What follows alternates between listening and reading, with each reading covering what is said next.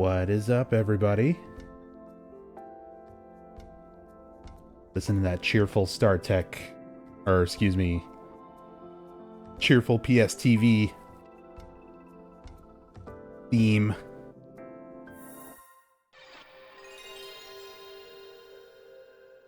There we go. That's a sound I like to hear. It's happening. What's up, 5 a.m.? Hey, ISO. Hey, Dante. What's up, Creepy Trevor? 8 a.m. Why? It's 60 hours worth of Silent Hill starting now. So, if 8 a.m. isn't good, come back at 8 p.m. It'll still be going. Come back at 8 a.m. tomorrow. It'll still be going. Come back at any time in the next 60 hours. It'll still be going. Welcome to the longest marathon we've done as a team, everybody. How's it going, Queen? Thank you, thank you. Hey, what's up, Get Slimy? McManus, thank you for that host. What's up, Bevrel? Hey, Endon.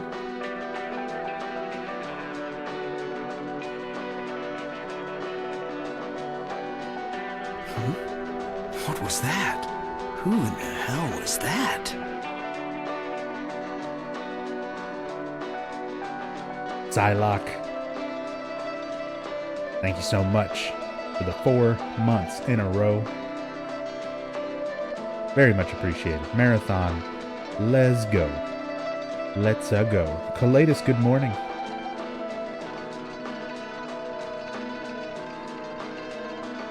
Hope you had a great Thanksgiving as well, Trevor.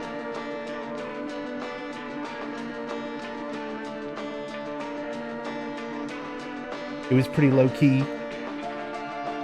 I haven't been feeling too well. A lot of my family, my mom hasn't been feeling too well, so we didn't even do the regular family get-together type of stuff, but my sister came by, talked for a little bit, dropped off some food. I said, I've been a little bit under the weather last couple of days. I'm getting over it now. So I haven't even really gotten to eat a whole lot of Thanksgiving food. But it's there. It's ready for me once I'm starting to feel better and feel a little more apt to stuff myself with it. Give me a few days. Then I'll catch up. Bach is possessing Nub. It happens. But yeah, everybody, this is it. This is the start of a 60-plus hour Silent Hill story marathon featuring all 5 members of Twitch Team Silent. I'm kicking it off with Silent Hill 1. We're going to be playing this, going super in-depth, talking about everything as much as I can cover in the next 8 hours. Then there is, literally, we're planning on going through the whole series. We're going in order, covering the entire main story of all 8 main games. So Silent Hill 1, 2, 3, Silent Hill 4, The Room, Origins, what is this? What's going Homecoming, on here? Shattered Memories, and finally, Downpour. If you type !marathon, you can get some more information. There's a link to a full schedule. And again, of course, everybody from Team Silent here on Twitch is joining me. So, Maxi Lobes, UFO Techie, and Eternal Enigma, and of course, Ravenheart. ISO, thank you so much for the 1,000 bits. Very much appreciate it.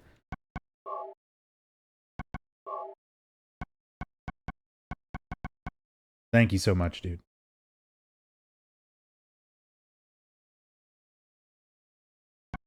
Downpour. Hey, I'm excited for Downpour because Maxi's playing Downpour, and it's his first time ever playing Downpour.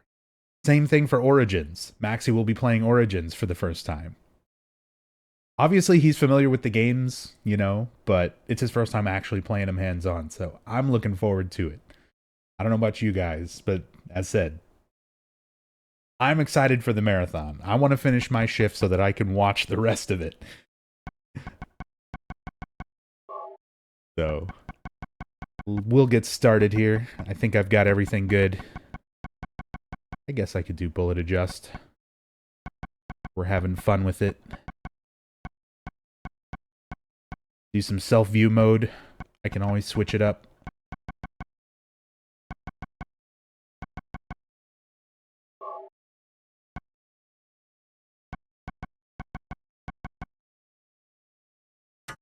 I think we're good.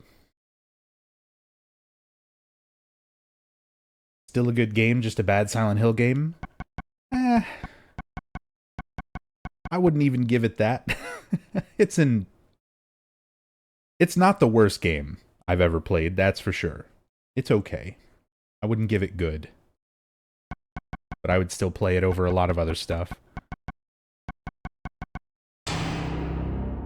Let's see, do I want to do some extra new game stuff? Well, nah. At the very least, gotta start off regular new game to go through all the intro. Let's just do that.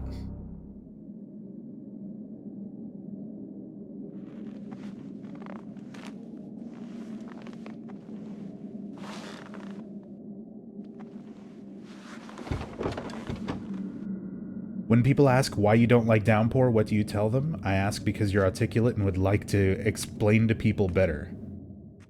Start a channel on Twitch and then spend like 12 hours talking about it while you play through it. That's my method. It doesn't work for everybody. Cheryl, where could you be? It's strange.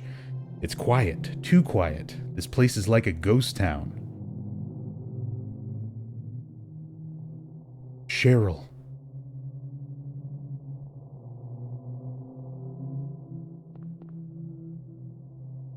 Oh yeah. Gotta love self-view mode. Oh yeah, and for those who asked about the thumb is healing up nicely. I've got it wrapped up for the time being, so nobody has to see how gross it is. But I actually went yesterday without needing it bandaged and trying to start using it again. Still recovering, of course. As said, it was a really, really deep cut, so there's still nerve damage. There's still no sensation, but mobility is there. I can still use it. It's not, like, infected and falling off. So, things could have been much worse. But, yeah, healing really, really nicely so far. My car. Too banged up to drive. Where's Cheryl? Hope she's safe.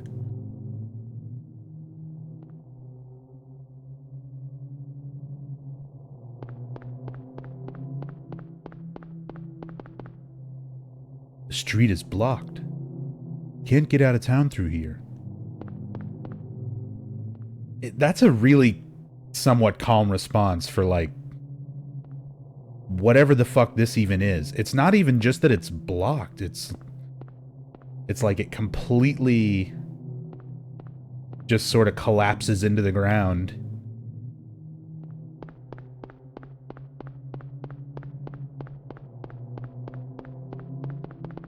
Same thing on this side.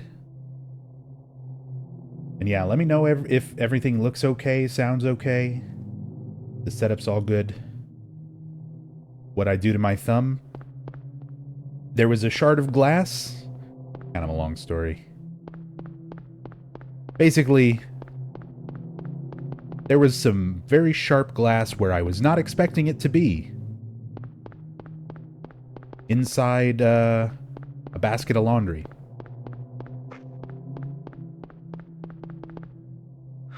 So while I was reaching in and grabbing laundry and, like, pulling stuff out, gripping it very, very tightly with my right fist, I basically just dug a huge, sharp shard of glass through, like, right across and into most of my thumb, so cut the shit out of my thumb, and it freaked me out, because, like I said, it did some nerve damage.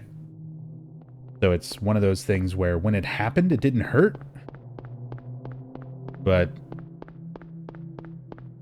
was bleeding really badly. It's, as I said, I hate getting kind of graphic about it, but I mean, it's one of the worst injuries I've ever sustained in my nearly 31 years of life. And it's the first cut I've ever had where I could, like, see into my hand or see into part of my body. Where, like, I could see fat inside of my thumb. I could see, like, where my tendon was. I came very, very close to cutting my tendon. Scared you more than hurt? No. It hurt much more than it scared me, but you don't feel pain when you sever a whole bunch of nerves. So it's, as said, we're almost 3 weeks now past the time that it happened, and it's still very much healing. I got a long road to getting it somewhat back to normal, but it's getting there. Get this snow.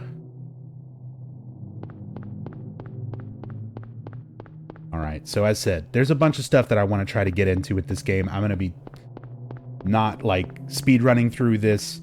I'm running around, looking at all the stuff, talking about all the stuff, trying to share a whole bunch of information as much as I can. Let's talk about Harry's Jeep. It's too banged up to drive. This is one of the first little elements that we see, and part of the reason we watched that intro as well. The intro itself to this game is part of the story. So, we see our main character here, Harry Mason, driving in his Jeep with his daughter, Cheryl, his adopted daughter. And Harry's been having a tough time.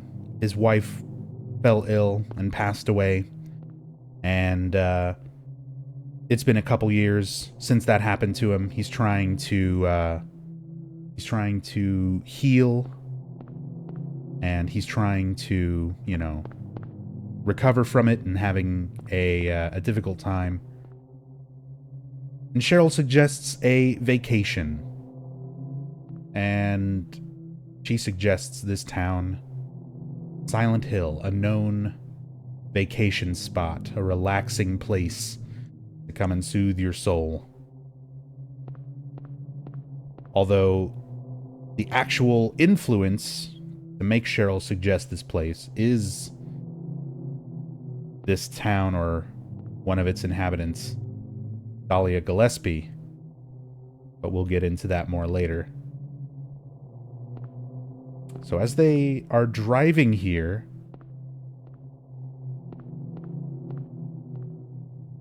they wind up driving through the night. Harry comes across a young girl on the road, swerves to avoid her, crashes, wakes up here. And that's pretty much like where we start. It's just kind of throws you into this with very little explanation, just like car crash, gotta find my daughter. And that's one of those things that's kind of hard to separate, I think, for a lot of people. I mean, even for me now, because this game, you know, this game came out in 1999. It's been a long time. I've been analyzing and picking apart the story, so sometimes it's kind of hard to go back and remember what it's like going into this game completely blind, like without any kind of knowledge. Because in this day and age, even if you do play this game without having ever played it before, there's a good chance you know something about it. You know something about overall Silent Hill, even if it's just memes, even if it's just Pyramid Head and Fog and, you know, sexy nurses. Like, people know something about it. So it's definitely weird to kind of go back and realize, like, this is a really vague start, and it ramps up pretty quick with this whole intro sequence. But there's some other stuff to look at as well. There's a lot of the developers sneaking in little homages and little references to things that inspired them to make this game. This game, of course, made by Team Silent in, a development team within Konami. Essentially the quote-unquote misfits of Konami. It was a bunch of people from a lot of different teams who worked on a lot of projects before this one, and they all kind of got tossed together in one studio and given the project of making something to rival Capcom's Resident Evil. Because by this point, 1999, there was already 3 Resident Evil games. Resident Evil was already here. Like, it was already established. Survival horror had already kind of been somewhat established. But Team Silent, Konami, with, Silent Hill, they wanted to do something What is this? more cinematic. What's going on here? They wanted to do something much more cinematic and kind of delve into things a little bit deeper. Nobody, thank you so much for the 2,500 bits. Very much appreciated. And, using that kind of cinematic influence, the team watched and read a lot of Western, specifically horror, so movies and novels and TV. So there's a lot of influence here from Stephen King, Twin Peaks, and a lot of David Lynch stuff in general, and all sorts of stuff. So I'll try to show off a lot of those. One of the first ones here, the reason why I'm kind of prefacing all that, is this first bit here. You can see inside this little newspaper machine there. That's why I'm using the self-view mode, which you unlock after beating the game once. You can look at stuff a little bit closer. You can see that texture in there. Bill Skin's 5th. So that Bill Skin's 5th bit is from, as you can see in this screen cap here, from the film Silence of the Lambs. So again, there's a lot of real blatant, like, direct references to a lot of the things that inspired the team into kind of what influenced them in a lot of the ways they made this. So right now, we're going to check out Harry Mason's superpower. He has the power of super hearing. He can hear footsteps from a block away. If you try to go into the 8 Mart here, everybody loves their local 8 Mart. If you try to go into the 8 Mart, he'll hear some footsteps. And he'll run towards them, which is apparently all the fucking way over here, across these gigantic streets. A really good superpower. What's up, Blood? Hey, Dark Fantasy. Thank you for the host. Cheryl? Is that Cheryl?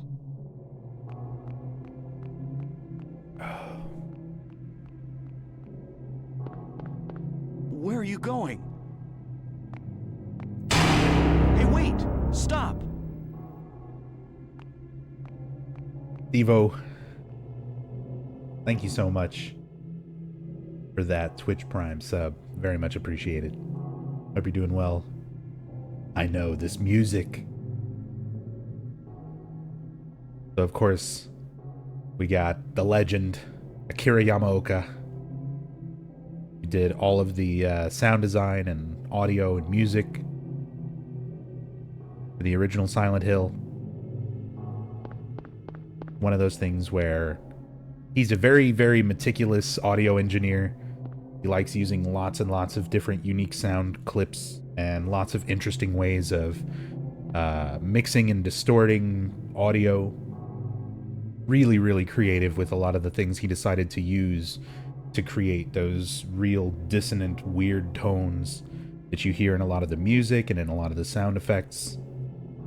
When we get to the final boss, you know, it's like a dentist drill was used as the main instrument of that track. So there you go. Better follow Cheryl. And it's funny because, like, again, Team Silent is kind of the misfits, people from lots of different teams, lots of different projects all over Konami at the time. And Yamaoka had, by this point, he'd already been with Konami for a long time, more than 10 years, I believe. And a lot of his previous work to this, I was already somewhat familiar with Akira Yamaoka before playing Silent Hill, because before I played Silent Hill, I was also a big fan of Dance Dance Revolution. And Akira Yamaoka is a predominant producer of a lot of the songs in DDR across the years. But it's interesting going back and kind of listening to a lot of his earlier work, because it was very much kind of like more dance music.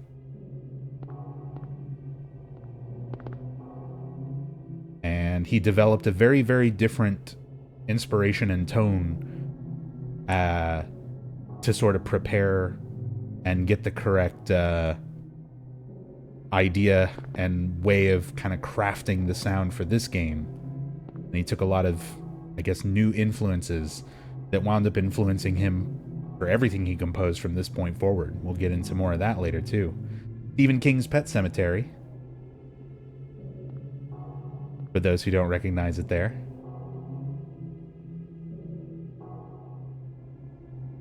Here at my fingertips, actually. I don't have a very nice copy.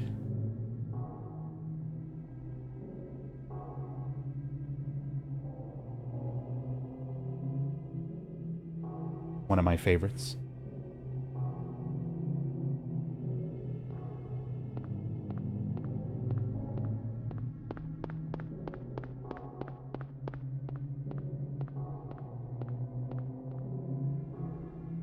Is that the copy from the 70s? It is. It's one of the original prints. It doesn't have the cover anymore. But it's an old book, and I like it.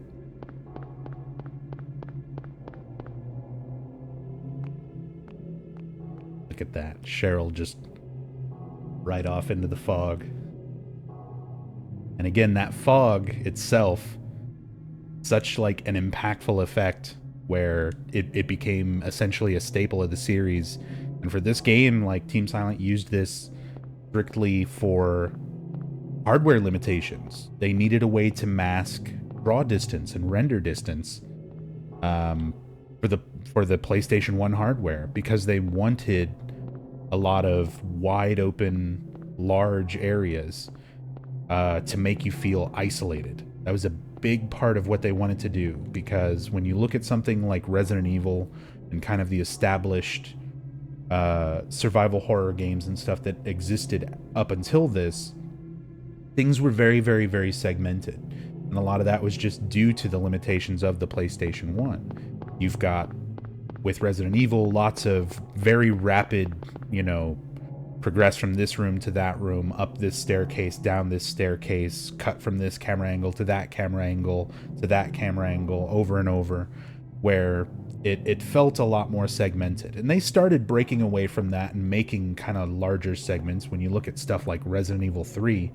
but nothing quite to the level of Silent Hill, where it feels like you can just absolutely start wandering into this town, into this fog, and just get lost.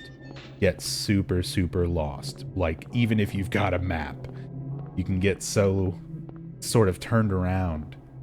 And there's something kind of especially creepy about that, like that they're able to create that sort of atmosphere where you get sort of distracted by it, that it does kind of become confusing. Beware of dog.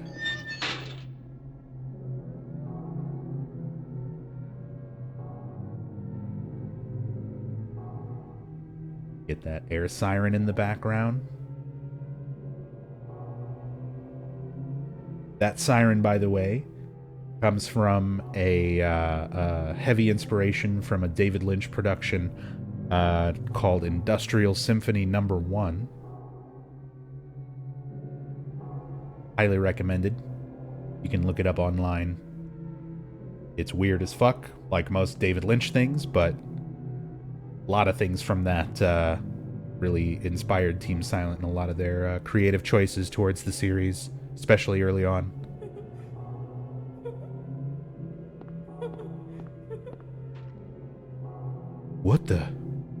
What is it?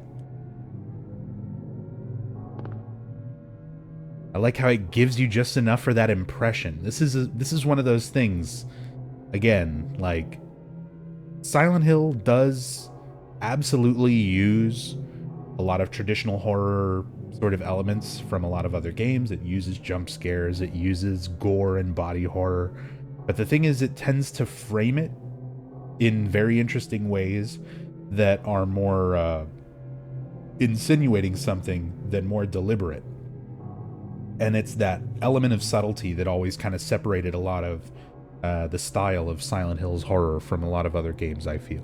Because you come in through the gate, you see the sign, beware of dog, and then you come through here and you see this mess. You've got the big scratch marks on the wall, so you can kind of get the feeling that this might be the dog, but at the same time, like, can't really be sure. Maybe the dog did this. What is this? To someone What's or going something. on here? And it's just that little element, that one element of giving you a couple of pieces, and then just kind of being like, you think about it. You figure it out. We're not going to give you an answer.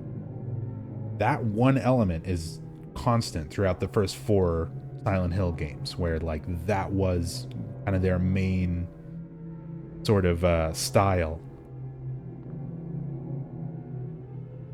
Yo, Vaughn, thank you so much. Very much appreciate. Oh, and Dark Fantasy.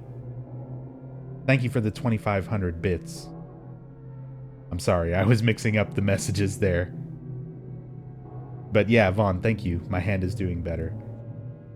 Very much appreciated. And Dark Fantasy, thank you so much for those undead biddies. The 2,500. Very, very much appreciated.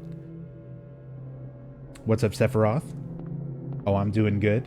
I'm a little bit tired. I'm a little worn out. I've been kind of under the weather the last few days, but getting over it now. Kicking off a good long weekend of non-stop Silent Hill, 60 plus hours with some good friends. So, there's way more good.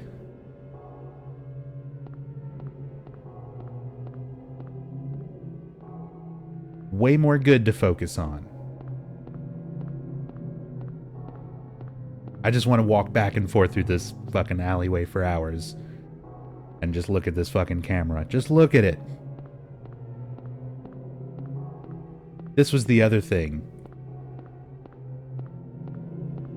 These are not static texture photograph backgrounds like Resident Evil was doing. These are 3D environments with all these amazing camera angles just twisting and floating and sort of moving in these really unnatural ways around you, to the point where you feel like you're watching this through the perspective of something watching Harry. Camera angle so good, they stole it exactly for the movie. They were like, that camera angle's so fucking good, we're gonna recreate it exactly one for one for the first Silent Hill movie.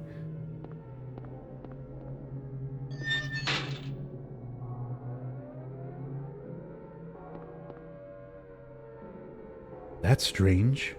It's getting darker.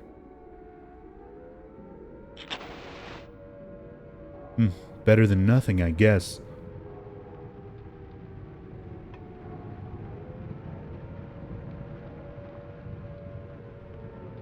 Where did you get that fire source, Harry?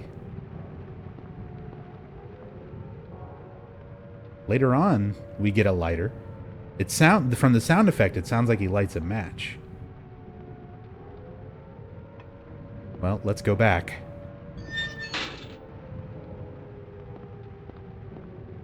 Oh, look at this rain effect.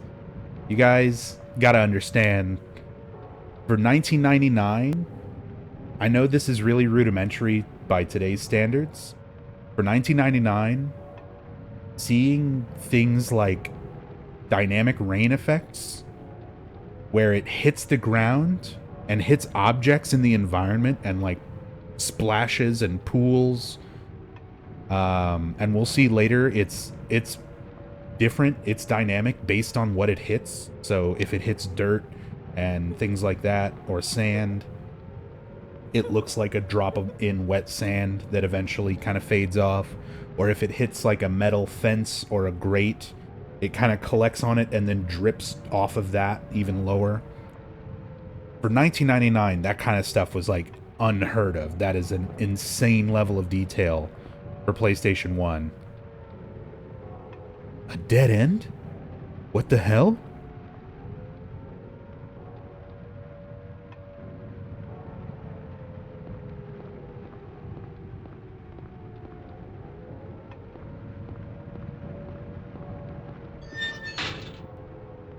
Yeah, Metal Gear Solid was the other one around this time, like for the PlayStation 1, although that was even earlier, I believe, but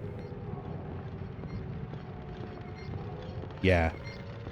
There was a lot of great stuff. Can you remember when Konami was good? Oh man, I do. A broken wheelchair? What's this doing here?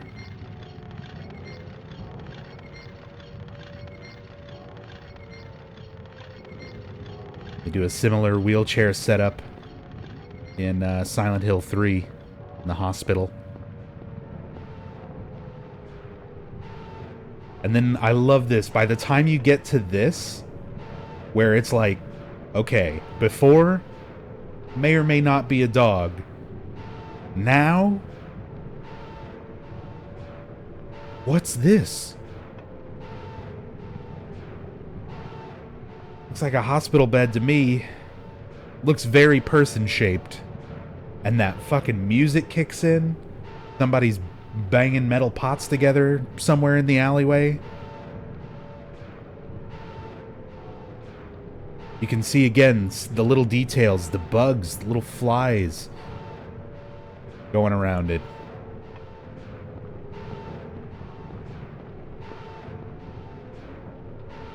And look at that. A few of them latch onto you and follow you because you've got light. And they even pan the camera over you and zoom it in just to make sure you catch those little details.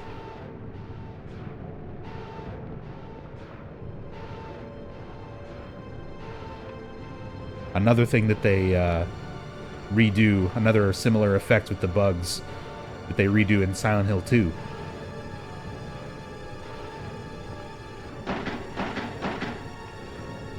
Can't go that way. I like how it doesn't even have to give you a text or anything to let you know. Like, there's no dialogue there to tell you that this is locked. That fucking sound tells you everything you know. Everything you need to know.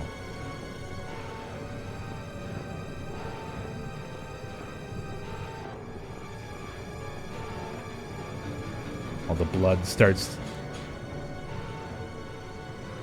Blood streaks on all the fence here. These camera angles.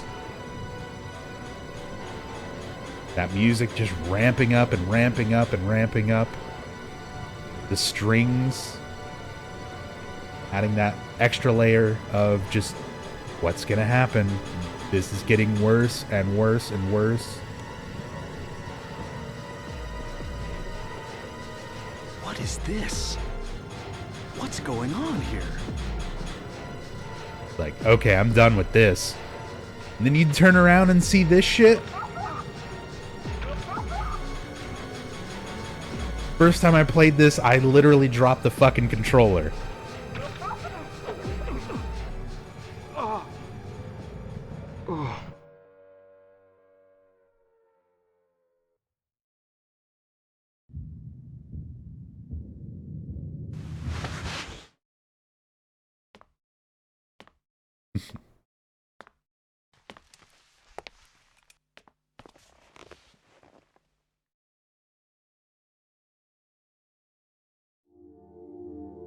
60 hours, you're all gonna Was I die? dreaming? Nah, we're good.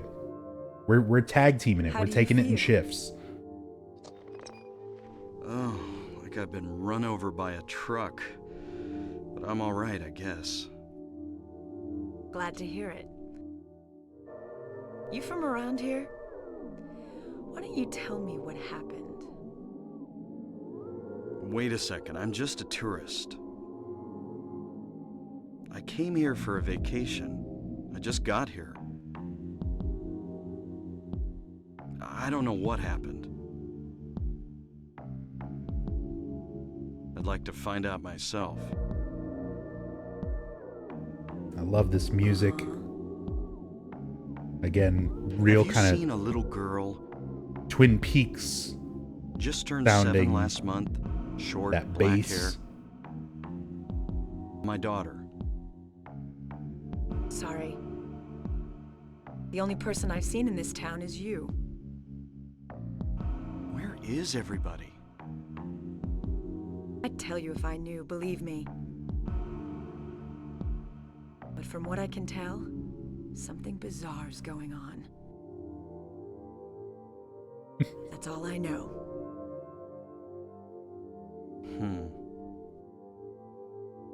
What's your name? Harry. Harry Mason. Sybil Bennett. I'm a police officer from Brams, the next town over. The phones are all dead, and the radio too. I'm going back to call in some reinforcements.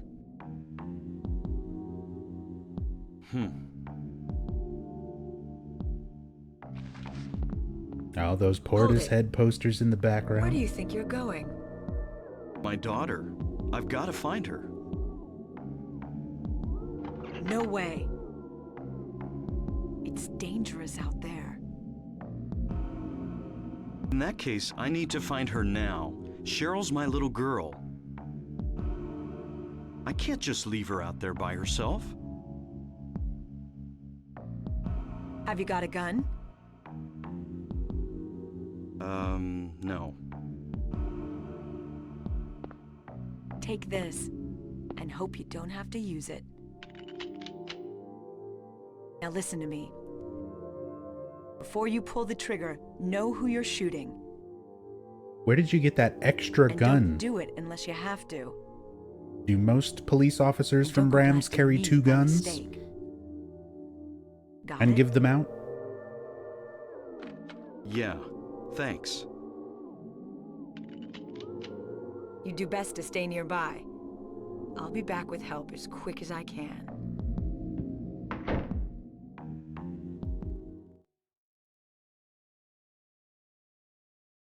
Yeah. Even when you get a scene like this, it's definitely kind of trying to be sort of relaxing, that music and Sybil's tone of voice, and try to give it a little bit more of a comforting attitude and atmosphere, just to follow up that whole intense nightmare intro. But it's still really eerie. It's still really kind of off-putting. Like, things are not quite right. And there's a lot of little detail stuff in this very first area. Like, whole ton. Stephen King, Study Damn It posters. A reference to, some work that Stephen King did while he was in college. He was a writer for, like, his, campus paper. This is an image taken from one of his writings on that. What's the picture on the pinball machine? The pinball machine itself is a real pinball machine. The Medieval Madness pinball machine. So the textures and things on the side of it and on the front of it are from that actual machine. You can look that one up and see what it looks like in real life. I had reference photos for these, but I forgot to set them up. I did not forget to set up this one. So this is one of my favorite ones. I've got reference images for some of the ones that I really like to kind of talk about a little bit. This one mostly because it's an interesting visual reference, but it's also a good indicator of one of Akira Yamaoka's audio influences, which is the band Portishead. Portishead, if you've never heard them, I highly suggest listening to them if you enjoy a lot of the Silent Hill soundtracks, because they were hugely influential to Akira Yamaoka when he was trying to figure out kind of a style for his music from this game and for the Silent Hill series in general. And a lot of the down-tempo kind of music that you get, you know, those sort of creepy, off-tone, you know, bass grooves and things like there in that diner, and a lot of the music that you hear throughout the series, a lot of that style comes very close to the band Portishead. And just because they like putting those influence references in the game itself, we got a Portishead poster right here. And that is based on one of the singles that Portishead put out called All Mine, which you can see here.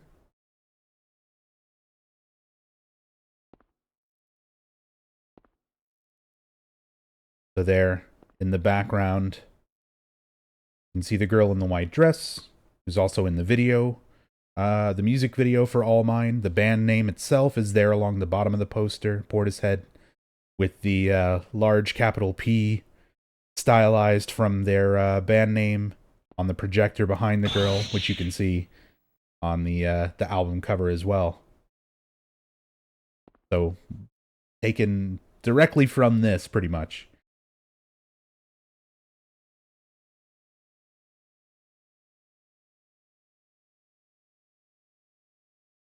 Soulless Queen, thank you for the 48 bits. And Lucinda, thank you for the host, by the way.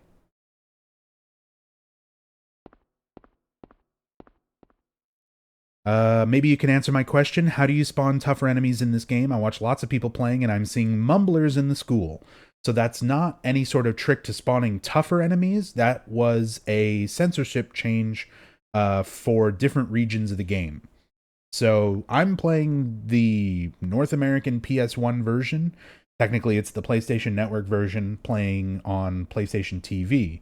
So because this is the North American release, this is the least censored version. I say least censored because there was some censorship in the development process where some of the original designs that they were working on changed before any retail release. So whenever you see mumblers as the nightmare enemies or the school enemies, somebody's playing the Japanese version or somebody's playing the PAL version, the European release. For those versions, the original mumblers, the gray children, as a bunch of people refer to them, although that's something else. Those are the gray children are technically the things from the movie, not these, but that's a whole nother can of worms. But the original mumblers, the more childlike looking mumblers from this game, did not fly for European releases and for the Japanese releases. Those countries did not like that they were so close to childlike figures and that you could shoot and kill them. So they changed it to the more monster-looking later mumblers that you encounter in this game, which are actually claw fingers. Like the one that's attacking Kaufman when we get to him later, the ones that we encounter in the second trip to the sewers. So yeah, it's not like spawning harder monsters. It's not like playing on a harder difficulty. It's literally just different regions of the game. They replaced the childlike looking enemies with the monster-like claw fingers. So there you go. Oh yeah, and as far as like the nomenclature, the names for the creatures, in this, the childlike knife-wielding, creepy kids that are in the North American version are mumblers. The later teddy bears with giant claws and no heads are claw fingers. And then the screeching, gray, twisted up baby things in the movie are gray children. Now you know.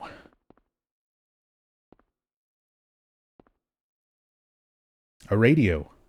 Is it broken? Can't hear anything.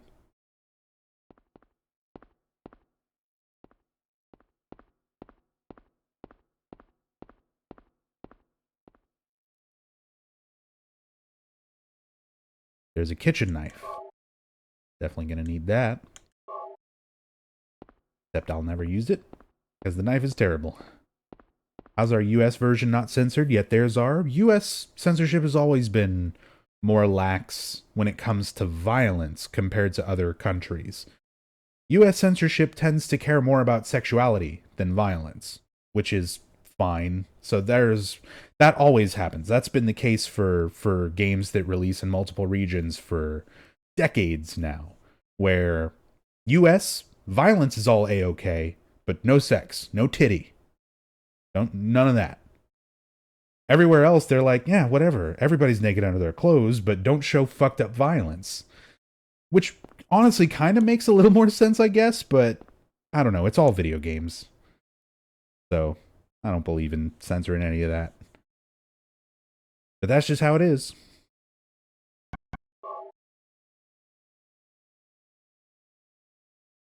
Flashlight. And our town map. The residential area map. And man, you take that first glance at the map too. You can see kind of how small each of the little marked places of significance are. And where we are right now, that Cafe 5 to 2, sort of just up and right there at Bachman and Matheson, next to the Queen Burger. Shows you there's a lot of town, and this is just the residential area. So then there's still an entire bridge there that connects to Central Silent Hill.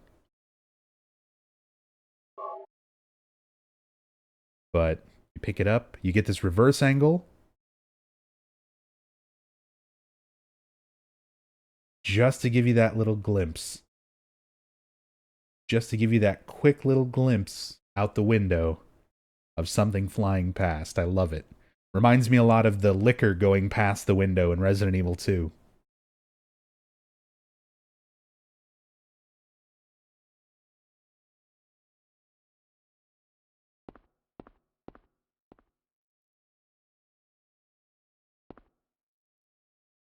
Someday, someone may experience these bizarre events. Hopefully, they will find my notes useful. So that's our save point. And later on in the series, saves, especially for like 2 and 3, they become kind of like a weird thing where it's like creeping around inside my skull, you know, somebody's poking inside my head. It's very much like in the character's mind, they're making a memory or whatever, they're saving their game. Silent Hill 1 is much more literal. If you look at the background there, it's not Harry Mason's face, it's not jumping into his skull, and if you look at read the dialogue from when you examine the save point itself, he said, you know, somebody might want to read about this crazy shit that I'm experiencing. You know, I'm just writing it down. He's writing down notes while this stuff goes on. So whenever you get to these save points, I mean, he's just finding notepads around town, and he's a writer by profession. So like Harry just writes down what he's experienced up to that point and kind of what he thinks about it. Now, you don't get to read what he's actually writing down in this game, but it's great when you get to Silent Hill 3 and you revisit a lot of the places from Silent Hill 1 where you do get to read what Harry wrote down at some of those key points throughout this game and sort of what he was thinking and feeling at those times.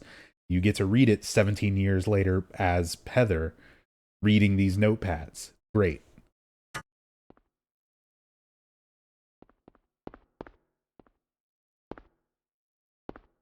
Well, I think we've got everything in the diner.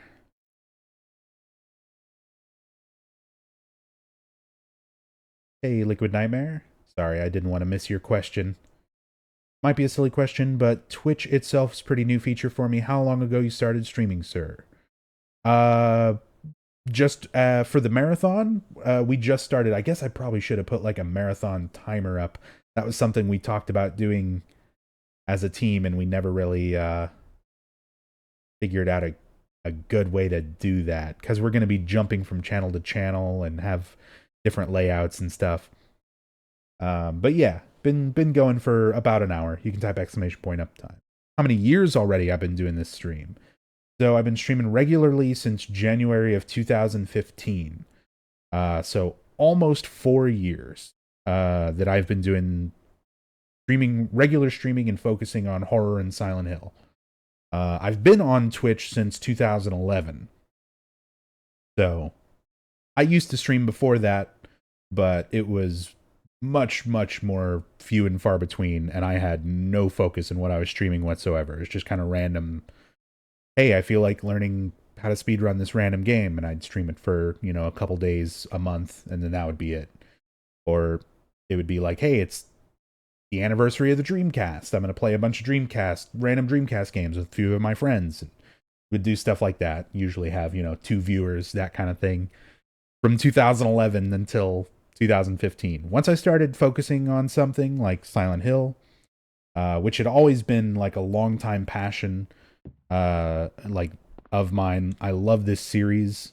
It holds a very, very special place in my heart. Much more so than a lot of other games and series tend to. So it was kind of just one of those times where the months leading up to January of 2015, I had gone through these games a lot. I had recently replayed them, and then I had a friend basically say like, hey, I've never played those games. So we played through them again, and I was kind of talking about it and helping explain stuff while we played through them. And then another friend, same deal, and we kind of did that. And I was like, this is fun, and I've been enjoying it. I'm going to start speedrunning Silent Hill stuff. So I started streaming it, and people started showing up, and here we are. Everyone seems to like it. Which works for me, because as said, I absolutely love this series. Yo, what's up, Starwin? How you doing, man?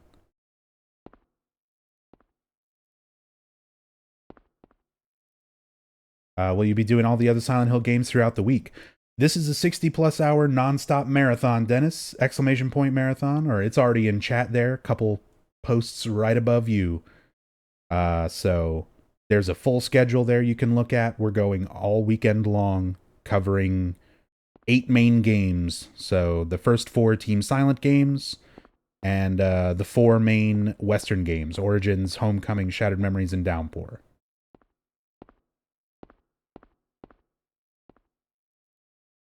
See that Virgin Mary portrait hanging in the back of the diner. A little bit of religious symbolism already kind of starting in there.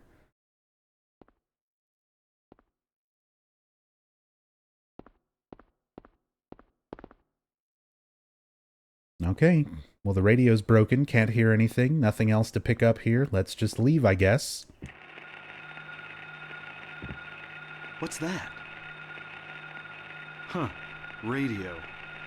What's going on with that radio?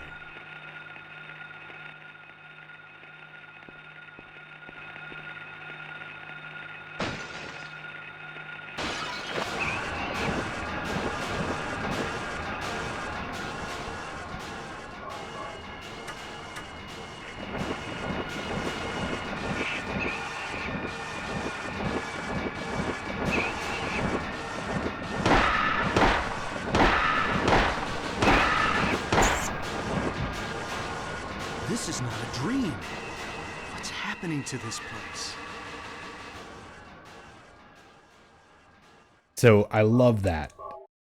So that's one of those things I've talked about, and we've talked about as a team, with some of the later games like Silent Hill 4, especially. where they give you the apartment room and they sort of build it up to be this safe place, and then halfway through the game take it all away from you. You know, it's haunted. It hurts you to be there. Silent Hill 1 starts it pretty much right off with this, where again, we get that nightmare sequence where everything is so intense, and then it sort of calms you down with that little bit of music and the introduction of Sybil, but you're still a little bit on edge. And there's no music or anything while you're in the diner, so you're just kind of looking around, picking stuff up, figuring out, you know, okay, what do I need to do before I can leave this diner, really? And then immediately, just like that, Air Screamer comes crashing through the window. All that pounding metal music from the nightmare intro segment starts playing again. And you're forced to fight. It gives you your first encounter, your first forced encounter. So it becomes immediately intense again. So that's why you get that reaction from Harry, like, this is not a dream. When I experienced it at the beginning, it's not just me having a nightmare. There's more going on here. Something is very, very wrong.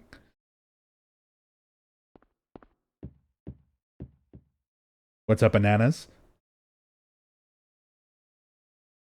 The radio may be useful for something.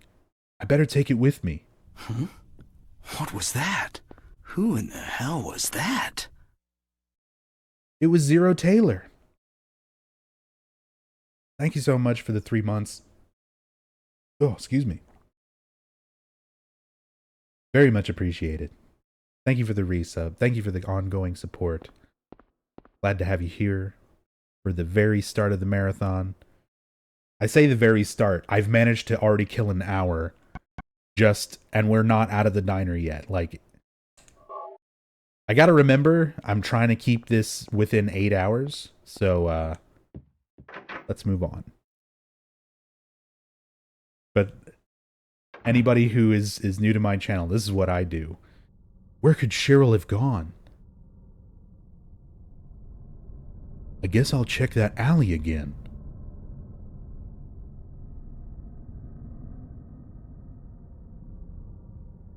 Enhance.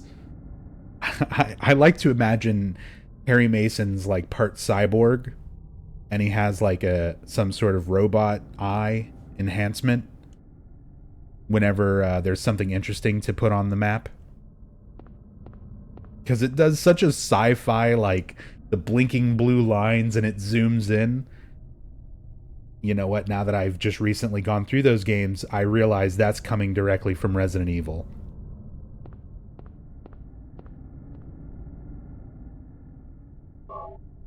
That's absolutely a Resident Evil sci-fi map zoom in.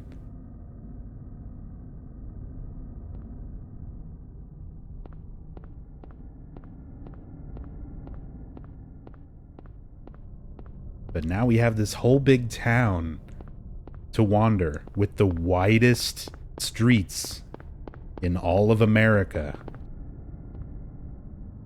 I mean, this is supposed to take place in Maine, and while there are definitely some, like, larger roads and things in a lot of Maine, the parts of Maine that this particular area is really based on, they got a little bit of the perspective off, but it adds to, again, that sense of isolation that you're in this huge, huge area with no real idea of where to go.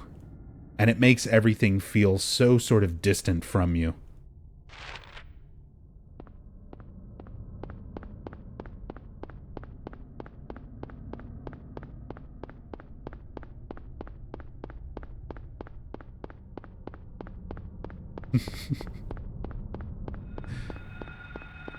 Oh. Radio going nuts again. Look at this guy. Just standing over there. Eating the garbage like a raccoon.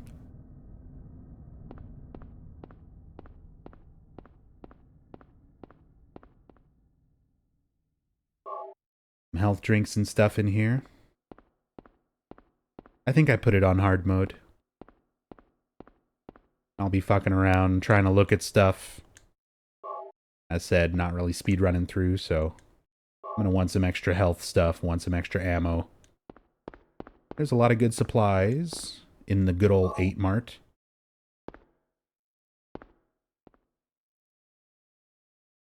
Which is, of course, based on 7-Eleven chain of stores, for those who don't recognize it. Although, I feel like 7-Eleven's one of those things that 7-Eleven's pretty much worldwide, right? I went to Japan and they have 7-Elevens. Like, they call them 7 & I Holdings. But it's the same thing. Same, like, logo. Alright.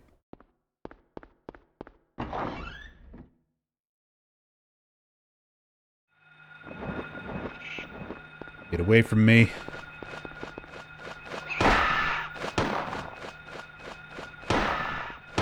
Well, there goes my 10-star rank.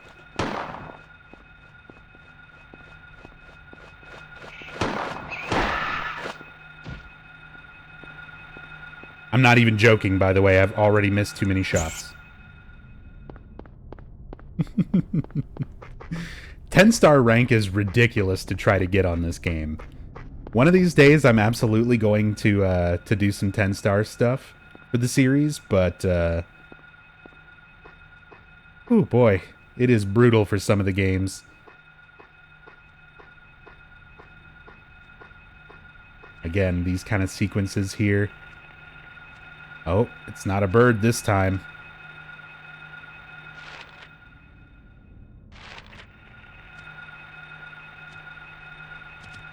Bad dog.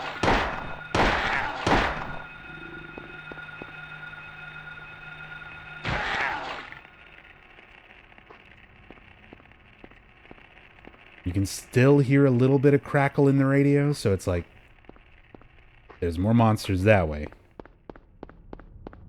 Again, little elements of this game that they use to build tension, kind of get you into this tense atmosphere where you have a little bit of an idea where stuff is, but not a perfect idea of what you're fighting and where it is and where it's going to come and attack you from.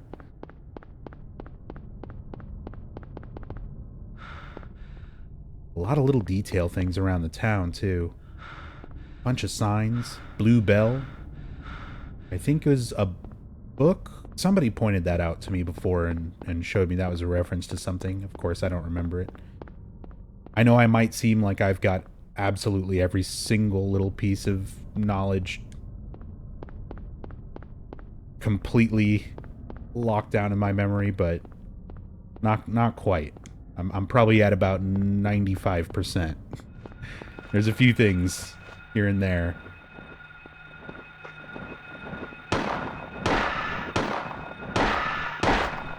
No.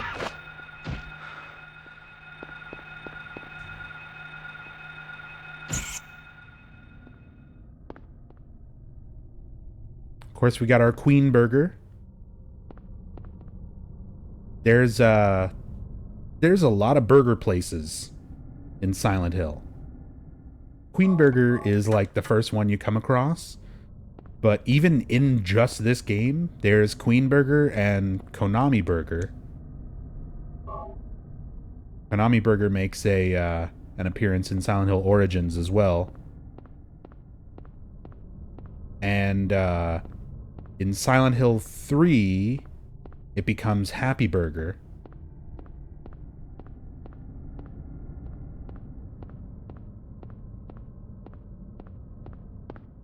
Konami burgers used to be so good. Burgers equal America? Exactly, typeface. Like, that is 100% it. Is, especially a Japanese team depicting America. That's probably one of the things that they realized. Because a lot of the Japanese development team, like, they came to the U.S. to work on certain elements and to find inspiration for locations and elements to put into the game. Although the game itself is predominantly based on real-life What was places in that? Maine. Who in the hell Cushing, was that? Maine. Portland. And, oh God, what's the other port? Is it Freeport? But, I said a lot of places around Maine. But the team themselves, they spent most of their time in California, San Bruno, California, for a lot of references. And that shows up much more in Silent Hill 2. Which was also close to where the Konami US offices were at the time. Was around San Bruno. Haswar, thank you so much for the 9 months. Very much appreciated. Thank you for the ongoing support. Happy to support this crazy thing you do. Thanks for the streams. Thank you for being here. I'm glad you guys enjoy it. Seriously. Like, I've been just a fan of these games for a long time. And as said, being able to just find people who are so supportive and so awesome and be able to share this with so many fellow fans is such an amazing thing. It's become such an awesome thing over the years. Like, I don't even know how to express myself. But thank you. Seriously. Poston Market. Gotta love Poston Market. That's another one that shows back up in the reimagining of this game, Silent Hill Shattered Memories, as the return of the Poston Market. I love that they keep a few consistencies like that. One of the few consistencies, little references to earlier games and things they used like that. So, let's go check that alley that we used our cyborg vision view. And what's up, Three Dog? How are you doing today?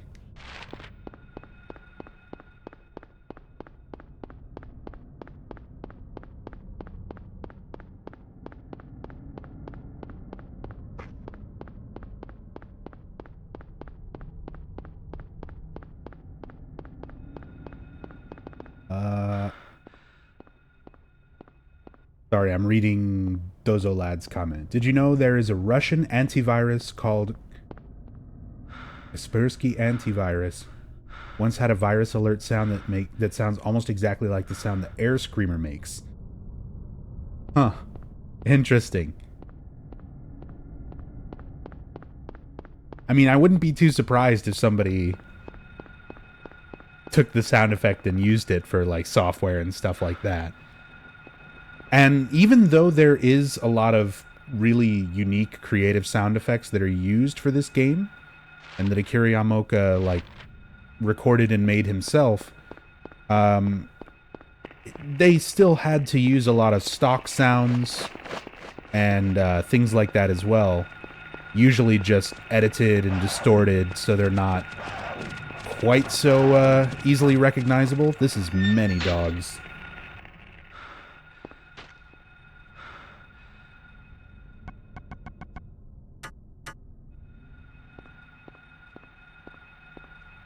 Three dogs.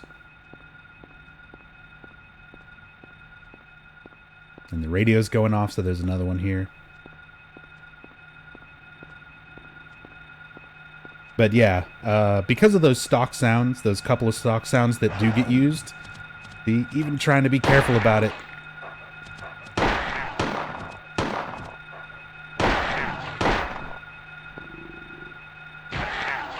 Camera's like switching back and forth. Makes a lot of those moments really tense sometimes.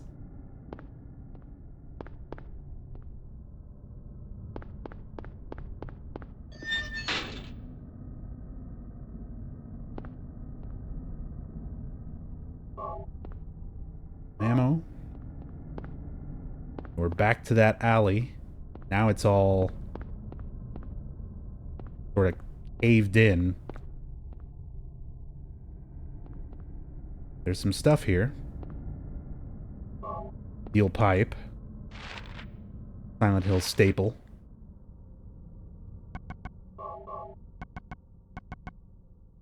kind of go through the inventory, well, what I've picked up so far. I like how the inventory's numbered as well. Like number 1, number 2, number 3. We have health drinks. Supplies nutrition to recover a small amount of stamina. First aid kit. Heals injury to provide moderate stamina recovery. I like how they refer to health as stamina in this one as well, which changes from every game after this, where there actually is a separate health and stamina. Our handgun. Handgun received from Sybil. Holds up to 15 rounds. Handgun bullets. I have bullet adjust on, so I've already got a lot of bullets. Ammo for the handgun. Our kitchen knife. Hard to use, but better than nothing. Hard to use is a fucking understatement of the century. This weapon... you can get through a lot of this game just avoiding combat and not have to worry about fighting anything with the knife. There are knife-only runs and stuff of this, but there are just a couple of fights in this, like the air screamer in the diner and the twin feeler, the caterpillar boss fight later on. When you try to do those with the kitchen knife, it is like one of the most infuriating things to try to do. It is so hard to hit anything like that with the knife. You have to be like frame perfect in your attacks. Steel pipe. 3-foot long steel pipe, long range, but of limited use. Flashlight, one touch on and off switch in the chest pocket. I like how they also kind of keep this flashlight design more or less throughout the series. It's never, or rarely is it a like an in-hand type of flashlight or anything. Usually the sort of military style pocket lights. Pocket radio. Portable radio that emits static when monsters are near. You actually have the choice of turning it off. But obviously want to keep that on. Not just because it's useful and lets you know when enemies are around, but it adds a lot to the atmosphere of the game.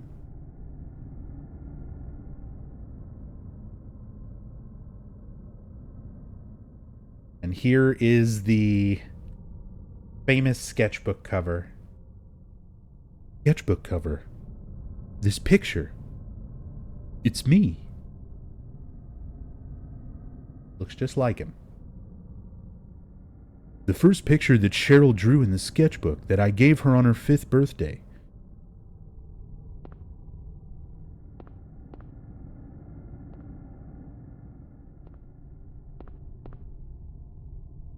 To school. Isn't this Cheryl's sketchbook? She's at the school. Cyborg vision. Enhance.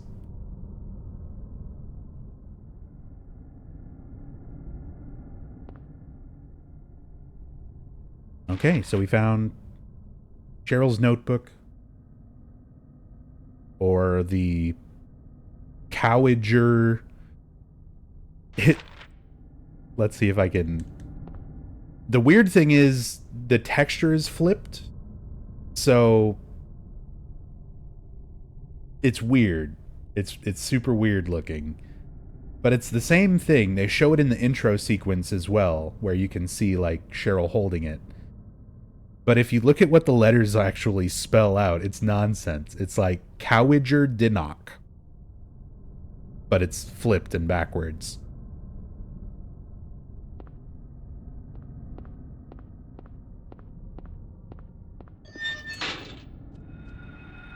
Obviously, it's some sort of incantation. It's a curse. Even after killing this dog, it respawns. I'm running.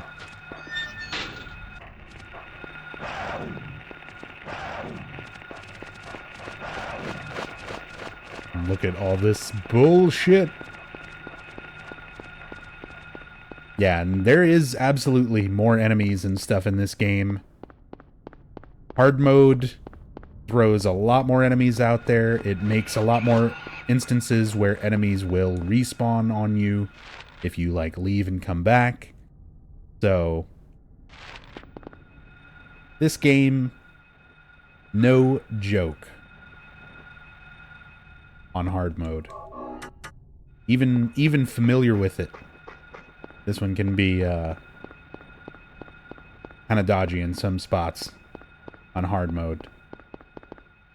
For the most part, I expect I'll probably get through it relatively well, but for me, everything usually goes relatively well until the final boss, and then the final boss usually kills me a few times before I get it on hard mode Silent Hill 1.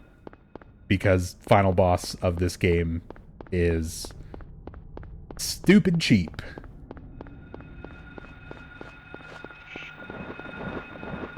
And also I'm really bad at doing, like, consistent lightning dodging. That's the main thing. Is you gotta be really good at dodging lightning.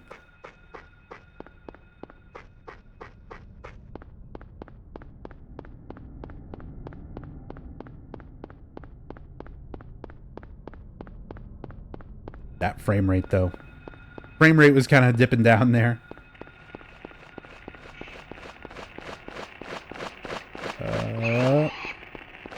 Again, I'm playing the PlayStation Network through the PS TV, which, weirdly enough, still has some frame dips and things like that that are also there on the original PS1 version. I'm skipping ahead a little bit. I need to collect 3 keys. Normally you figure that out by reading a poster and then backtracking through the town after you circle the locations of the keys on your map with your cyborg vision. But if you just run around and explore the town and know where they are, or if you just happen upon them before you find the house, which I have seen a lot of people do that blind, before they even get to the doghouse, and find the map, they usually wander around the town and find at least some of the keys, if not all of them.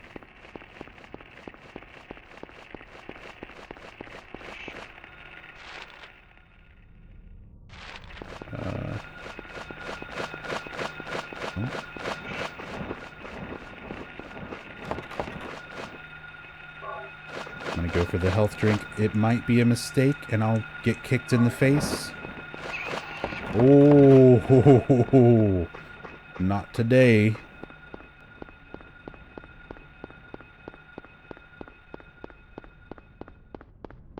Dodging lightning ain't no easy task. No, it's not. And it can just, like, straight up one-shot kill you, pretty much. Am I hurt? Okay. Just tired.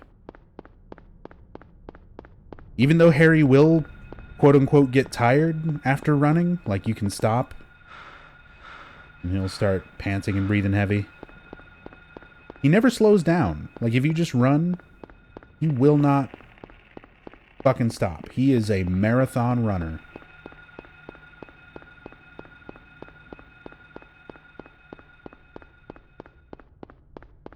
Look at that booty. 10 out of 10. Oh, you just wait. We'll get a little twerk action going in.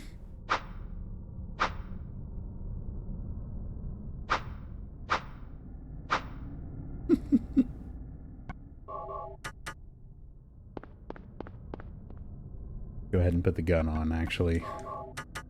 Running around with a steel pipe on hard mode like I'm going to do anything with it.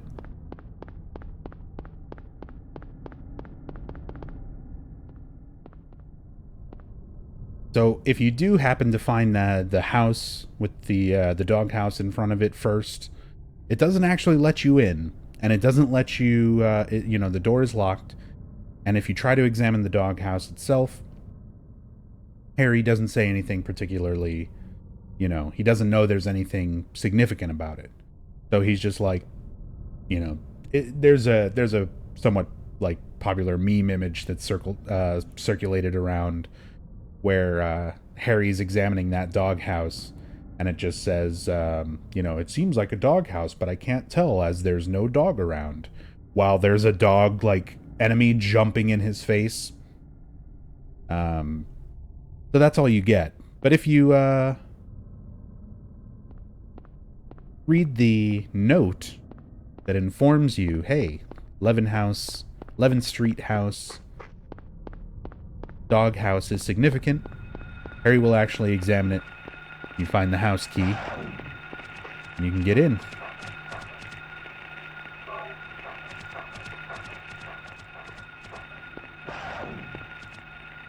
Alright, so I've got 2 of the keys.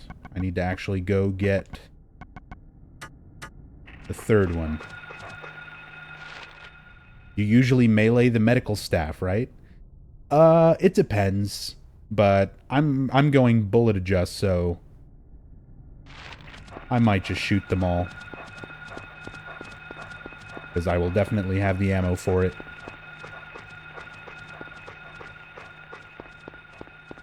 Because, yeah, honestly, like, even on easier difficulties, melee fighting in this game, I don't recommend it unless you really absolutely need to. Like, you're conserving ammunition for a particular boss or something like that.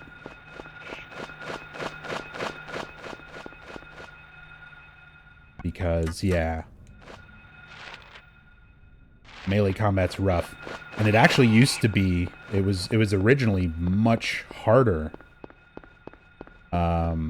Even though it was a very slight change, all of the melee combat animations have been sped up from what they were originally on the trade demo that came out. So the trade demo, for those who don't know, was a full game early version of Silent Hill 1. It was the whole game, beginning to end. It even has like the UFO ending in it. But it was the version that got sent out like a couple of months before the game actually went for sale everywhere for retail, or at least the original release, the US release. Yeah, kind of weird with this game where it's Japanese produced, but they were making it for an American audience, so the US one came out first. So because of that, like, make sure I don't actually start talking and forget to get this key here.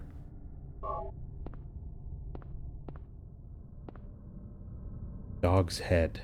I'm gonna get so distracted. There's so many things. I'm sorry. There's so many things to talk about with this game. I've already kind of, like, gone over 3 different subjects in my head and forgot what I was even talking about. It's also still kind of early in the morning for me. Admittedly, I didn't sleep too well. Trade demo. Thank you, Vlad. So, a couple months before the original North American release was the trade demo, which was just the version of the game that got sent out to magazines and game journalists and stuff like that at the time. Game reviewers and people who could play it early. And it's lacking a lot of features. There's no difficulty selection. It's just one set difficulty. And that difficulty is a weird mishmash of like normal and hard mode from the retail version. And as said, they tweaked a lot of things from that trade demo. The attack animations is what I started getting into. Where they were originally much slower and they had longer recovery, and it made it much, much more likely that if you're trying to have a melee fight with anything, you're going to hit it while it's close enough to you, but you won't be able to move and avoid an attack or like try and attack again in the time that it took your weapon to recover. So you were pretty much like almost always guaranteed to get hit. So I'm not doing New Game Plus, so no katana, sadly. No whoosh %. Another day. I don't think I can even carry any more bullets. Cut on your thumb look crazy? Yeah, it was pretty bad, human parasites, but despite it being very ugly, I'm definitely going to have a nasty scar there, but it's healing up well.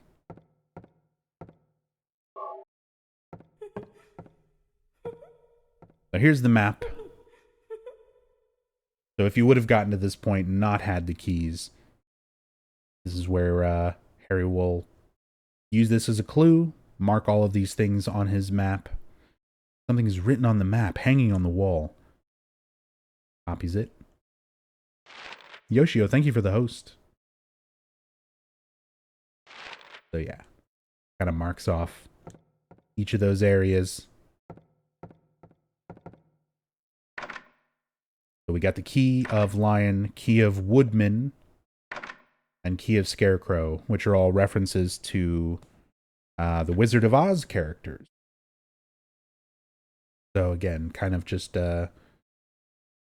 little influences and things, although this is less of direct influences on Team Silent in the way that they were, you know, kind of crafting the game, like we've seen with the Stephen King and Silence of the Lambs references. Instead, these are more pertaining to the actual lore of the game, where we're already starting to get into things that are affected by Alessa's nightmare. I mean, the creatures themselves and the effects of the Otherworld are already coming from Alessa's nightmare. We're being affected by it directly. But because it's all coming from Alessa's mind, there's other elements of Alessa's mind that are being portrayed along with it. So some of her favorite books and stories and things like that also show in the way of like these keys and some of the puzzles we come across later. But we get this transition where it gets super dark all of a sudden. What? It's getting dark again? What's going on?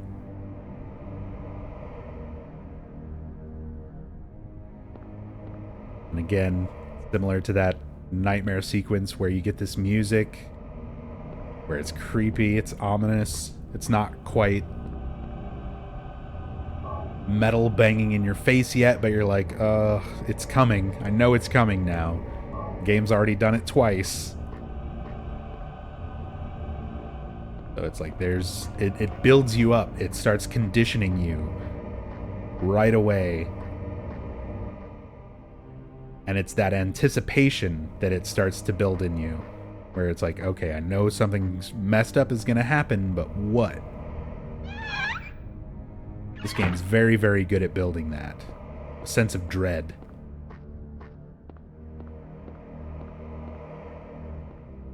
And you get out here and it's like, oh boy, now instead of fog, everything is masked in just complete darkness. And the snow falling across that darkness makes such a good contrast.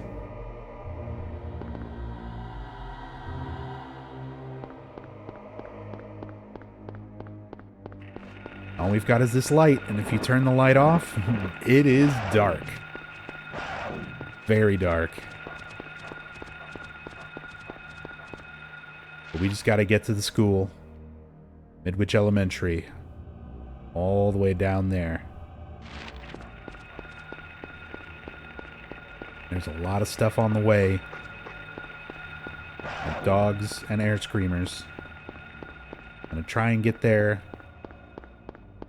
and clear some of them out. My gun's still on? Yeah.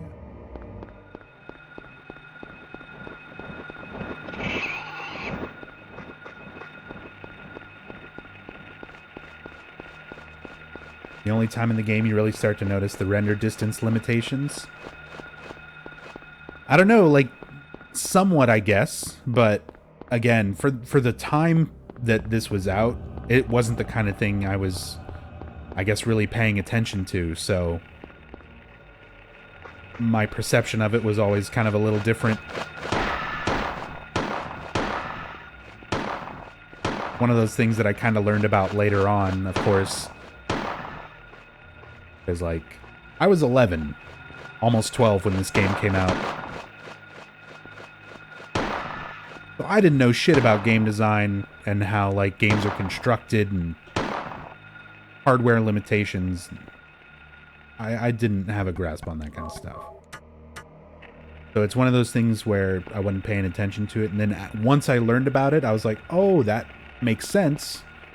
But it's still done in such an artistic, you know, sort of clever way that they took what would be a hindrance, you know, a limitation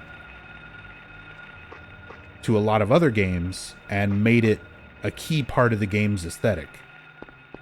That's a really, you know, unique thing to do.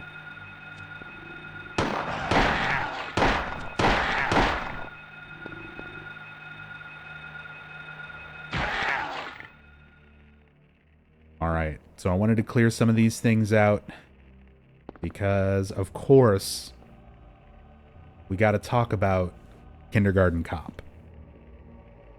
And if you don't know what I'm talking about, let me show you this screenshot from the movie Kindergarten Cop, starring Arnold Schwarzenegger. Here's a bus just outside of the school. There you go. It's literally the same make and model. They're both bus number 7. Same exact thing. And you think, well, you know, whatever. Buses are just kind of standard, right? A bus is a bus. Who cares? Right? Why would that necessarily have to come right from Kindergarten Cop? Well, we'll show some more comparisons and then we'll talk about it. Also, you can go in the bus. I've seen a lot of people play this game and not realize that. You can go in the bus. There's some supplies and a save point.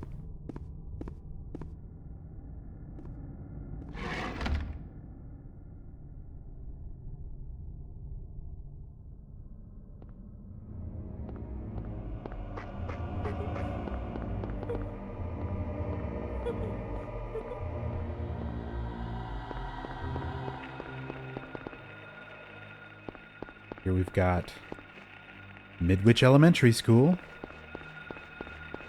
I'm gonna need to kill these things.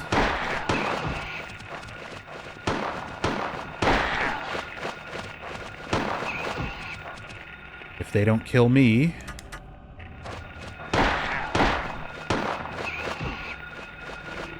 they're certainly trying.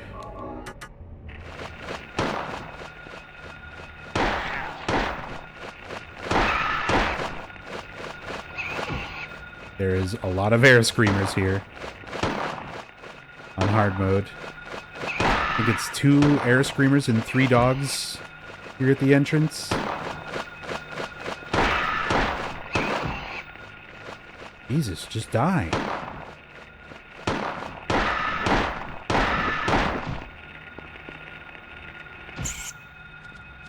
There's the other dog.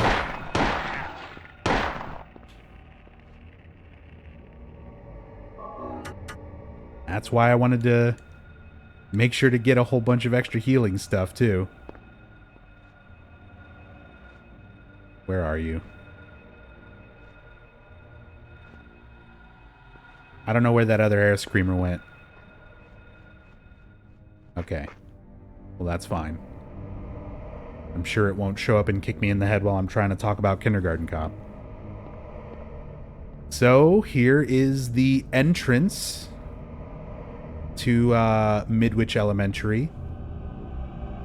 Little short staircase with a rail right in the middle. 2 doors on either side with 4 panes of glass on each door. 2 little torches on the left and right side of the archway above the entrance. And here is Kindergarten Cop.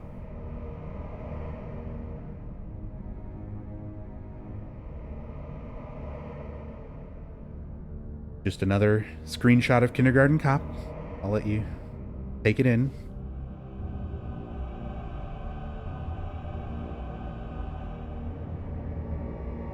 Okay.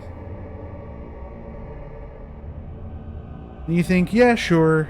So what? It's a bus and some doors. That's nothing. Whatever. A little bit. They needed some references for a school bus, and they looked at, you know, a screenshot of Kindergarten Cop, right? Well, grab this school map. There's also a map of the U.S., but there's also a little poster here, too. Whoa, if I don't flip into the wall. There's also a nice little poster there. A little blue swirly poster. Here is another screenshot from Kindergarten Cop.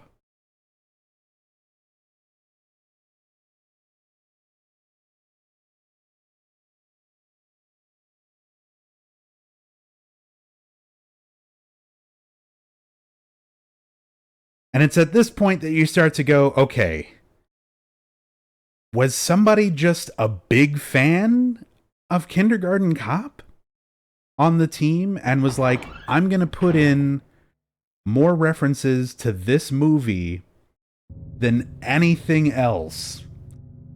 Like 3 or 4 Stephen King references, you know, some classic horror film references, and an entire fucking school worth of Kindergarten Cop references.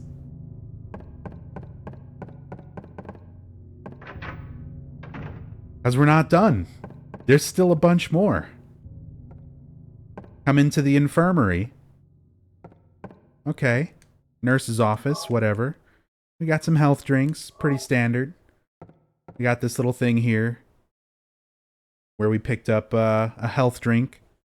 Little metal medicine cabinet with some stuff in it. Split into 2 sides, 2 glass doors. Poster with a red cross on the top left.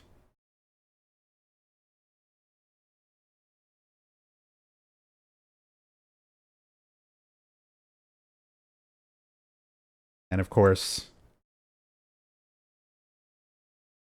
here's Kindergarten Cop.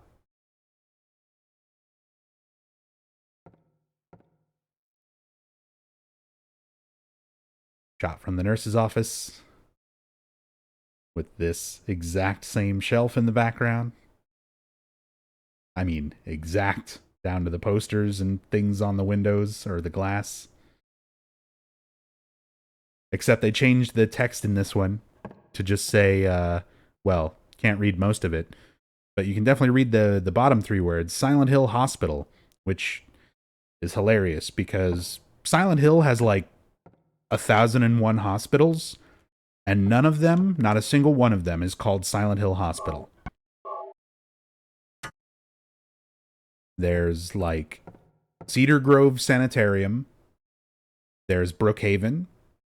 There's Alchemilla. There's a lot of hospitals. None of them are just Silent Hill Hospital.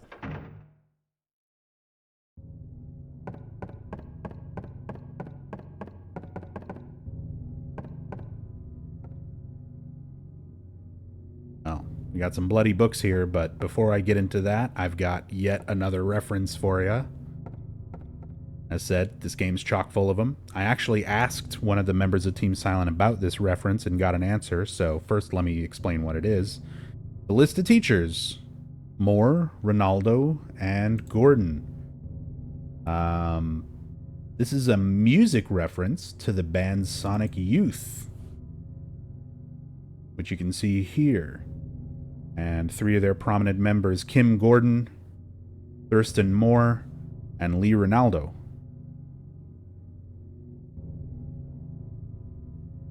So, the thing with this, I always figured, okay, there's already a Portishead reference, and that was an obvious influence on Akira Yamaoka. So I made the assumption that the music references in the game most likely came from Akira Yamaoka. That's what I assumed for the first many years. Then on Twitter, Masahiro Ito, by the way, lead artist for a lot of the Silent Hill games, and did a lot of the character design, monster design. He designed the Otherworld and Midwich and all sorts of stuff for this game. And he's super active on Twitter.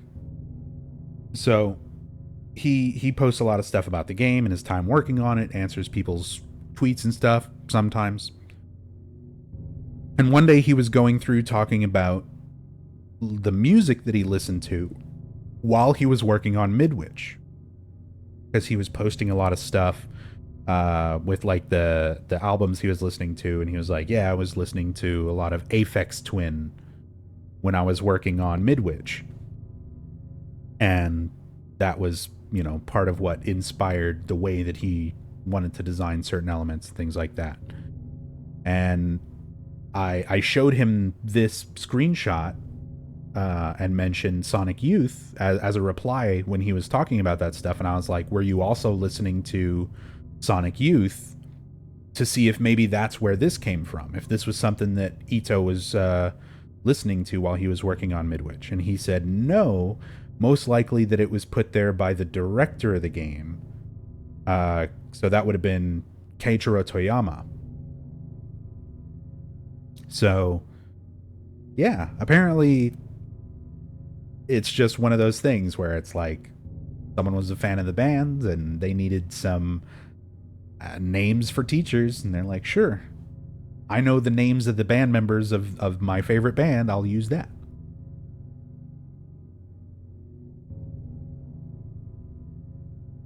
Well, there you go. Are there any Nine Inch Nails references? Not anything directly, but I would like, Akira Yamaoka has said in interviews that they were definitely like an influence on him for a lot of the more industrial sounding stuff in his music for the series. So it's definitely in there in the sound of the music. You can pick up on a lot of things that sound very reminiscent of kind of that industrial aspect of Nine Inch Nails. We've got 3 notes to help us figure out some of the puzzles here in Midwich. It's basically telling us what order you have to do Midwich's puzzles in. So our first one, it's written in blood. 10 o'clock, alchemy laboratory, gold in an old man's palm, the future hidden in his fist, exchange for sage's water.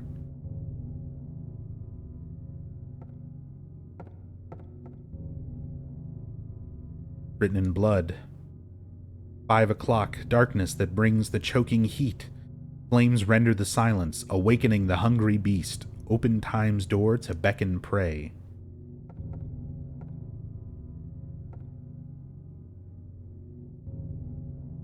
And 12 o'clock, a place with songs and sound. A silver guide post is untapped and lost tongues, awakening at the ordained order. So if we go by each of the times given, 10 o'clock, 12 o'clock, and then 5 o'clock, that's the order that these need to be completed in.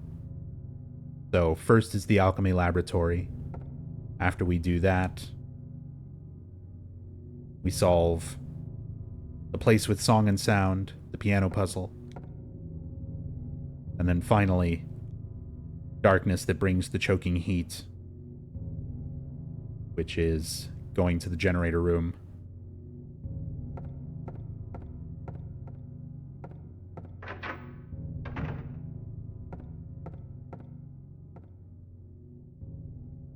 A picture of a door. I don't know who drew it, but it is certainly in bad taste. Yeah, it's like... that's an appropriate picture to frame and hang in like teacher's lounge, wherever the fuck this is.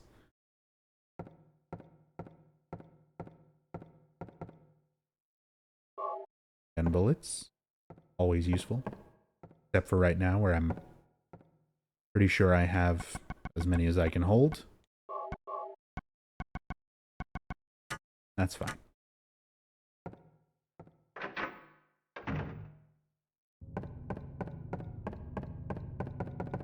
Listener also said if it wasn't for Quake, there'd be 2 more 9 Inch Nail albums.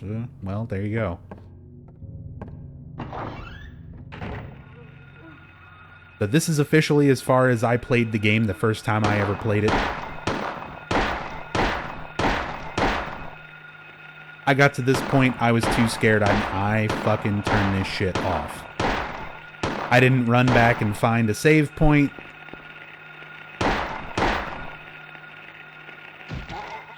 I was done right here. This is where I had had enough.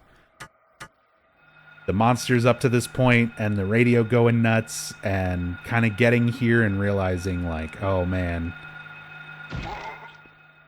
this is just getting so intense with these little fucking kid things again and that banging metal. It was too much for me. It was too much for 11-year-old me. Which, as said, like, by that point, I was already a horror fan. I loved scary movies. I had already played, like, Resident Evil and Alone in the Dark and a lot of the stuff, you know, horror that was before this game. But this game itself was so fucking intense with this music and this atmosphere and the creatures and everything about it, where I just had to shut it off. It wasn't until 2001 where Silent Hill 2 came out, and I had finished Silent Hill 2. By the time I was like, okay, I need to go back and give Silent Hill 1 a shot and actually finish it properly.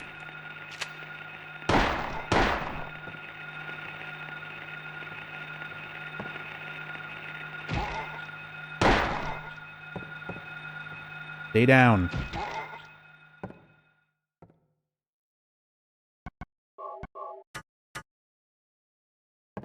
Alone in the Dark, the 1992 DOS game. That's the one.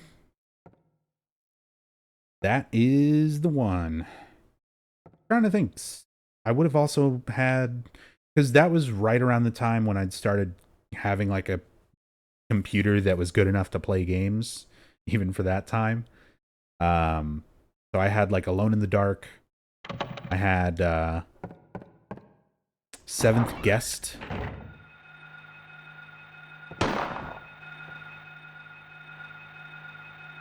Oh, here's our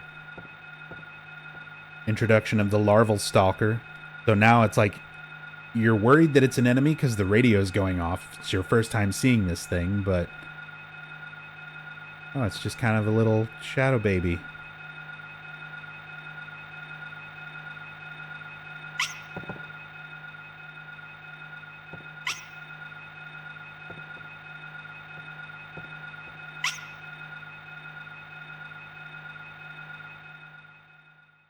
So again, in early development versions of Silent Hill 1, before this ever released, those used to be like physical things rather than translucent shadows.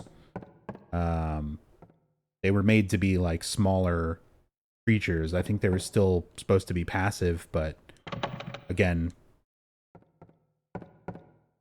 they Team Silent, as they were developing the game and sort of showing monster designs in early versions to get approved, they had to keep changing the designs to get them approved, you know. So a lot of the monster designs wound up shifting and changing during the development process. So the mumblers went from looking a lot more like kids to more like monsters, and even the monster versions of those mumblers for the original, like, release of the game was too much for PAL and Japanese releases, so they got completely replaced with the claw finger monsters from later.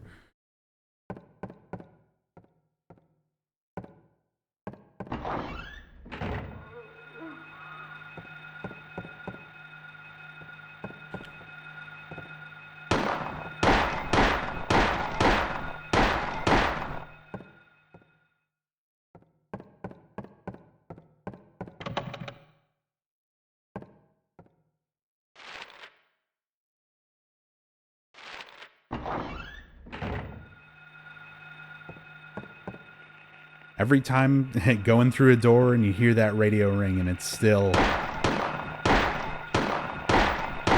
like, all right, got to get ready. Something here. Oh boy.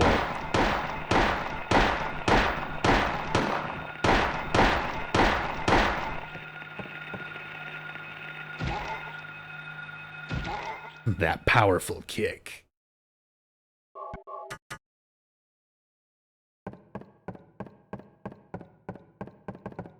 D was the very first horror game of any kind I had ever played. Oh man. D was super interesting, but man, it was so hard. That's like the main thing I remember about it, was playing it the first time, and it was above me. I was a little too young to figure it out for the most part. Same deal, like you said, it is kind of the horror version of Myst. You're not wrong. Myst and stuff like that. Myst and Riven, especially, like the original Myst and Riven. I had them. I loved playing those games, but it took me like so many years of playing those games and actually figuring them out and finishing them.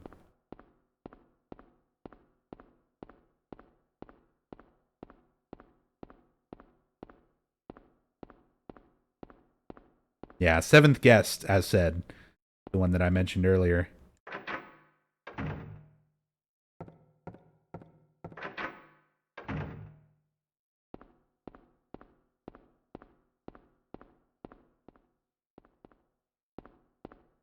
If you had a Silent Hill HUD, what color would the health indicator behind your head be?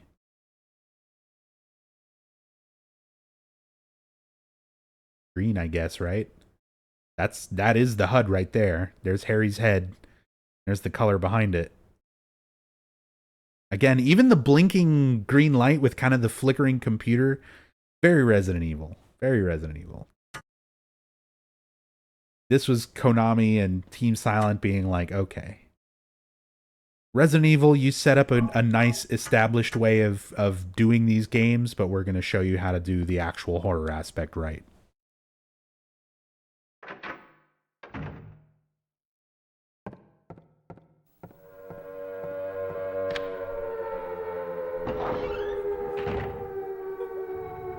Yo, person suit with the raid.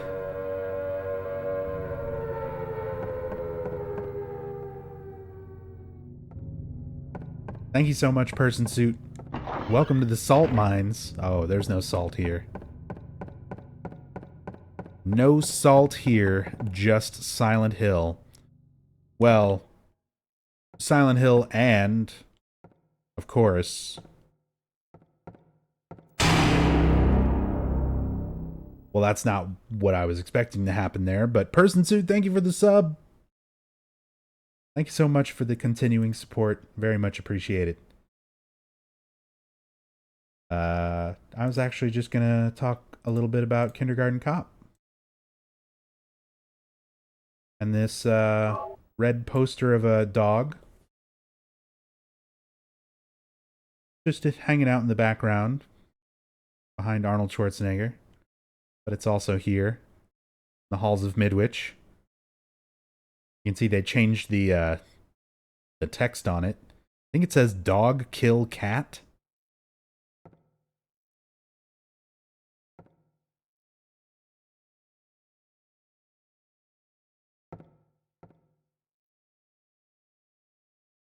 There you go.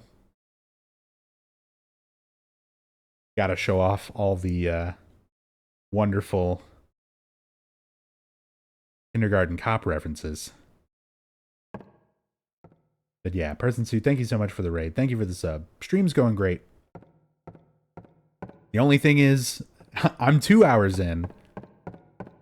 I need to finish this game in 8 hours, you guys. So, we'll start making a little more progress here. But I can't help it. I love all the little Easter eggs. I love all the little extras, little references and stuff everywhere. So, gotta show off what I can. There's a chemical. This is our Sage's water from the clue we got earlier on the first floor of the school. The label reads, concentrated hydrochloric acid found in the lab equipment room. You know, like all elementary school science labs have. Just a little hydrochloric acid.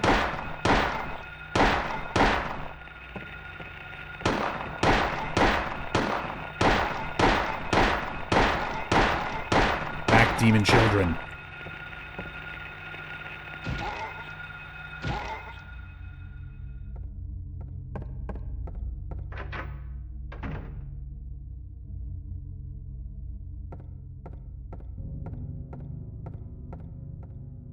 Gold in an old man's palm.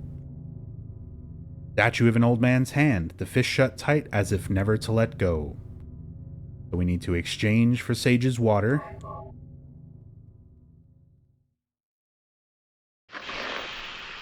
Use the acid to burn those creatures. Actually, yeah, that seems like that'd be effective, but then you wouldn't have any acid left for this hand.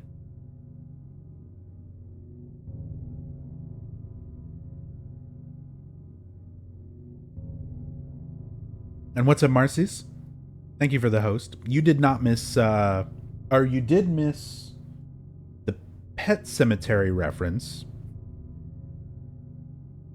I'm trying to remember. Did I already go past the wall? I didn't show the red rum wall. There is a wall with red rum written on it as a reference to The Shining. I'm trying to remember if it's on this part of the town or the next part. I think that's later. There's still a bunch of references. I'll try to pull up as many as I can. Although I don't have, like, the nifty reference image for everything set up. Only the important stuff, like Kindergarten Cop.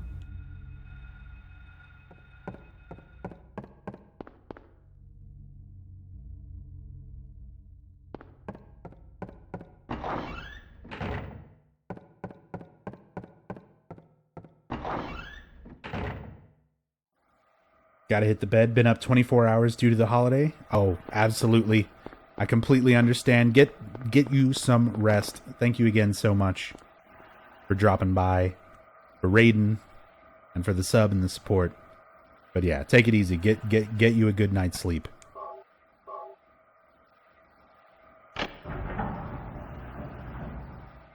There's our golden sun.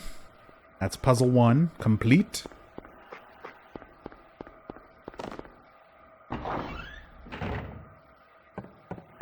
So next up, a place of song and sound. So we're going to head upstairs and go to the music room.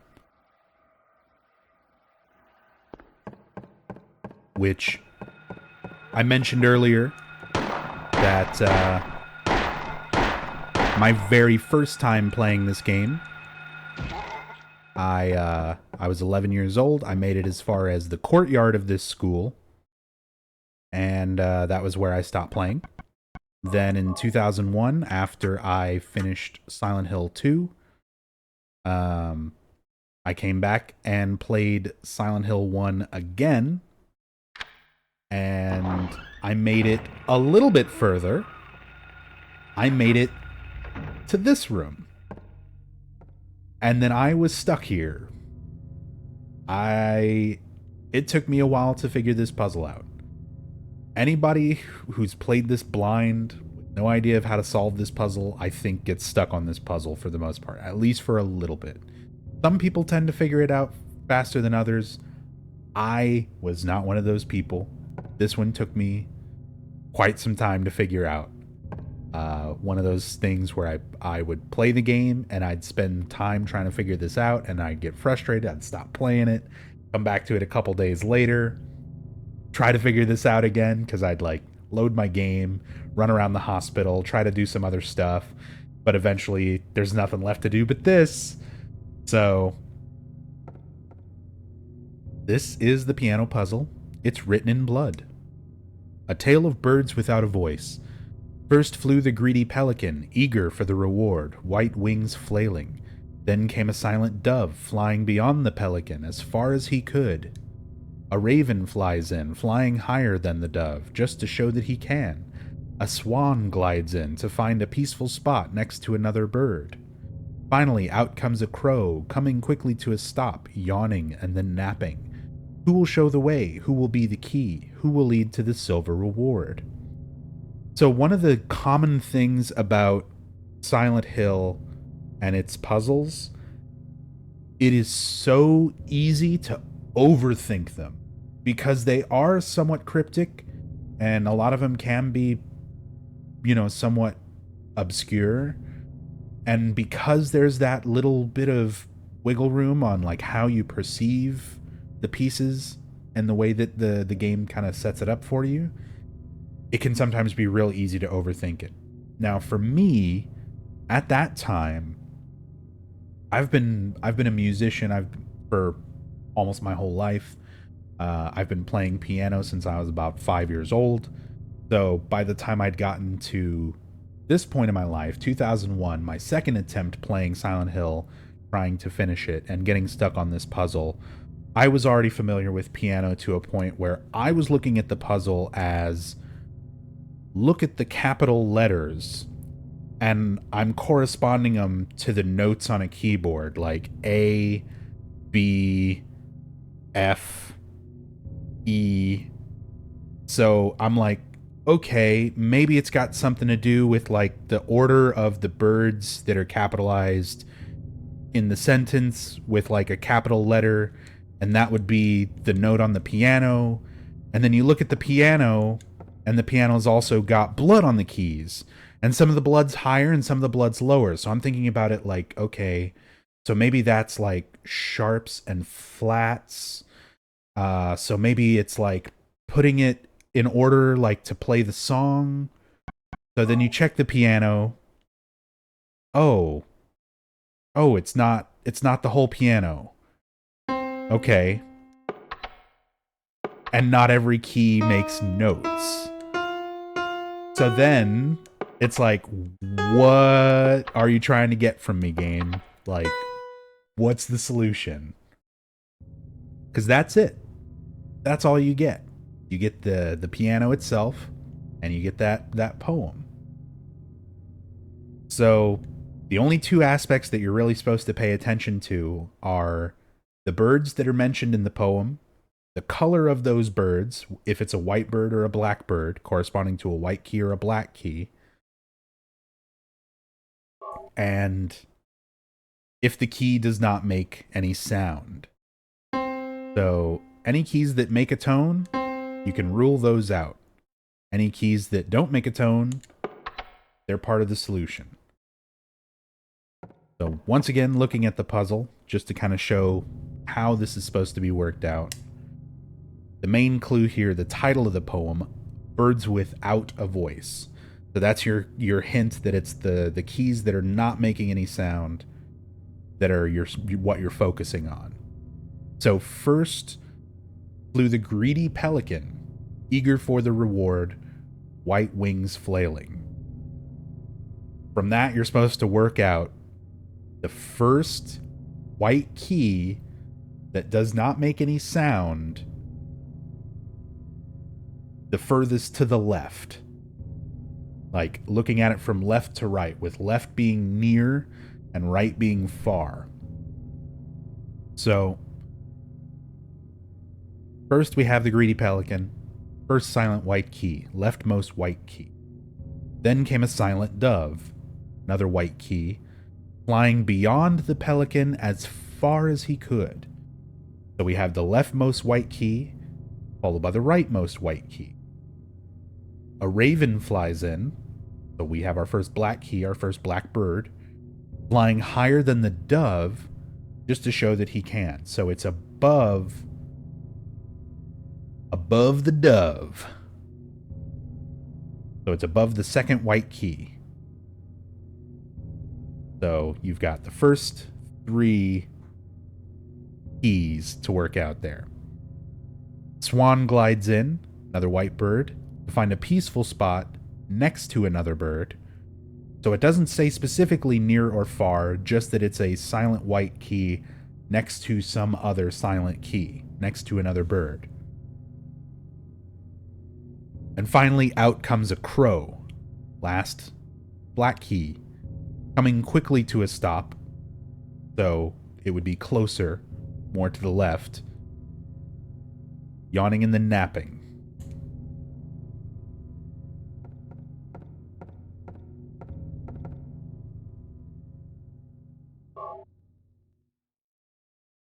I like how it even sets it up for you like a false flag here.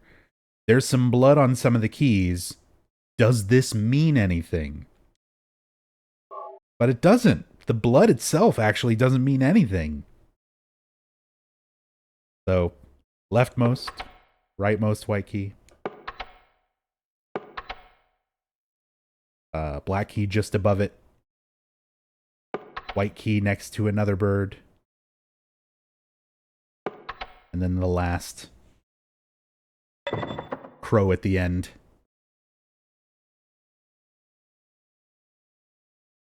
Why did you shave that glorious hair? So anybody who's missed all of that, you obviously did not catch the Scarathon. Wearing my shirt. So for anybody who missed the Scarathon, we were raising money for charity. And it was a donation war between myself and Ravenheart. Whoever lost had to shave their head. So I shaved my head in October. I also shaved my beard completely clean at the end of October. We're now coming up on the end of November, and as you can see, the beard's all back. And the hair's getting there. I mean, I was completely shaved. And yeah. My hair grows quick.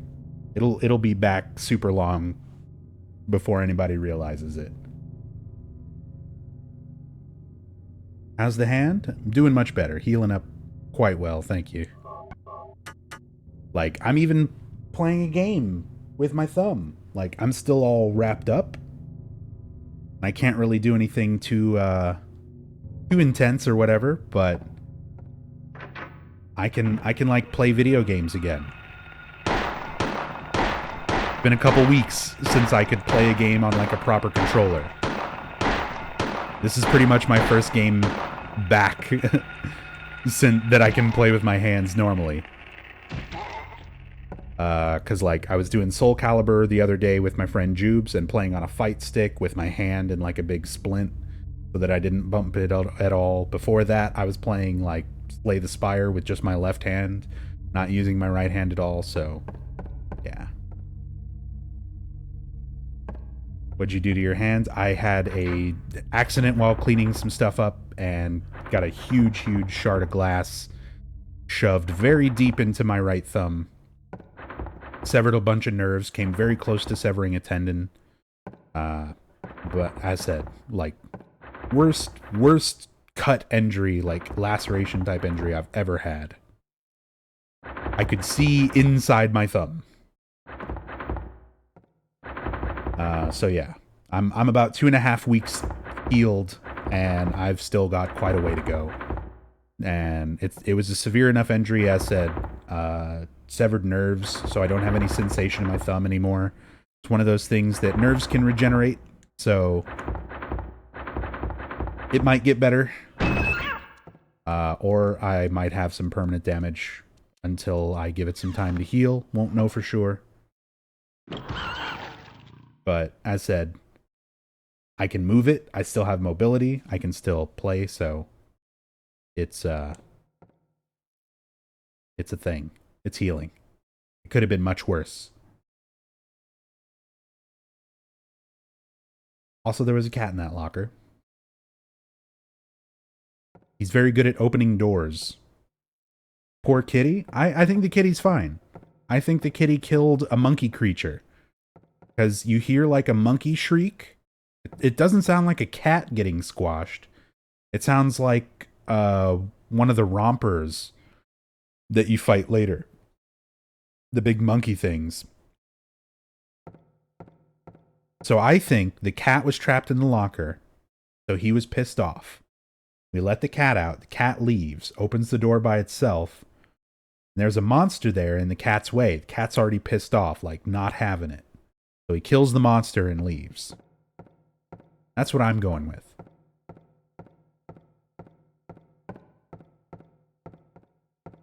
Yeah, thank you so much, Prince Vegeta. And, like, thanks to everybody who really helped me out. Please stop it. And everybody who's been supporting me, especially these last couple of months. Because, like, I didn't have insurance. I don't have insurance. So I was super scared about having to go to the ER and get this taken care of. And seriously, people here in the community, thanks to their support, like, had my medical bill covered in a week. It was insane. So, seriously, you guys literally are my lifeblood. You keep me going. You keep me supported. And I could not be more thankful. I wish I could do more to show more gratitude. We'll just have to settle for lots and lots and lots of Silent Hill. That's what I can offer. I hope everyone's good with that as repayment for all of your generosity and kindness.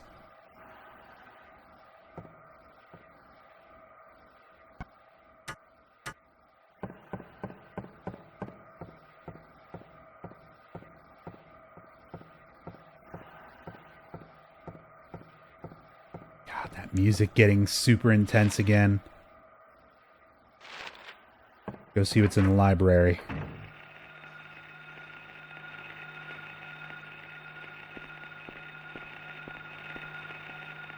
Again, they sort of set it up like this, where you can hear the radio first. Chicago news.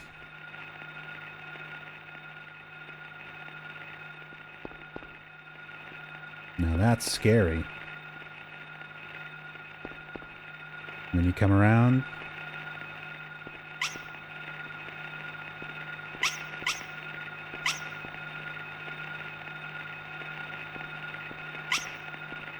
There a Twitter post or something with a schedule or timeline for the event? Exclamation point marathon toaster soup. It's in the title. Type it into chat. Click on the link. Got a full schedule for the entire weekend.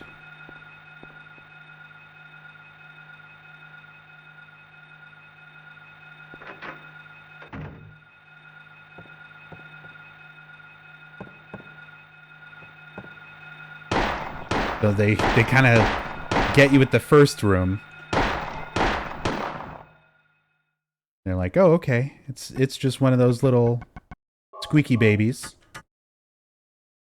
Nothing that's going to hurt me. And then in this room, it's an actual enemy.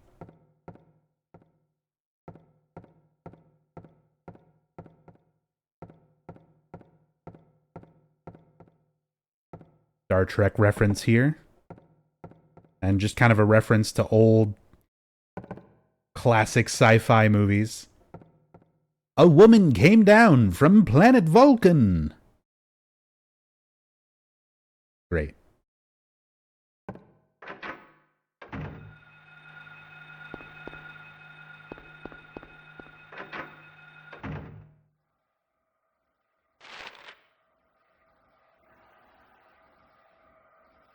Okay.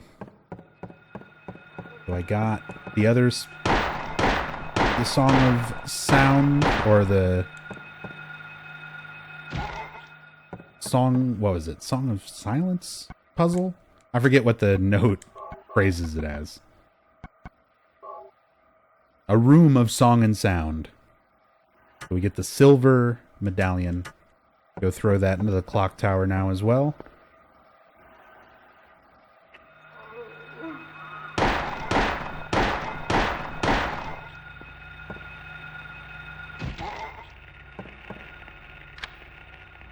I want to come this way so that I unlock this door. Gonna make it easier to get around to the boiler room after placing this.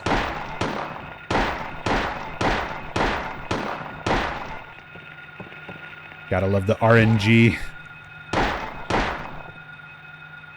When you're shooting at things in this game, there's a lot of different factors that are playing into it. The game's looking at how far away you are from the enemy, if you're in a dark place, if your flashlight is on,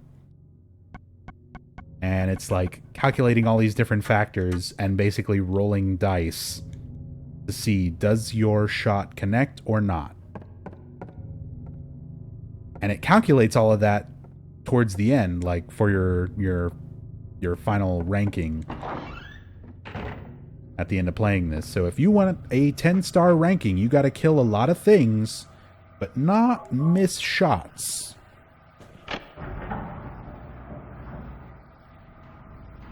Oh, got both of those in there.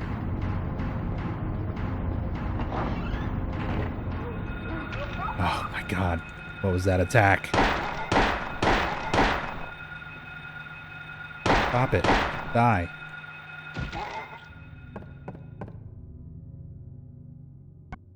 Yeah, I mean, that's essentially it, Necromancer, right? He's just a guy who's not used to really firing guns. So it is kind of funny that I guess when you look at it like that, he's way more accurate than he probably should be. But he does still just flat out fuck up and miss, too. That's great.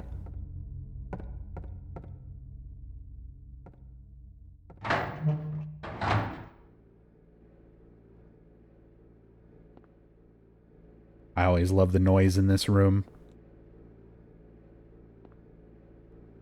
So you start off, there's already that little bit of an ambient sound.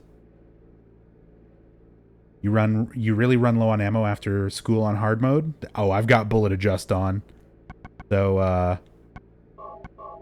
even though I've been going through a lot of bullets, we still got quite a few. So, we'll make it. There's a switch. You want to press it? Of course.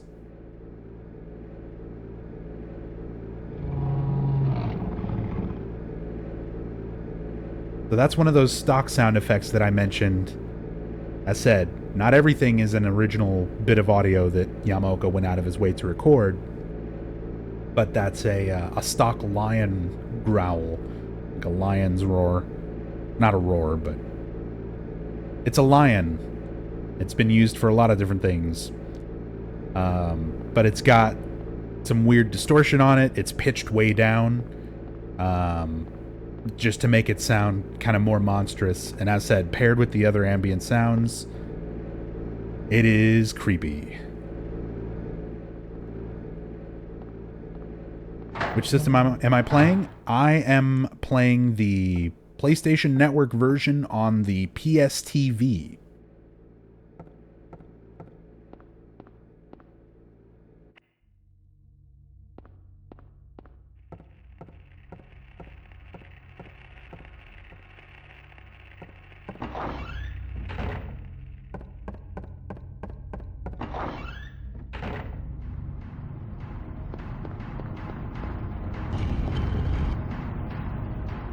So now it's open.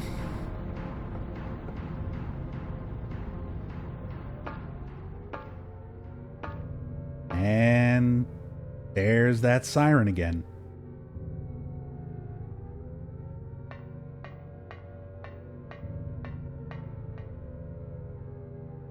Stuff starts looking a lot more out of place. Like, what the hell is this? Why is this part of the clock tower? There's medicine bottles scattered all over. Got the metal grates and that creepy siren again. It's like, okay. It's happening again. The game has conditioned us. Now we know. things are about to get worse. And sure enough, you exit. And even though it seemed like we're going in a straight path, we emerge from the clock tower again.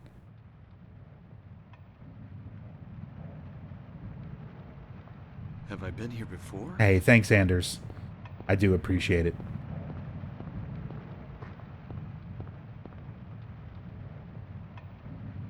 I don't remember this being here before.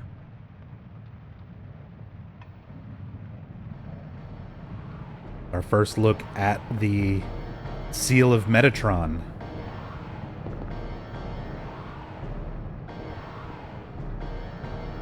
Which there's always been kind of this interesting way of sort of looking at this game, where a lot of people looked at the game with the information as it was simply explained, where if you don't look at it in context, where it's Dahlia who tells you what this thing is, she calls it the Mark of Samael and says that it's being used to summon demons, where in actuality, if you pay attention to everything and read into it, you realize she's lying to you flat out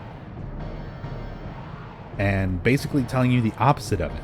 The Seal of Metatron is a seal to actually prevent the nightmare from spreading. Alessa is actively putting this around to try to contain her nightmare, not to spread it and summon more demons. But until you know that, you don't really recognize it. But it's already kind of giving you a little bit of a hint about that. We were in this courtyard just before, when it was tamer than it is now. We're in the Otherworld. It's dark, it's raining, that music is going, we just went through the creepy clock tower, like everything is now more messed up than it was. We're in the Otherworld. But even despite that, there's no enemies here. There were several of the mumblers going around here in the courtyard. Not here anymore. Why? The seal is present.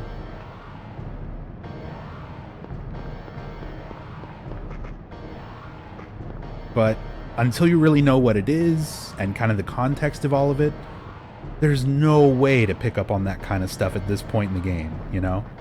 If you're just like unaware of it.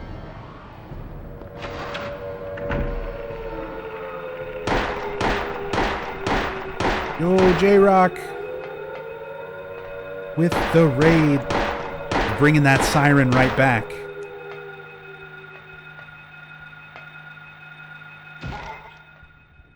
J-Rock, thank you so much for the raid. Welcome everybody coming over from J-Rock The Gods channel. And if you guys are not already following J-Rock, if one of my moderators could do a shout out, !SO for J-Rock, you should definitely be following that man. One of the realest dudes on Twitch. And he's better at every video game that you play. And he plays with his feet.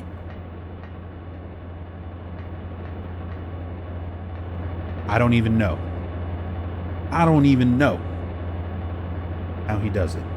I've tried during like the Scarathon and stuff to like play games with my feet. It's not easy. It is not an easy feat. Get it? Anyway, thank you so much, J-Rock. Huge fan is rotating. If approached carelessly, I may be sucked in. They make reference to this in Silent Hill 3 as well. Right before your final encounter with Claudia and the final boss.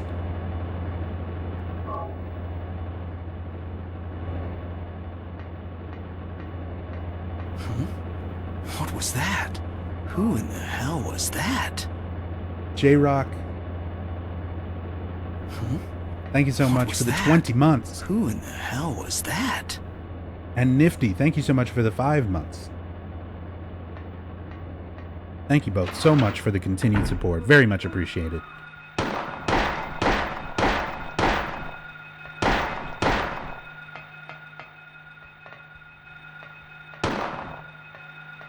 Oh, there's another one.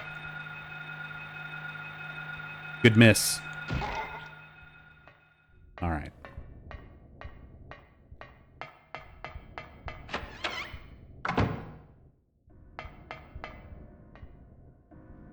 Oh, got a rubber ball. And of course you pick it up and take it with you. Gotta love survival horror games. Just like, yeah, I'm gonna need this, so I'm gonna take it. I just know I'm gonna need a little pink rubber ball. Fluorescent pink rubber ball used by children. I like how Silent Hill 3 kind of tries to explain it a little bit. Where Heather kind of talks about, like, she acts like a little bit of a thief now and then. She kind of has, like, klepto tendencies. I always thought that was kind of an interesting way to approach it. That's too many bugs. That's way too many bugs to try and sit here and deal with.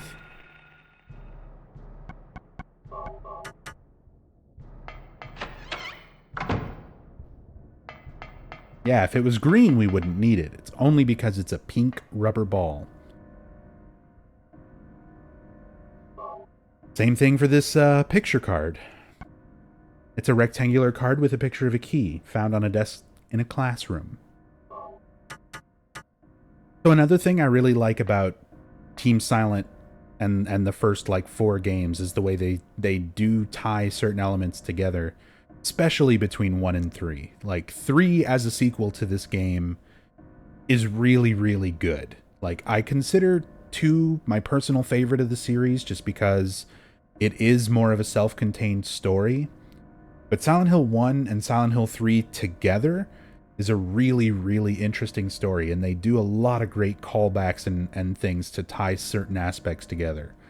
So it's like, here, you find a picture card, and it's scattered amongst some other playing cards, and that's it. That's all the information you get on that. But then you also find some scattered playing cards in Alessa's room. So it's like, okay, so Alessa liked to play cards. And then you jump forward to Silent Hill 3, and Heather examining those cards with her memories of her childhood as Alessa. She's able to completely... Oh my god. I'm gonna die if I stay with the rest of them. They just all grouped up and started slashing me while the first one grabbed me. They can easily kill you in a group like that if you get grabbed. But yeah, Heather will comment on those playing cards. And she mentions, like, I used to love playing cards with Claudia when we were younger. So it's like, that was something that she did with her, you know, adoptive sister, Claudia.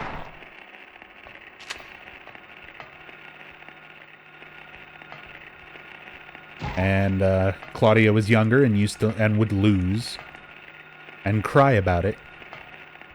And it's like, that's, you know, part of the character's history. But from the standpoint of this game, it's like, just some playing cards on the table. You'd never know there was any other kind of significance to it outside of everything you get from Silent Hill 3. So they do a really good job of making the most out of, like, everything that's established in this game.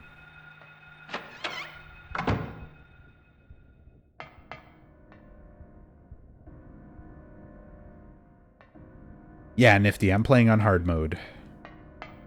We're on hard mode. Hard mode new game. So no new game plus weapons either.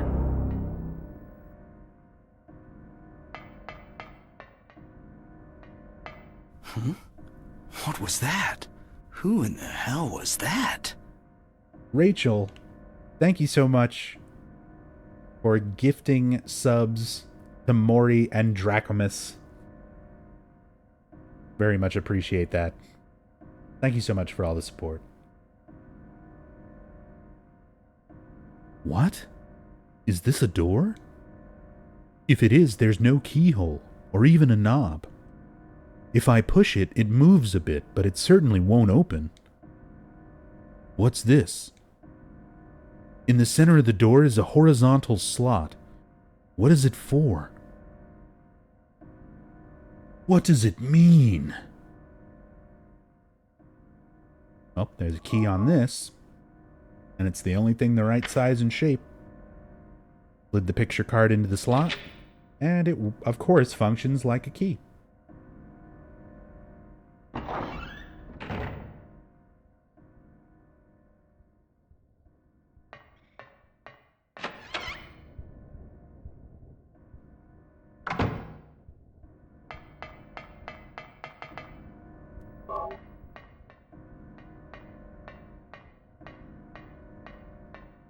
Was it planned to be progressed like that, or was it later sorted out?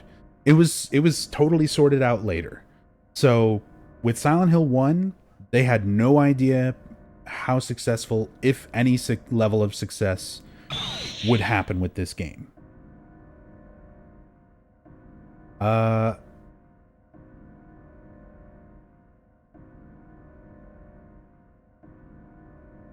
Dream.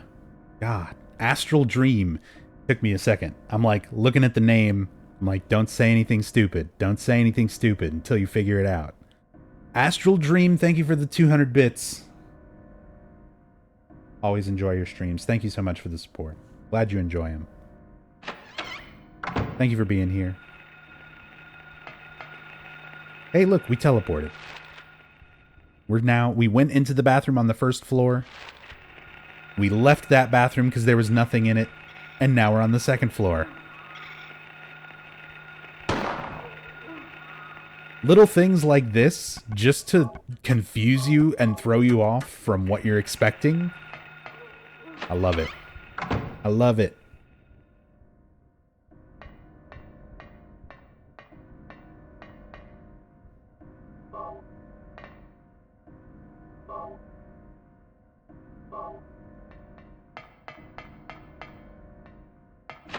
But yeah, with the Silent Hill games, like, there was no Silent Hill 2 planned, there was no Silent Hill 3 planned. So, with Silent Hill 2, they wanted to take a lot of the stuff that they established with this and expand upon it, but tell a new story, something different with Silent Hill 2.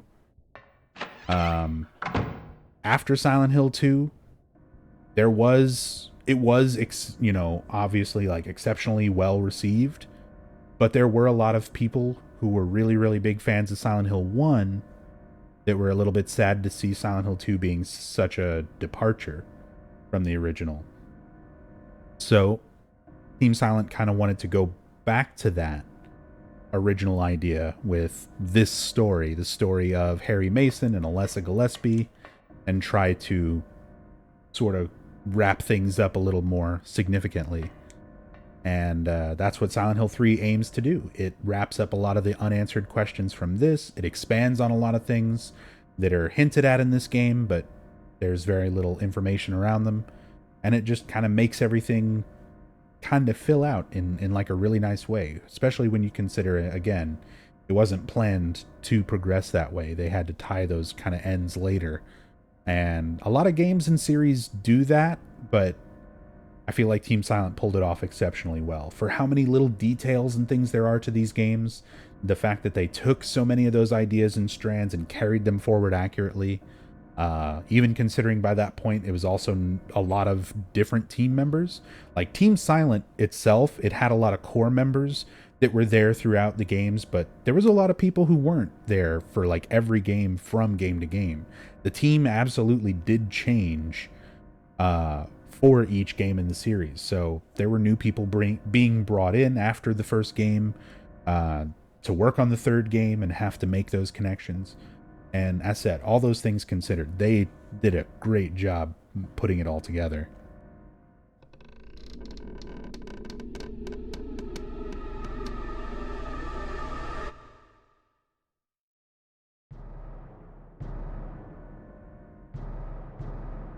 So, you know, bathroom corpse. I like how Harry doesn't like scream or react or what the. It's just kind of like silent, like, okay. A hanging body. Why would somebody... Just let it trail off. Don't even finish the thought. Not worth thinking about it that hard right now, right? Leonard Rhine, the monster lurks. The monster lurks. What's that supposed to mean?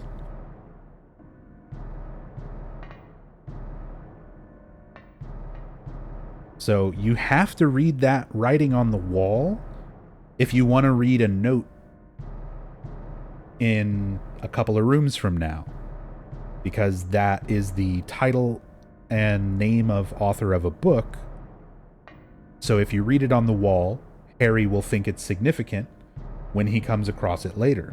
If you don't read the wall, Harry doesn't think it's anything worth looking at, and he ignores the book and does not read it. And this game has a lot of stuff like that. There is a long train of information and notes and things that you can examine that if you don't examine the things leading up to it, you won't be able to get more information later on. Oh, please, I'm trapped. Let's just reset that and do this a different way.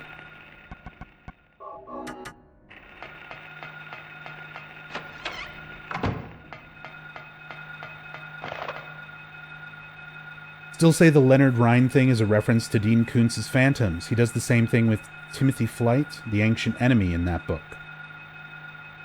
What's the reference?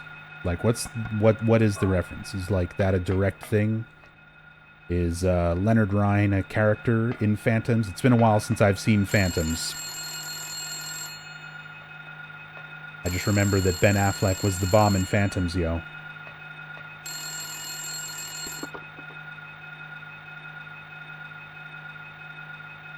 Daddy, help me. Daddy, where are you? Cheryl! Can you explain how the bathroom teleport works? That is not the right mindset for Silent Hill, my friend. That was Cheryl's voice, I know it. Where is she? Cheryl.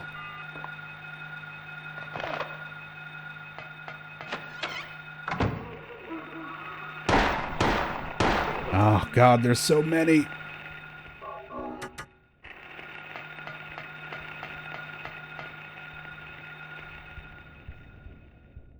Alright, so Liquid Nightmare.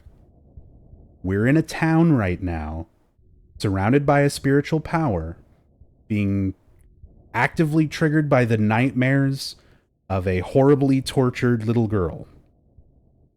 And through that combination of things, this town can do a lot of weird shit. It can manifest creatures from inside your head. It can make your most horrible nightmares come true. It can bring the past back to life in the present. It can show you glimpses of the future. It can completely alter reality around you. So going into a bathroom through one door and winding up somewhere else is fucking child's play compared to the things that the town is capable of. Like, that's the explanation. Fucking anything can happen here. There's not going to be any kind of like literal direct explanation beyond that. That's it.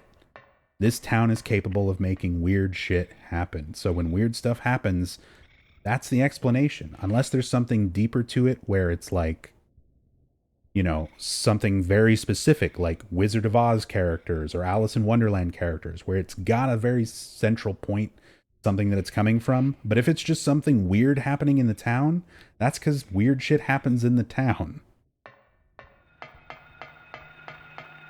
I feel like when, cause I get questions like that a lot, and I'm not trying to make the question seem like it was a bad question, because it's not at all.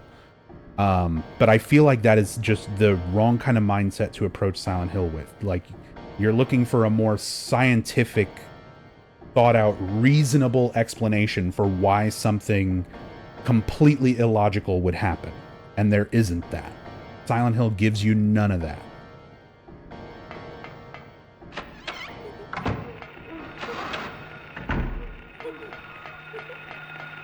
Generally was working how it works, not why it happens.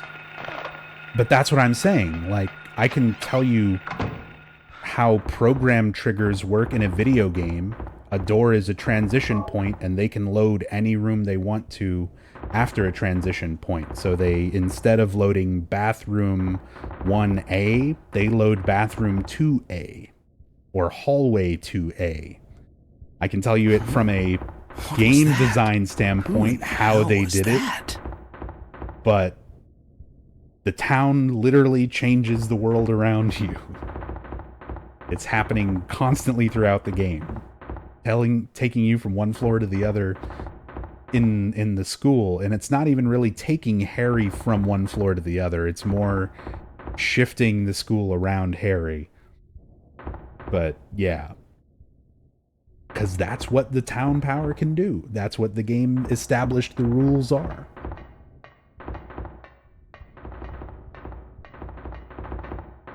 But otherwise, like, if you get focused on those kind of things, that's not the right kind of stuff to focus on. Because those are the more literal answers that just aren't there.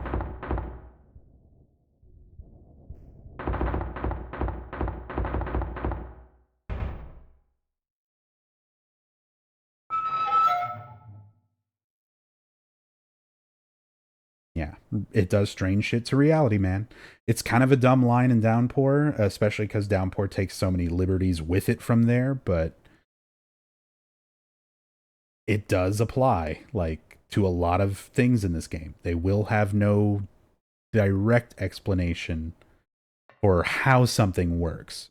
I can give, as said, the game gives you more context reasons as far as, like, why something might happen, but as to the actual logistics of how something happens, there's no laws of physics that I can show you and explain to tell you exactly why the town power can do what it does, because it's made up. It's whatever the writers want it to do. The thing is, when it comes to anything fiction, horror, science fiction, whatever, it's about consistency. It's about the consistency of how something functions in your world. So that was a big mistake that a lot of the Western Silent Hill games make after it leaves the hands of Team Silent. So they take it as weird stuff can happen in the town, so we can do anything weird and just say the town is making it happen. But that's not what Team Silent does. They establish there's a spiritual power. It can affect these particular things. This is what it typically does. You know, we know that it can manifest things that are not physical, ideas, nightmares, dreams, memories.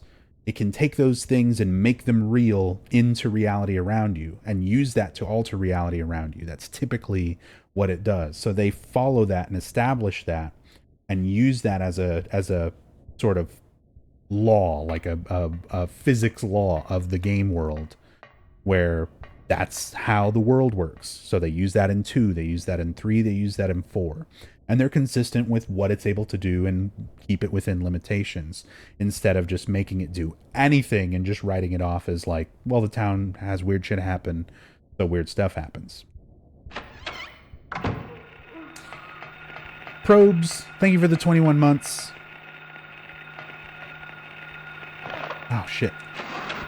Probes, thank you so much for the ongoing support.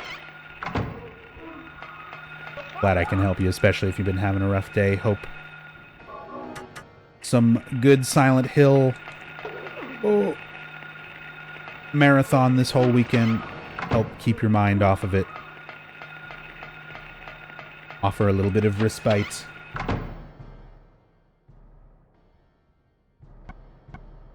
Okay, got the library reserve key. Also got a pink rubber ball. Finish looking at stuff.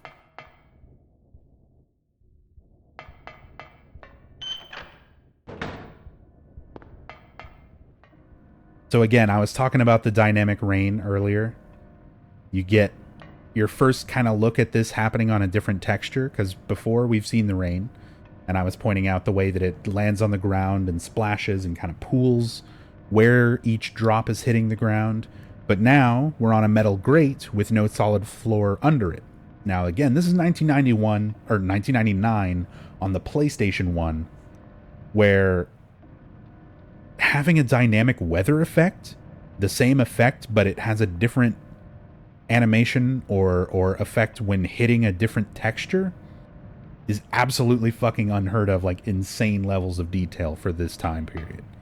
And I love the way they do that. Like, it drips onto it, it kind of holds onto it for a second, and then drips off the metal as well.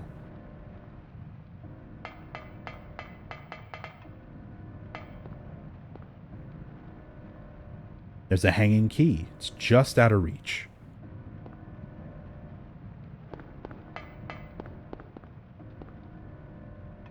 Nothing special.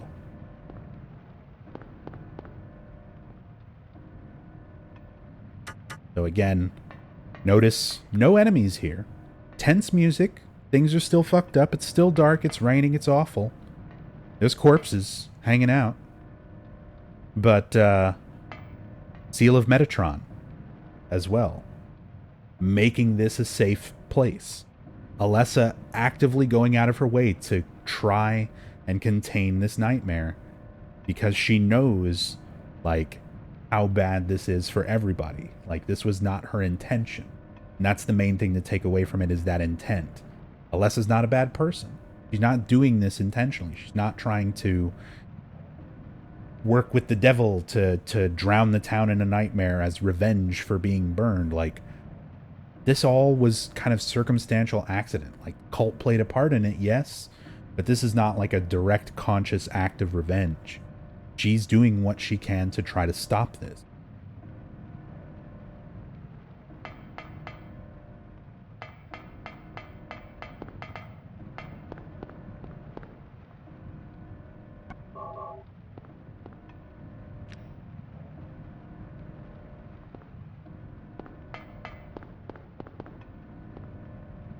Oops. So, that pink rubber ball coming in handy. So we can plug this up, run some water, and flush that key down the drain.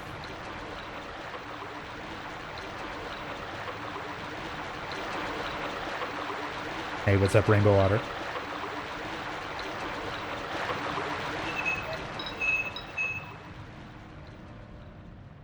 I like how everybody's like, crazy seeing you with face cam. Like, y'all gotta watch the channel more. Although I don't use it all the time, so I have been using it a lot more this year though. Like since the Scarathon back in May, the first one in summer. You should watch Scarathons. Yeah, exactly, Squishy Chameleon. You should watch and support Scarathons when we do them, because it's always good stuff. That's always the answer to if my beard's ever gone or my hair's ever suddenly different and shaved and you started using the face cam and all that stuff. You had longer hair. Yep. Shaved that during the Scarathon. That was thanks to charity and raising money. Shaved my hair and my beard. But my hair grows super fast, so it's already back.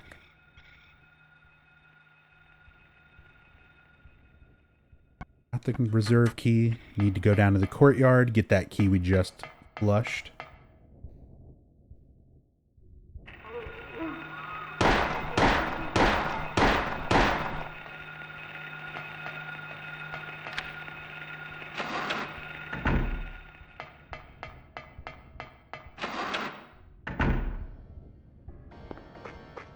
So, here we go. There's the gutter from the roof. And the classroom key that washed down.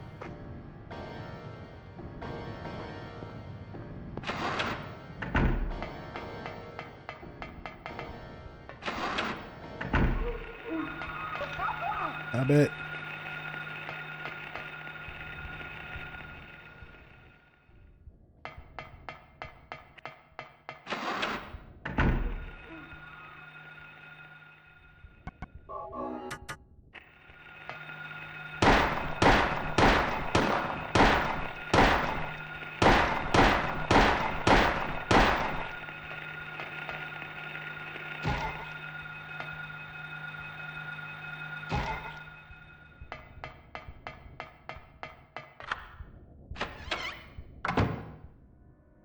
Alright, here we go. First aid kit. And there's this book over here. What's this? The Monster Lurks is the book's title. So, he recognizes the title because he read that on the wall written in blood earlier. If you don't read that, he doesn't recognize the title, and he's like, it's a book. And that's all he says about it. He doesn't bother reading it. Chapter 3, Manifestation of Delusions. Poltergeists are among these. I like how that's just the end of a sentence. The list of things, poltergeists are one of them. Negative emotions like fear, worry, or stress manifest into external energy with physical effects. So anybody asked about what powers, what is the town doing?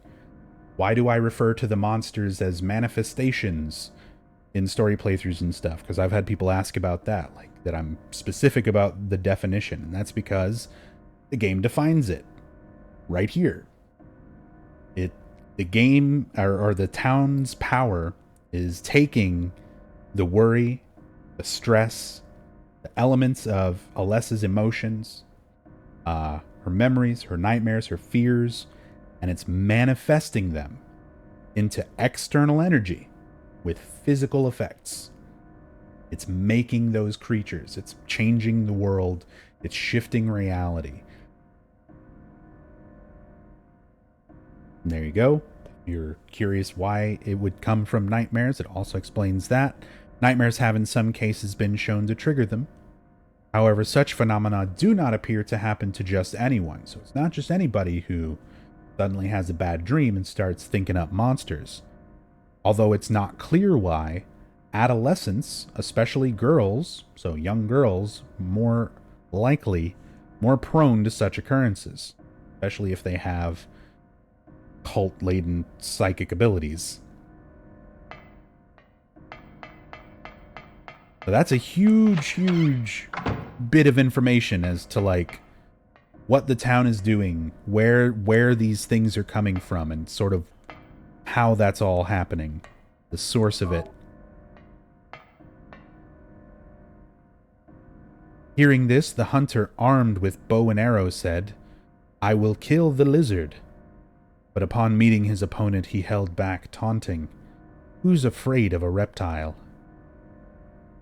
At this, the furious lizard hissed, "I'll swallow you up in a single bite." Then the huge creature attacked, jaws open wide. This was what the man wanted.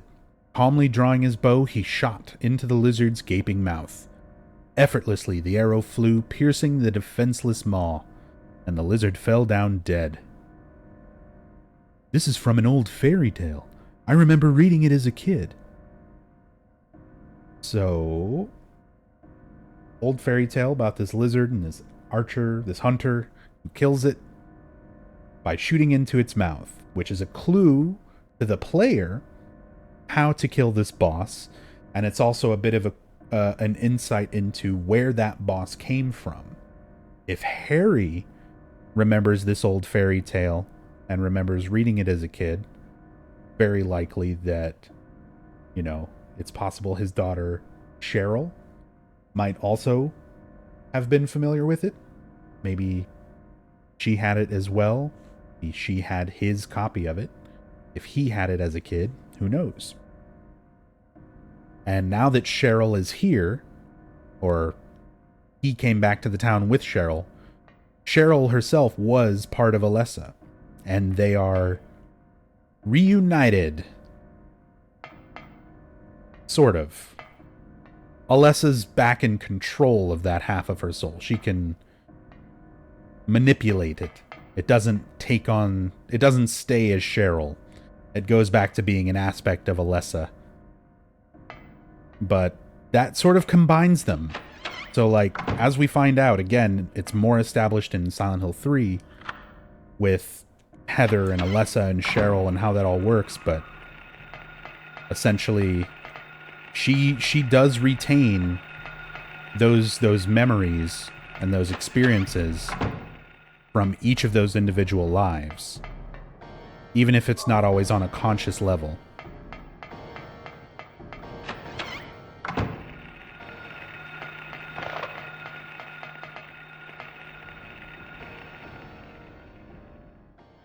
What's up, gay unicorn of love? Glad you enjoy him. And thank you for being here, enjoying the stream. Hope everybody's been enjoying it so far. It's been a little while since I've done a proper story playthrough of Silent Hill 1, and as said, like, I'm just one of the huge nerdy fanboys for this series. I absolutely undyingly love it. A lot of people ask about that, like if I get tired of going through these, and it's like, yeah, sometimes a little tired, a little burned out, but I absolutely will always come back to them because I love them. Jesus, some very high-pitched beeping going on outside.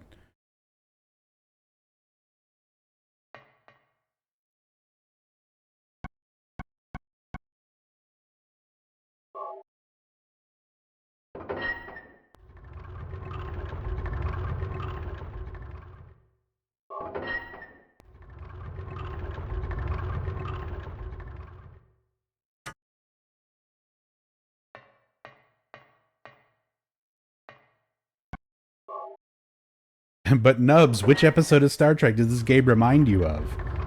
It kind of reminds me a little bit of the Star Trek, the original series episode, The Return of the Archons, where the crew of the Enterprise goes down to a planet that's being controlled by a giant computer. And the computer controls all the aspects of the townspeople and the town itself. I'm kidding. But, well, kind of, but...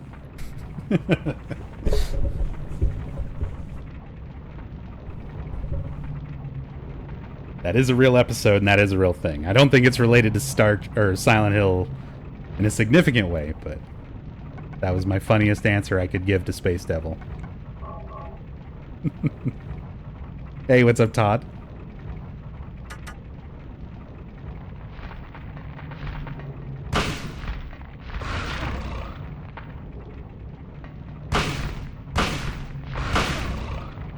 You're being very mean, Mr. Splithead.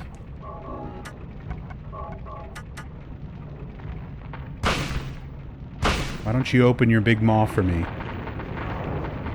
Yeah, open your big sexy maw for me. That actually staggered me. Come on, do it again.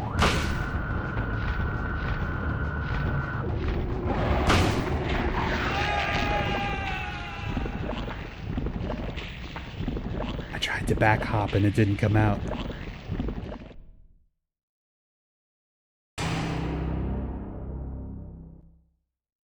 Everything is similar to at least one episode of Star Trek. It's kind of true. If you're enough of a Star Trek nerd, you can compare everything to Star Trek, to some episode of Star Trek. And that's another thing that I'm super passionate and nerdy about.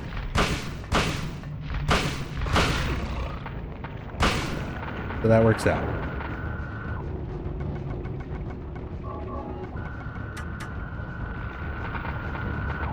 Let me get some nub baws.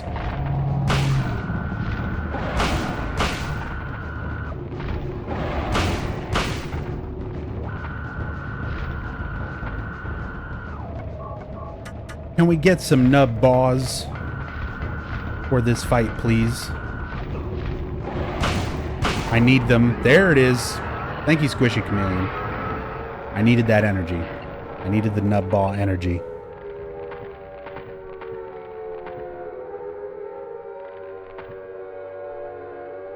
And then once again, we get that raid siren. One of our first looks at Alessa here.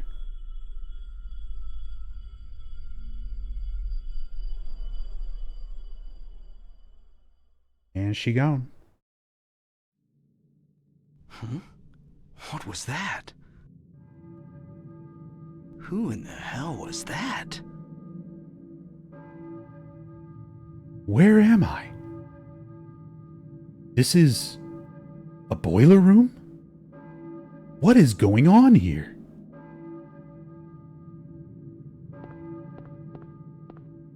Don't worry about it. Let's get this key and go. I love that you can already hear the bell sounding off in the background, and Harry doesn't acknowledge it right away. He waits until you kind of go a little bit. I hear a church bell, maybe? Who is ringing that bell?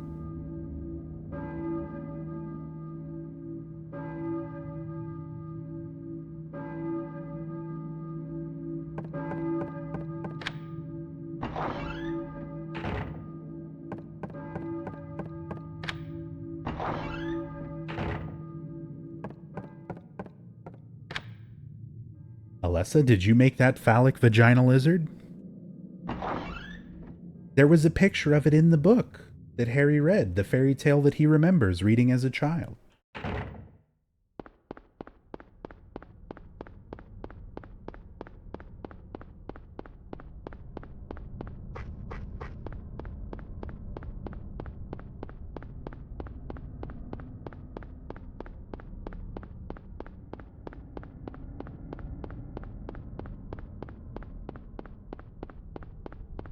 So now we got to get to the church.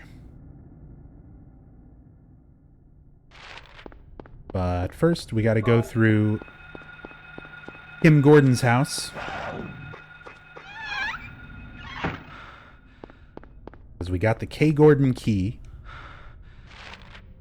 And I'm trying to make sure I finish this game on time for the overall marathon. So I'm kind of running a little bit ahead. Skipping a few minor things. Like, you figure out where to go by getting the K. Gordon key. If you examine the note I showed in the beginning of the school that shows the teacher's list, it also gives you a map marker for K. Gordon's house. Look at that camera angle, just to show you the table. And Harry circles the location of the Gordon house right there on his map, so you know where to go and use the key.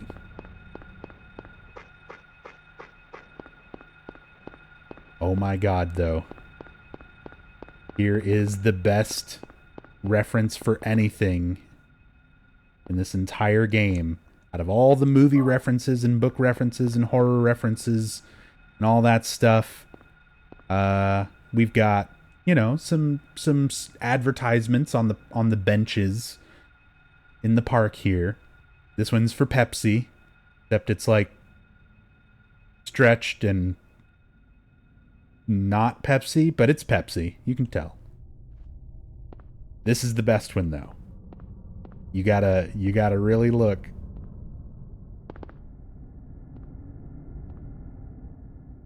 I was so happy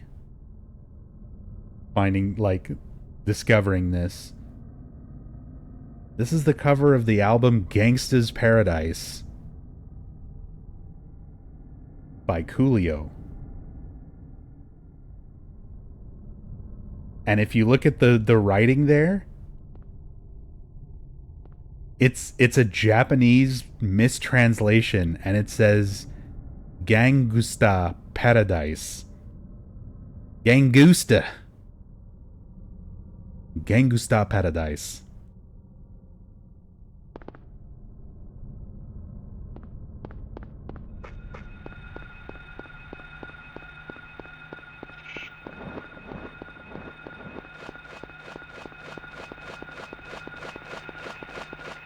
Best reference in the whole game.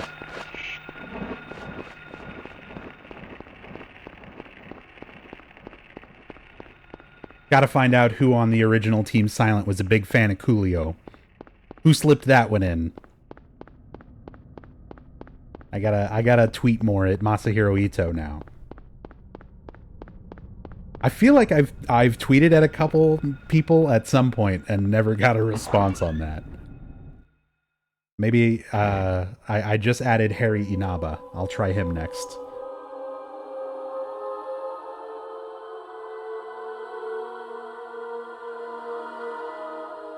Dahlia's so weird.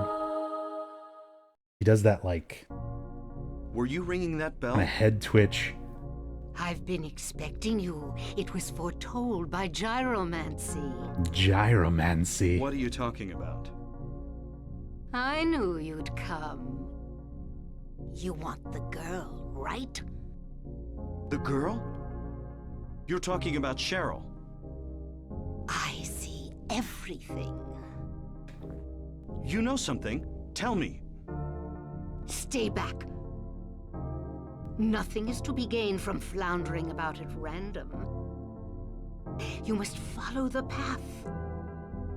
The path of the hermit concealed by Flauros.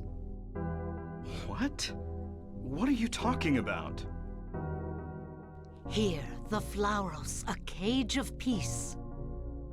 It can break through the walls of darkness and counteract the wrath of the underworld. These will help you.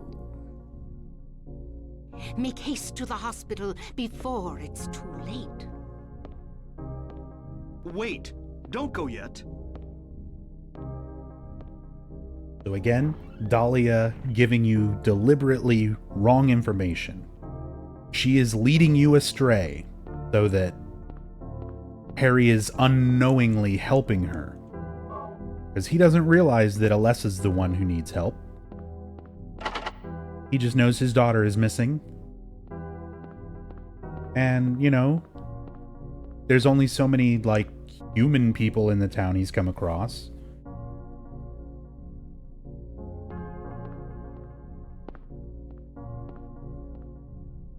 So there's the Flauros. And a drawbridge key.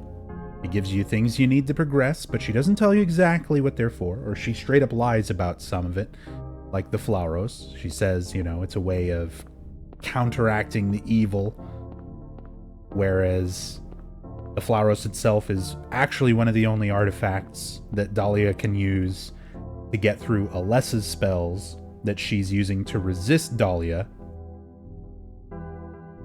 There's a picture on the wall. Nothing special. Nothing too special. Just Jesus. Just Jesus and his pixely nipples.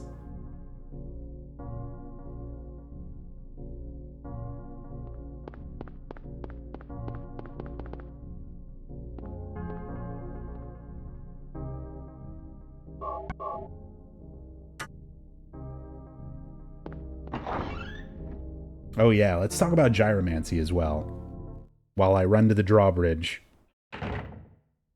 So Dahlia mentions it was foretold by gyromancy. That's how she knew Harry was going to be here. That's how she knew to plan all of this and sort of start putting all this into motion.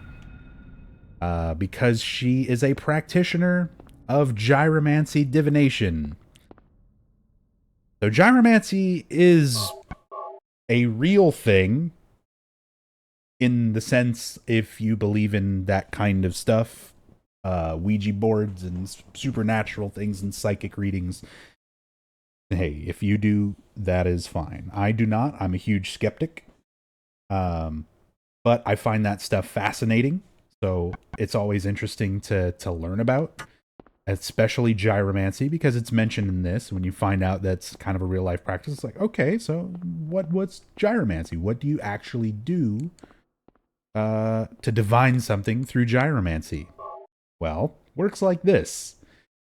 You lay out a big circle of letters or runes or pictures or whatever you're using to try to have your reading, right?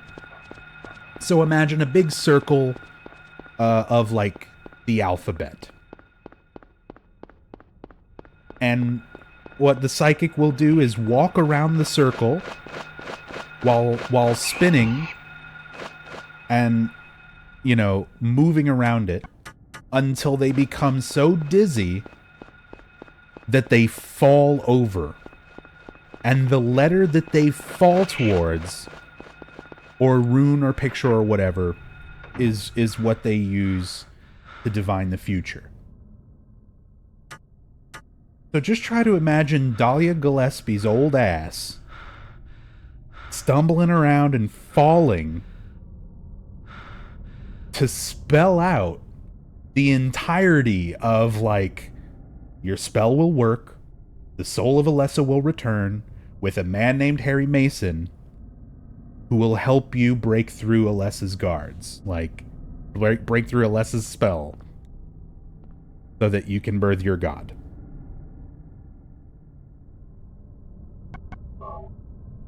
Yeah, she probably broke her hip a few times. That's why she's so cranky. Explains the head twitch. Oh, that would be even better. If we got to the church right after she got up from falling the last time to, like, figure it all out. And that's her, like, ah. Oh. She's just, her muscles are sore. She's hurt. She's been using gyromancy.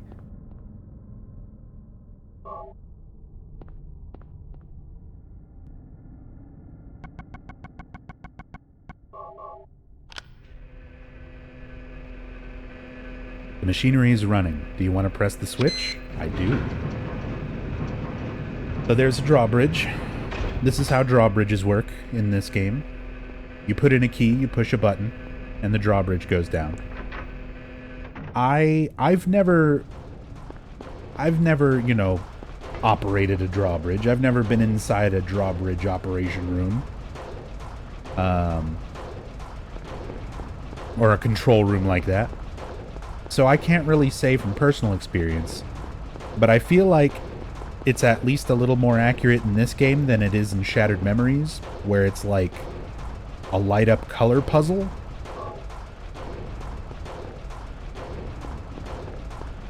Because that's what they go with in Shattered Memories.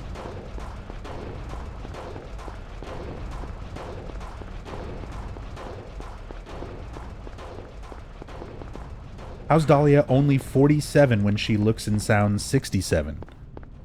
So, this is something jumping ahead a little bit, talking about Silent Hill 2, but for those of you who've seen my Silent Hill 2 in-depths and kind of talked about Silent Hill 2, you of course are familiar, Space Devil. Angela. Angela suffers from physical and sexual abuse throughout her life at the hands of her family. And it causes her to appear much older than she actually is.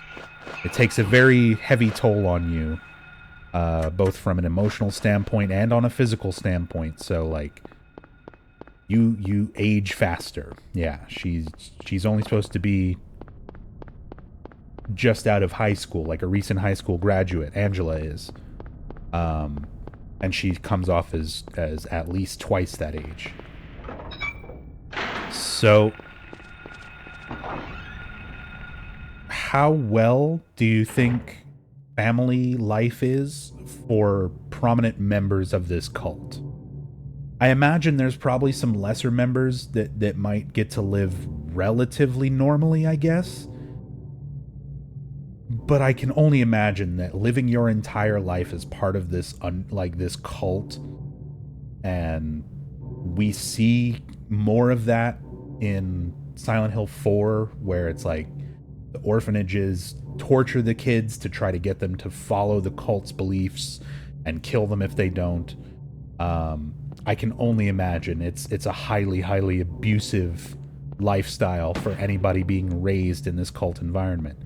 And Dahlia must have gone through all of that herself at some point. It must have been really, really awful for her. And that's one of the things that I talk about where I actually like that aspect of Silent Hill 4 more than a lot of the other Silent Hill games, because it makes Walter more sympathetic, because it gets into that history. You understand Walter might have been okay if he had gone to a normal orphanage, but he went to a Silent Hill cult orphanage that beat him and tortured him and forced him to learn their crazy beliefs, and basically made him into kind of the psychopath that he is in that game. And Dahlia most likely went through that same thing, but you're less sympathetic with her because she just kind of comes off as that villain by the end of the game with no real backstory to her.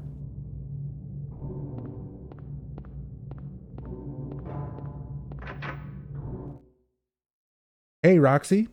Oh yeah, it's all growing back quick.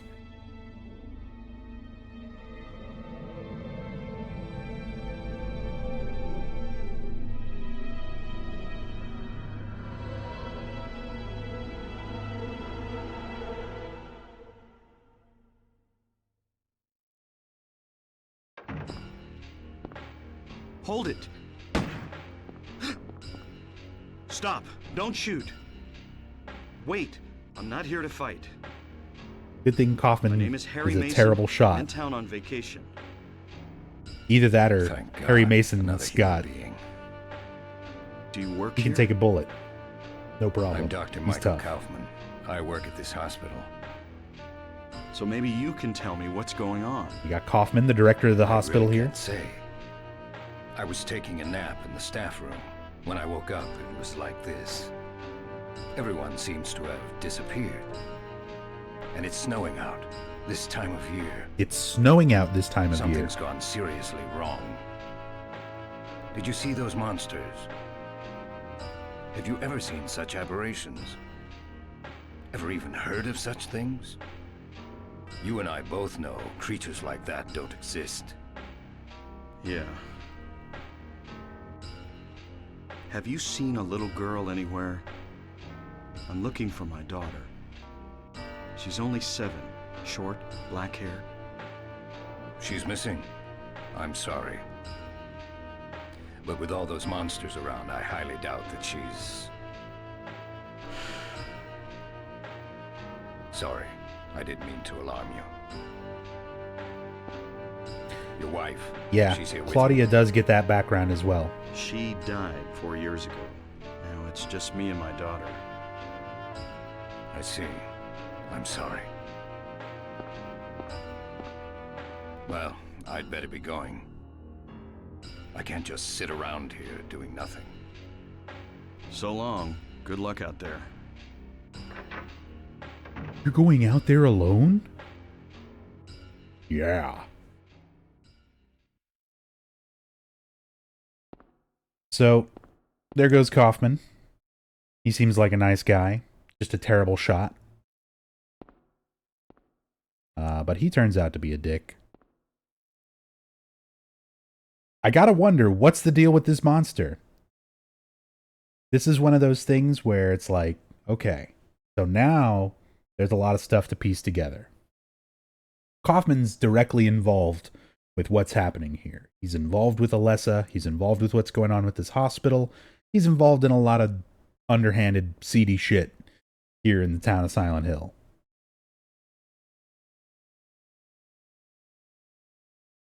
How did this monster get in here? The window's not broken. That's how it got in to fight me in the diner. So far, we haven't seen him go through doors. None of the doors are broken down or anything like that. This one was specifically here with him.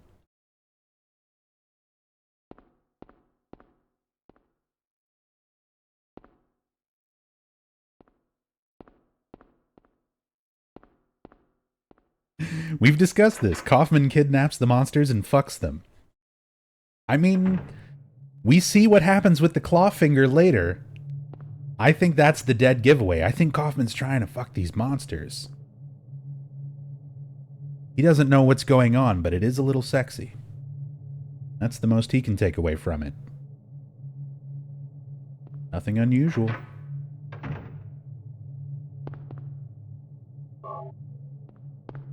Get our map of Alchemilla Hospital.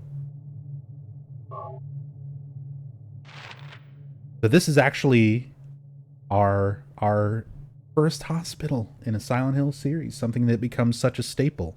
And they do so many callbacks to Alchemilla Hospital. It's almost every game. Except for like Silent Hill 3, which is the one that I would expect it the most from. Although there's still a couple rooms here and there. Mostly from the like nowhere segment. But that was one of the things I can remember my first time playing Silent Hill Origins and getting into the Alchemilla Hospital and kind of being like, oh, I'm so excited for this game. They recreated Alchemilla Hospital. And I get to go through it all. Then it was Origins. I mean, Alchemilla was accurate. And then they gave up.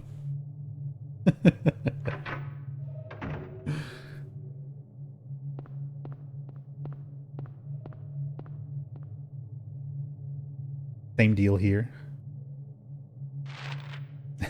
Fan theories getting out of hand. Oh, we're just trying to figure out how we're going to update the Silent Hill wiki today, Adana. Although I always joke about this, and I mean, like, during my streams, because people watch my in-depths and stuff, and I do try to give as much information on the Silent Hill games as I can. A lot of people always take some of my jokes at face value. Don't do that. Don't be one of those people. Let me have fun and joke about things without spreading misinformation. There's a newspaper. This article's been clipped out. But there's a newspaper with a missing article. That very particular article is actually the source of a lot of controversy around this game and its overall plot.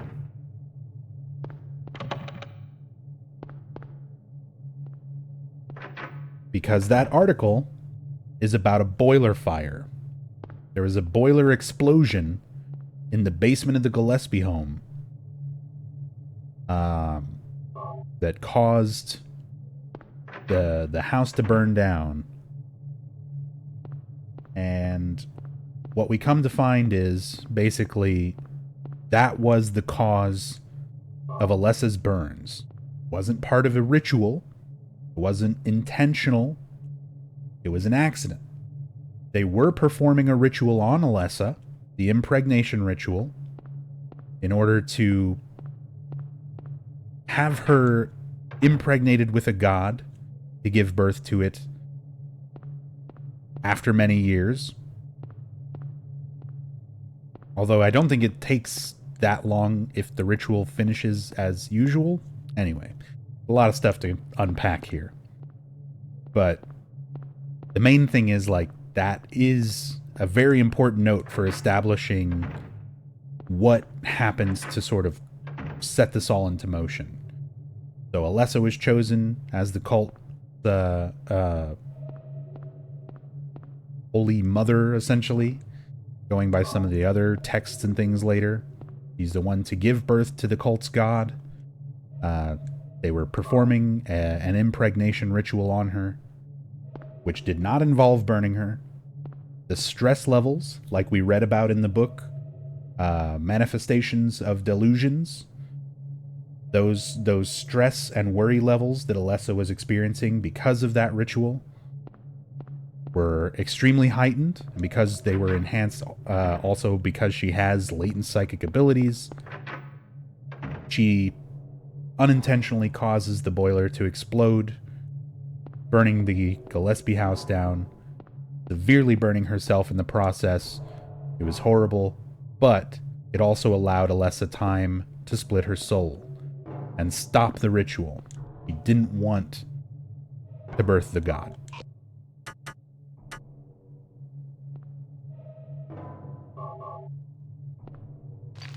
And as a result, she's severely burned. She has half a soul. Alessa herself gets hidden away by the cult with the help of Dr. Kaufman right here in Alchemilla Hospital, but not in any of the normal patient rooms. They keep her in the basement.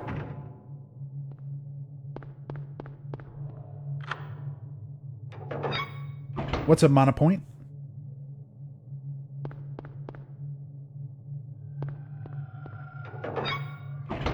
And hey, Kreba.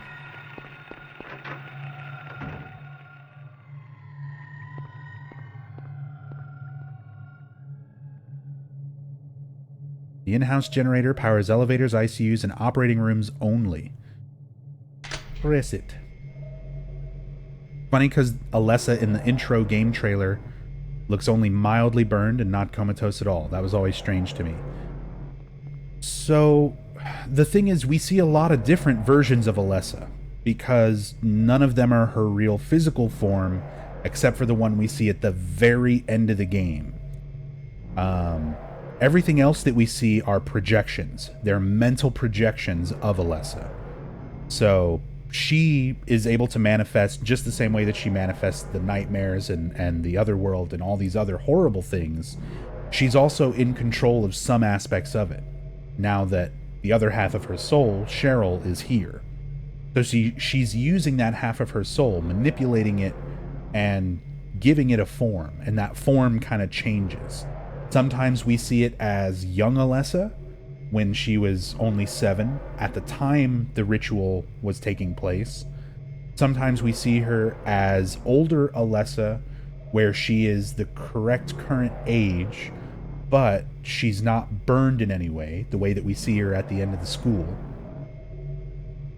And we see her burned like injured self, but that's also a projection when she's got like the light burns on part of her and like the bloody bandages wrapped around her. Again, all sort of mental projections of herself.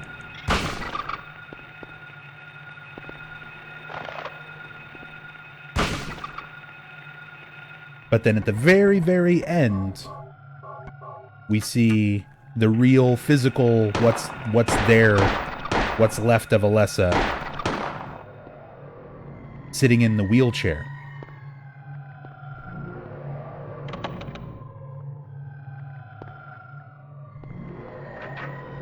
Alessa doesn't want to hurt Harry, right? I never understood that part. No, she does not want to hurt Harry. She's not acting out of vengeance or anger or anything like that. She's not in control of the monsters. She's not sending monsters out. She's not in control of this. It's a nightmare that the town is taking from her head and spilling out onto reality. Alessa is actively putting Seal of Metatron all around the town to contain her nightmare. She does not want it affecting the people in the town.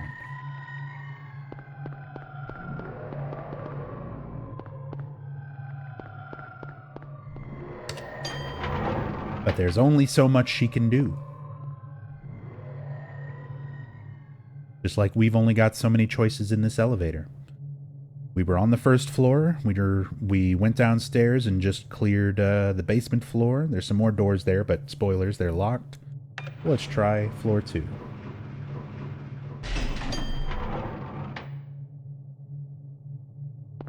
Do you consider Travis rescuing her or any of Origins for that matter canon? Not at all. It doesn't line up with the story of Silent Hill 1. It is not written by any of the same people. It is not canonical in any sense of the word. Nothing after Silent Hill 4 is. I'm not saying that they're bad games because of that. If you enjoy the Western games, that's fine. But by definition, they are not canonical. That's not up to me. That's what the word means. Like, they're not made by the same people. They don't follow the same storyline. They get crucial plot points different. So it just does not work that way.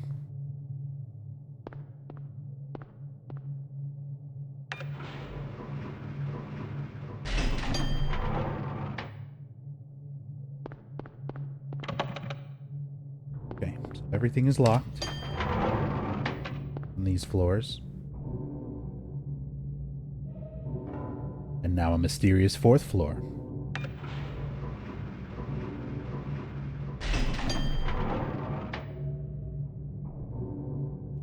So this is one of those things that's supposed to be weird and creepy, and it's creepy for the sense that a floor suddenly appears that wasn't there before. But it's a little more distinctly Japanese, sort of bad luck and superstition that kind of spawned that whole level 4 having a bit more significance. in the Japanese language, the number 4 can be written out as the character she, which is also the basis for the root word of death. So there's a lot of bad superstition in Japanese culture around the number 4.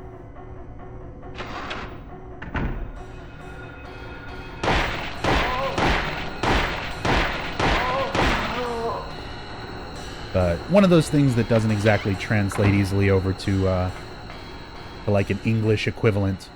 Well, the more Western equivalent would be like the number 13. 13 being an unlucky number. And if you go into a lot of, tall buildings, skyscrapers, and things like that, hotels and stuff in a lot of the Western world, like especially in a lot of places in the U.S., they don't even number the 13th floor if it's on like an elevator or something. They usually renumber the floors so that there isn't technically a 13th floor, even though there is. They just don't number it that way.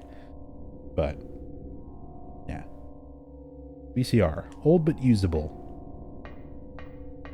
Yeah, number 6 being the number of the devil, or 666. Although that's a little more direct, like directly religious connotation. Oh yeah, this save point with this TV here, room 302. That'll be significant in Silent Hill 4. Completely unrelated in a totally different place, but just interesting to see the recurring number.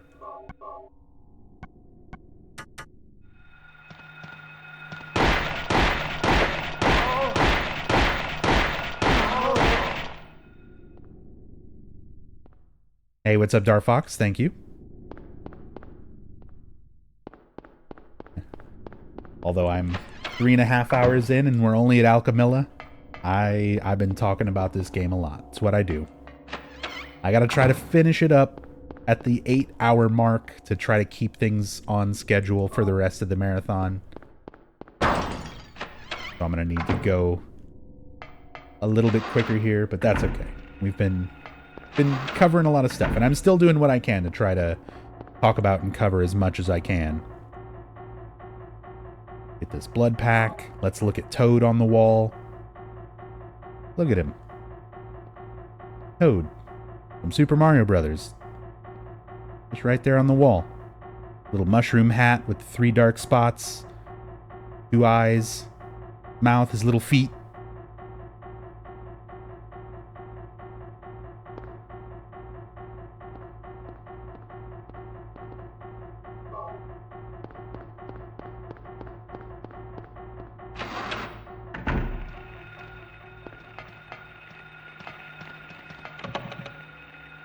Look at those little cloppers. Those little mushroom hooves.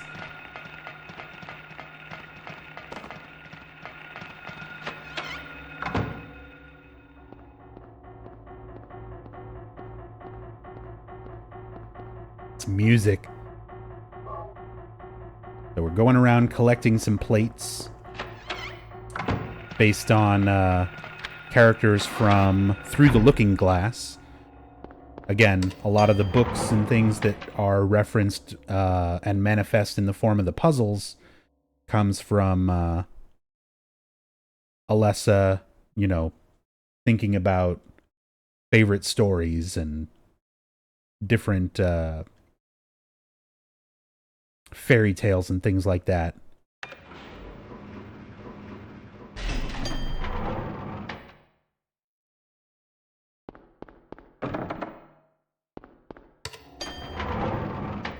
I need to go to the first floor.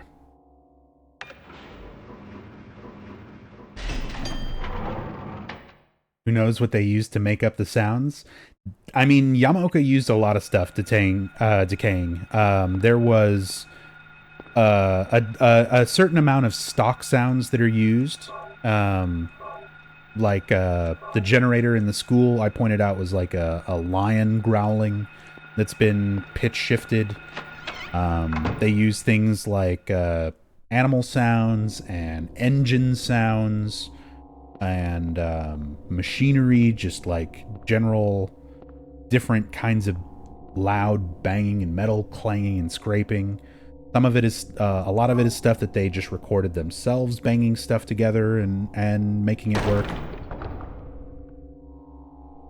No, it's a mix of things, Decay. Like, but making a game, making any kind of major production and not using anything stock, no existing stock audio, no existing like stock footage or anything like that, it almost never happens.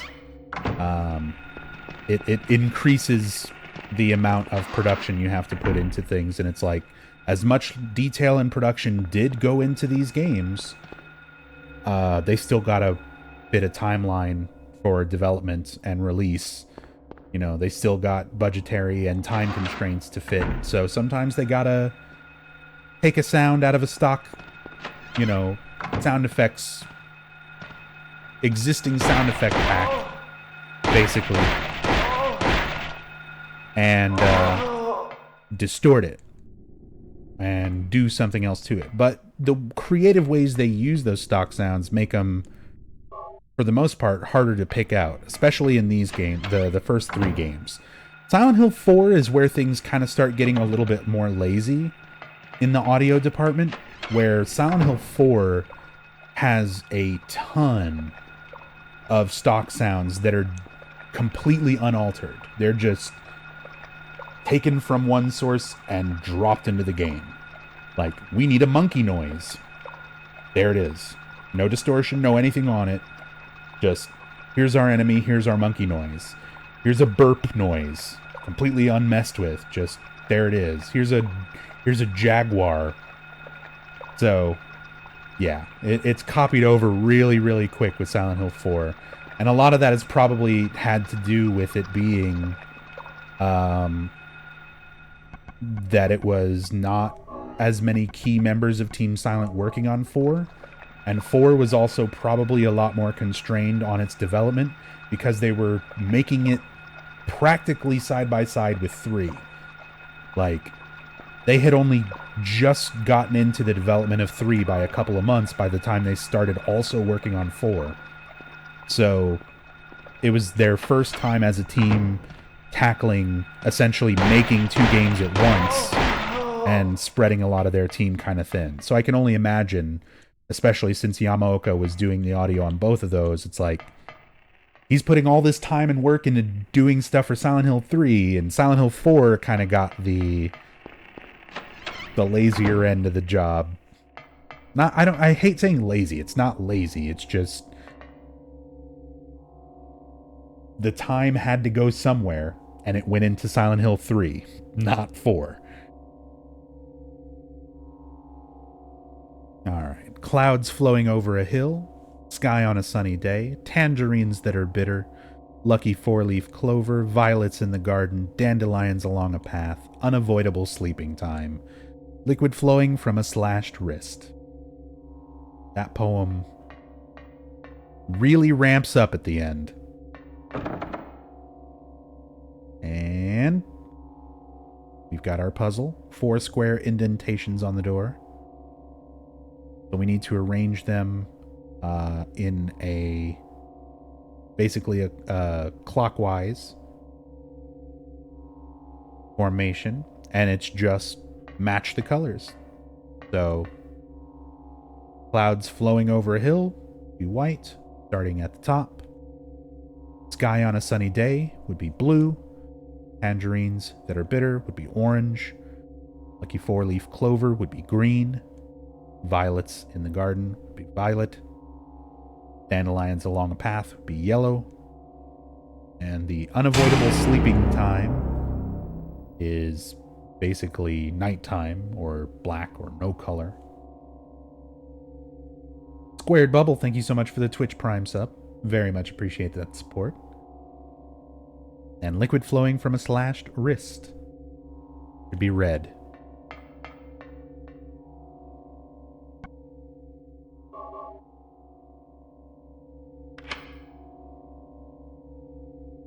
What's up, Noise? Oh, my thumb is healing up well, thank you. still got a ways to go before I can completely, hopefully, be mostly back to normal with it. But it's healing up. I still got it wrapped up today, mostly because I'm using my thumb right now. But it's healed enough where I can actually, even with it wrapped up, start using it to at least play games and stuff again. This is my first game since in the last almost 3 weeks. This is my first game that I'm playing on a controller with my right thumb.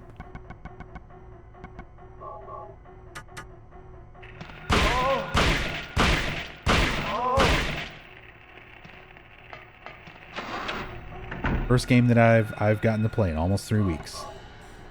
So it's good. I'm glad.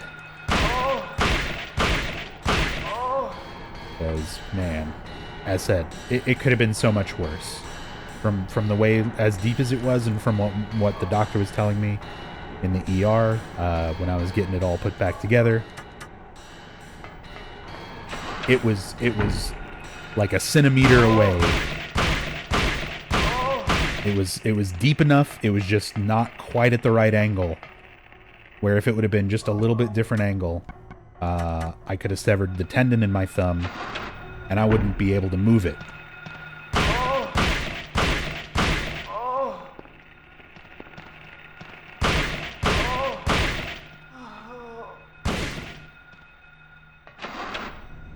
Yeah, I was using a fight stick for Soul Calibur. I put my hand in a splint to keep my thumb protected and kind of off to the side, and then I was only using my 4 fingers. So I was having to do a lot of, for Soul Calibur, I had my 3 attacks on top and my block on the bottom, so I was like having to move my hand a little differently than I usually do, but we were making it work. We'll definitely do some more Soul Calibur at some point too. That was a lot of fun. DJ Diddler. Oh, shut up, Trina. Why you gotta ruin everything? No. No. I'm sorry, Rena. I'm sorry, Trina. I pick on you because I love you.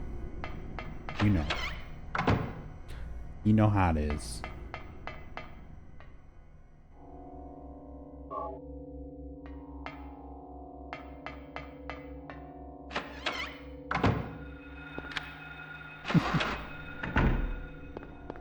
This game for PlayStation 3? You can play it on PS3. You can play Silent Hill 1. Like, Silent Hill 1's like fairly out there. It's pretty easy to get.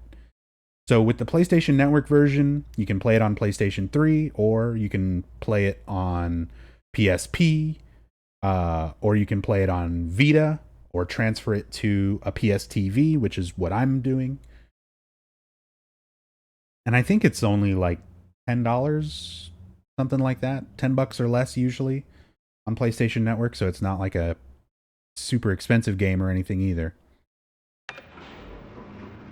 Or play it on the original PlayStation if you have an original PlayStation, and if you have an original copy of it for the original PlayStation, which that does start to get pricey. Not always an option for everybody. It is still an option.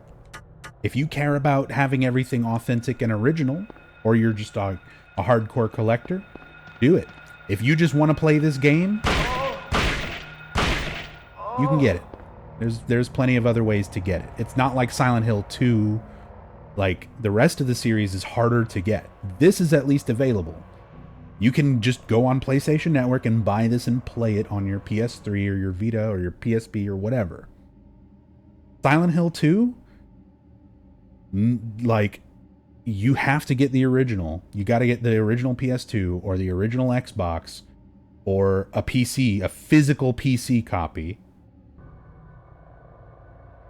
So all of those physical copies are somewhat expensive to get, and depending on where you live, if you got to ship it or anything like that, it's going to get even more expensive.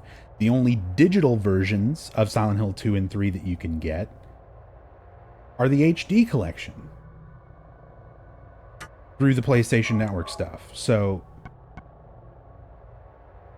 Yeah, backwards compatibility, but you still gotta buy a physical Silent Hill 1 disc, which the last time I went to my local classic game store and was getting some stuff, they have a copy of that there. It's $45. Not everybody wants to spend that much on a game from 1999.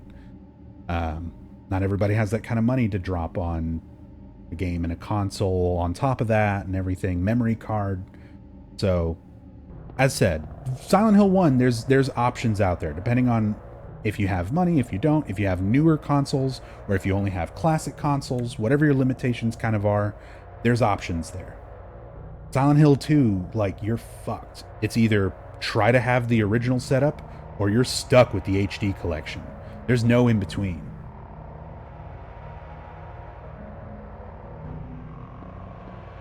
Yeah, the HD collection is really good. No, unfortunately, Darfox, it's actually horrible. It's the worst HD collection for any re-release or HD collection to ever come out. It is the worst. That's not an opinion. Like, this is objective evidence, like, comparing the game to its originals. They took it and made it worse. They fucked everything else up. And yeah, as far as a collection goes, it's 2 games. It's 2 and 3.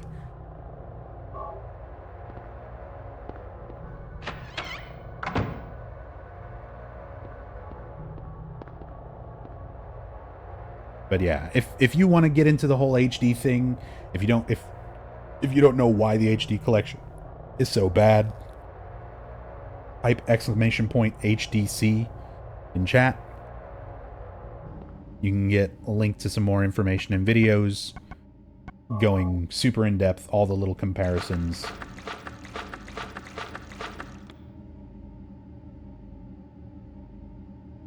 Yeah, I've got an entire video on it, worst of the worst,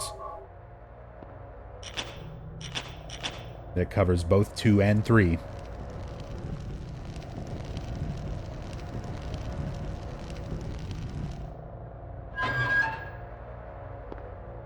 Enigma's got a video about it on his YouTube channel. There's a lot of videos out there on YouTube. Of course, the Twin Perfect guys on YouTube have a great video covering the HD collection. So, I mean, yeah.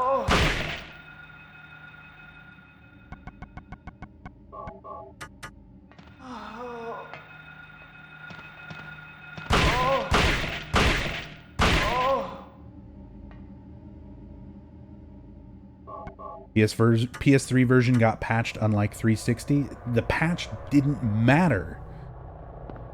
The patch took a giant pile of shit and, like, scraped off one little top flake, and in the process sneezed on it, and now it's a big snotty pile of shit. There's a little less shit, but you still have a big pile of snot shit.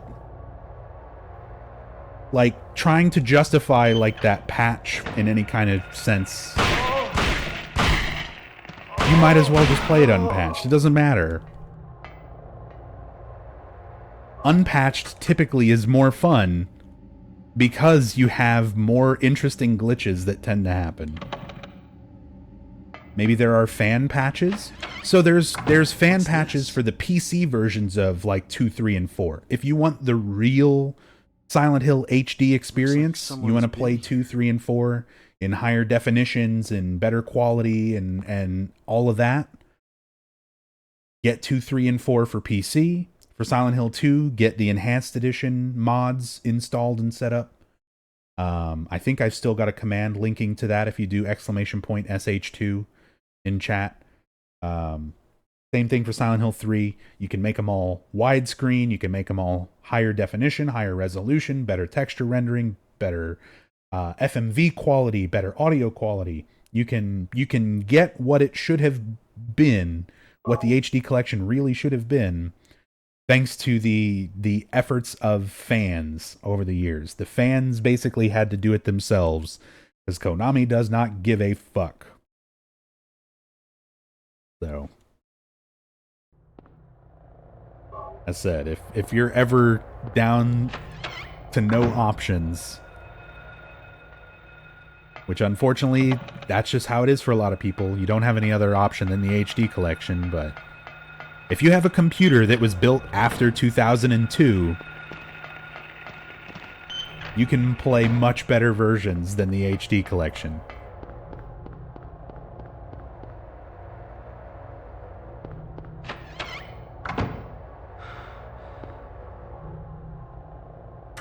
Been trying to get my hands on those PC versions for ages now.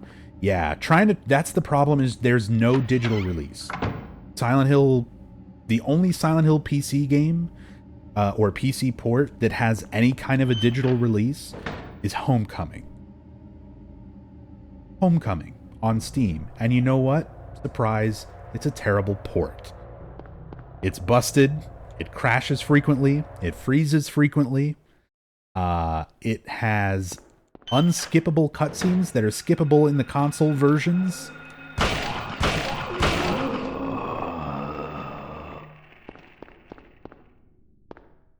It's a horrible mess, and it's usually still full price. Very rarely does it go under like $40 on Steam, and that's it. Silent Hill 2, Silent Hill 3, Silent Hill 4, all those PC ports never got a digital release. They never released it on Good Old Games. They never released it on Steam. They didn't do anything with it. But, you know, fans did that too. They made sure that there are digital versions out there. So, if you're interested in trying out the PC versions, having a difficult time finding them, type !Discord in my chat. Check out my Discord channel. Poke around a little bit. You might be happy with some of the things you find there. Also, Trina posts weird porn there. But maybe other cool stuff too. Maybe things that are hard to find. Not just Trina, obviously. But you contribute.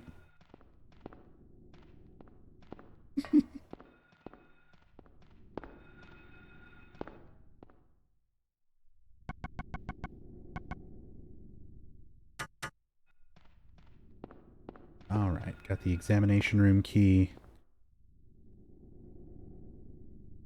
Oh, wait. That's it. That's all I need. I'm trying to run back through the hospital like there's more. I guess there is more. I didn't go get the videotape.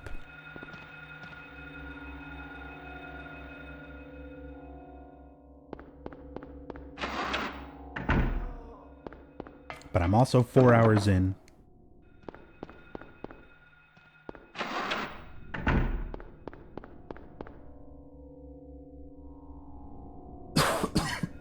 Excuse me.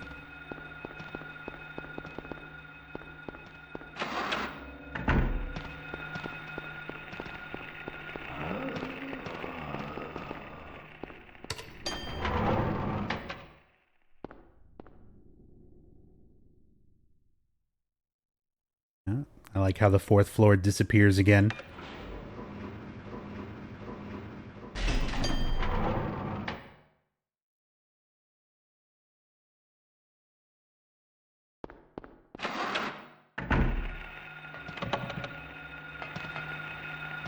Stop it. I don't want a massage.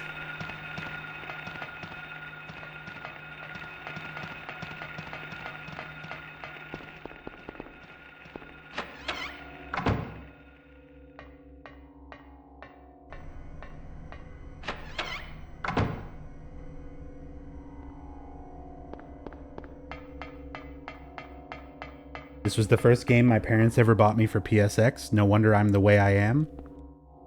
See, I don't buy that, Babylon. I don't buy that. I've talked to a lot of people who've said the same thing, and they're like, I played horror games when I was young, and that's why I'm so weird now. I'm like, no. You were already fucking weird. Otherwise, you wouldn't be here enjoying it now so much later. If it wouldn't have fucked you up. It doesn't work that way. Your interests are your interests. Nothing wrong with that.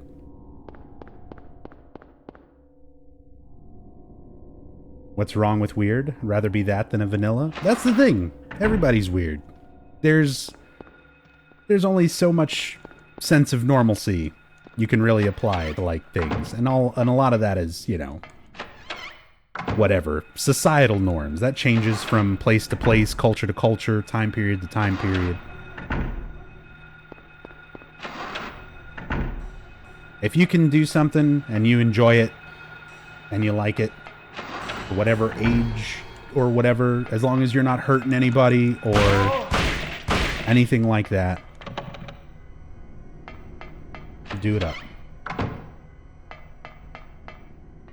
Don't be worried about being weird. Don't try to blame being weird on something else. Some movie or game or whatever. It's like, no, if it bothered you that much, it wouldn't have left an impact on you. You would have gone, oh, I don't like this, and never continued interacting with it.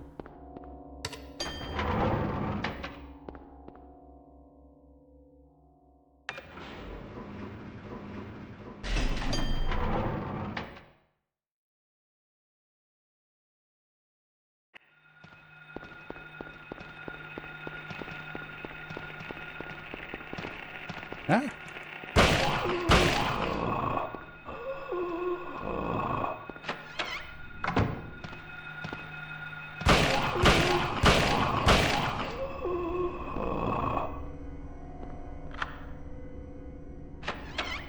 Go talk to Lisa. Oh, god damn it. I forgot the whole reason I was running around was the tape. Well, too late now.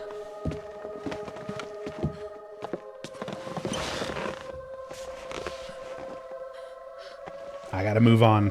I'm already halfway through my shift here for the first leg of the marathon.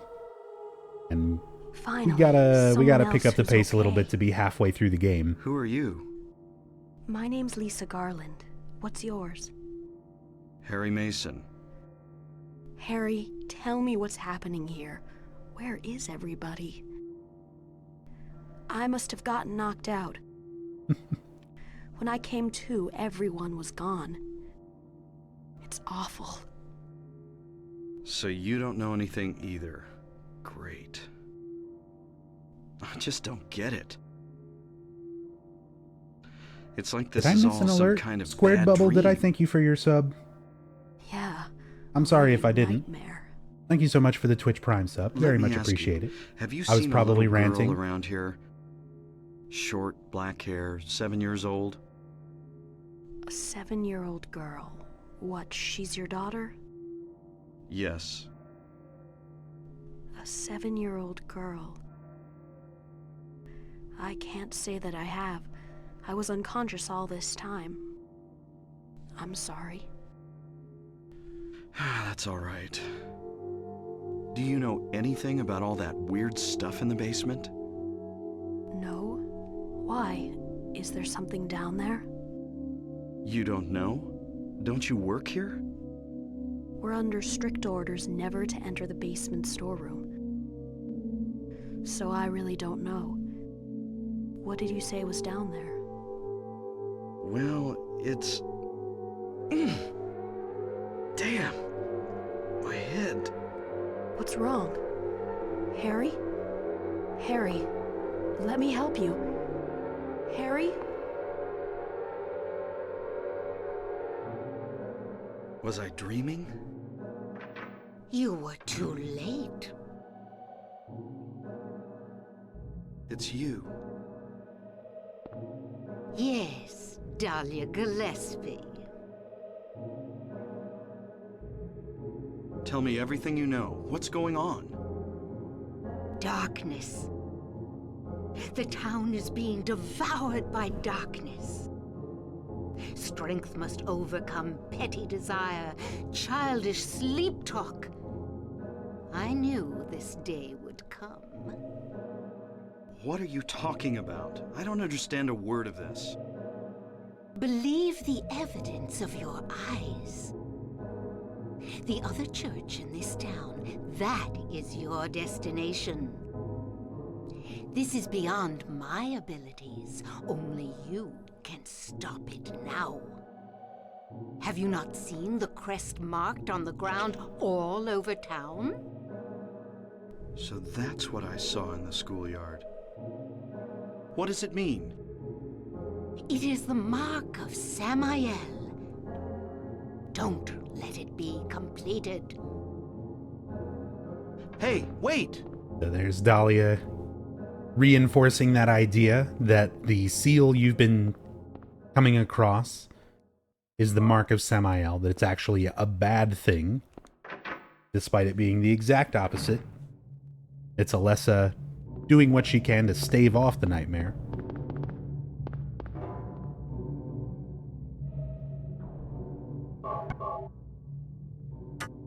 Why does she have a tie? Because she's a very professional cult leader.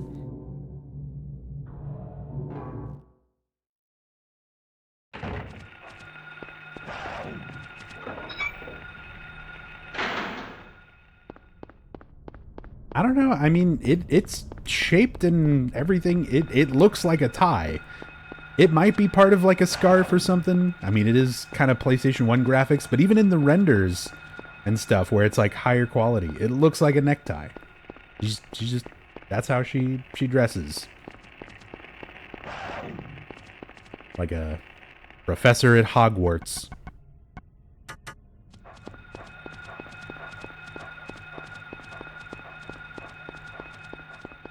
In Origins today, explain why Dahlia... No, because Origins just doesn't know how time works and how people age.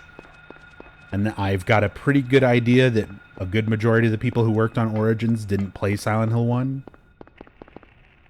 They were doing the best they could in an extremely limited situation. Origins was by far the most, like, development hell for any Silent Hill game, except for maybe PT.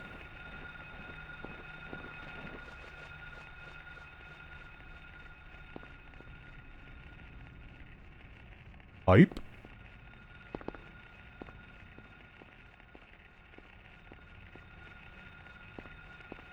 Got some more Portishead posters over here.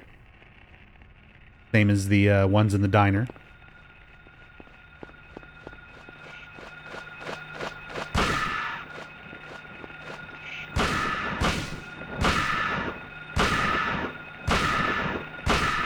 Oh, it's a roving band of incredibly tough air screamers. So this is one of those things that happens on hard mode that in the trade demo, this could happen anywhere. There's a few specific places that it happens now. But yeah, if you just kind of like spend too much time wandering around, there will be these groups of air screamers. And I mean, look at this one. Look how many shotgun shots this thing has taken so far. They send like a mini boss after you.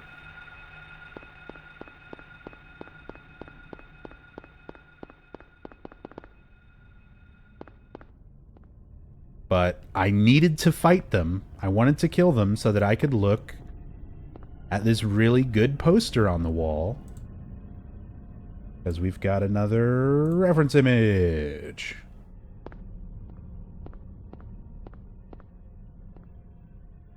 Carrie. The original movie poster. Or the original Carrie. Obviously a big inspiration to this game. Psychic girl with horrific outcomes.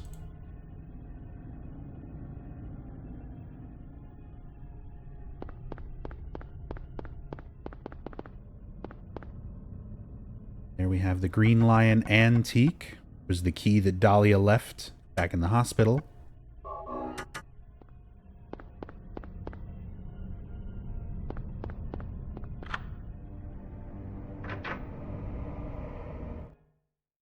Check out Nub's disco. Got a disco?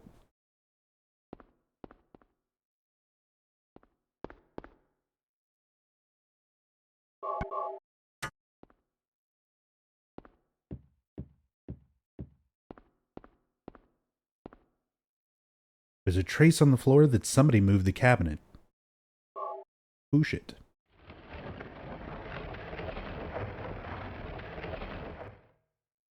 What's this? Harry! Sybil? I'm glad you're okay. I shouldn't have left Tried you. installing Silent Hill PC Things on are worse than abandonware and I it was thought. bugged.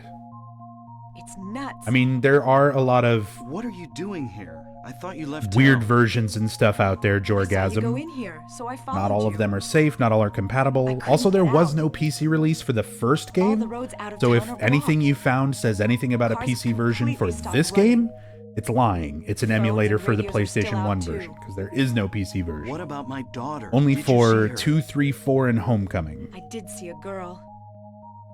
Was it Cheryl? I only caught a glimpse of her through the fog. I went after her, but she vanished. I But don't know yeah, about your if daughter, again, but if you're looking for And you just let her go? something Where safer was it? and you need help installing it or on anything Bachman like Road. that, She was heading towards ask the me on my lake. Discord. Now don't get excited. Something with DirectX versions didn't It wasn't jive. like she ran off exactly. One of the common things with Silent Hill There's no 2, place I just for her helped to somebody go. install this The recently, road has so been I obliterated. kind of went through all these issues and What? kind of know So what then problems Cheryl- most people run into. It was like When she you was install walking on PC Silent Hill 2, it prompts you to install DirectX. Never ever install it. What about Because you? the version of DirectX it's Anything? prompting you to install is Yeah, like I met this bizarre 8.01 woman. from like Her name's 2001. Dahlia Gillespie. Like whatever Do you know version her? you have on your computer is going to be Dahlia newer and better. Gillespie. So you don't ever want to install the DirectX version And? that SH2 prompts you to. She said something about the town being devoured by darkness. Yo, Lauren, thank you so much for the Twitch Gibberish Prime like that. sub. Thank you so much for Any that idea what it continued means? support. Very much appreciate it. Darkness Hope you're doing well devouring the today. town. Must be on drugs. Yeah, that's the 3 CD install, They Jor. sell them to the tourists. That's the one. The force still can't figure out who's behind it. And yeah, that's a common None of our thing. leads have panned People out. just kind of click yes through everything. And the investigation So when is it's like, stalled. do you want to install DirectX 8.1? What could drug You wanna click trafficking no. have to do with all this? I really don't know. But maybe that's the darkness she was talking about. That's all I can think of.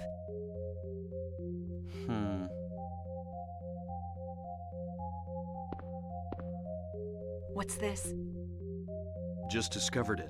Hey, what's up, Craven? Maybe there's something Yeah, back I'm doing there. well. Let's have a look. Wait. We don't know what's back there. I'd better check it out first. I'm a cop. I should go. Makes sense. No, I'm going. All right. I'll cover you from here. She gives that up so easy Careful. without question or anything. Anything looks fishy, get back here on the You're a double. cop. Okay. Tell him no. Go first. Sybil, Yeah? do you know anything about... Yeah, exactly, Truda. Well, I love you, Sybil, like but you are some a other shitty cop. world? It's like some kind of bad dream. What are you talking about? I'm not quite sure. I try to make sense of it, but then my mind goes blank.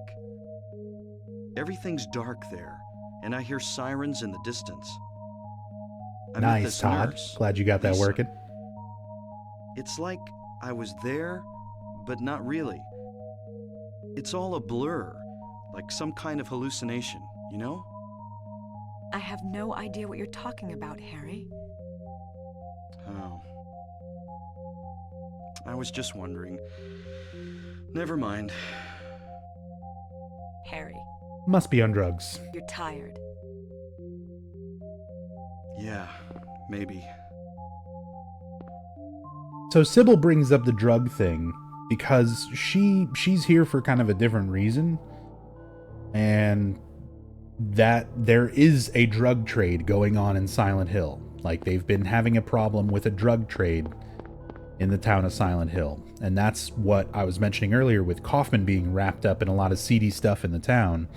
He's running that drug trade. And the drug of choice here in Silent Hill, because of What's this? all of the cultists, Some kind is a of drug altar. called PTV. Never seen anything like this before. Maybe this is the other church. And PTV is a hallucinogenic drug that the cult uses for ritual purposes and for inducting members into its ranks. And it's created from a plant that only grows around Silent Hill, a flower called White Claudia. Some kind of powder left in the chalice. So there it is.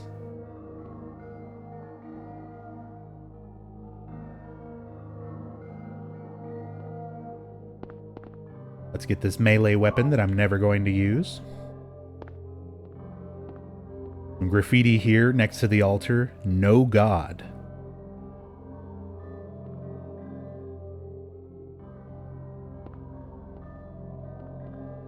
Bit like a warning.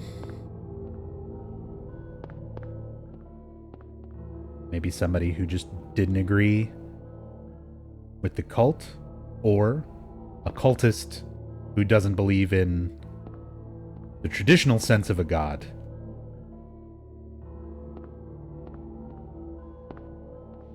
Could go either way. What the?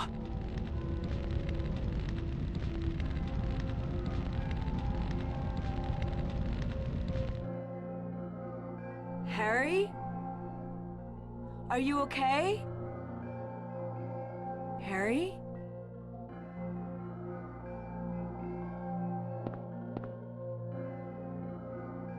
Harry?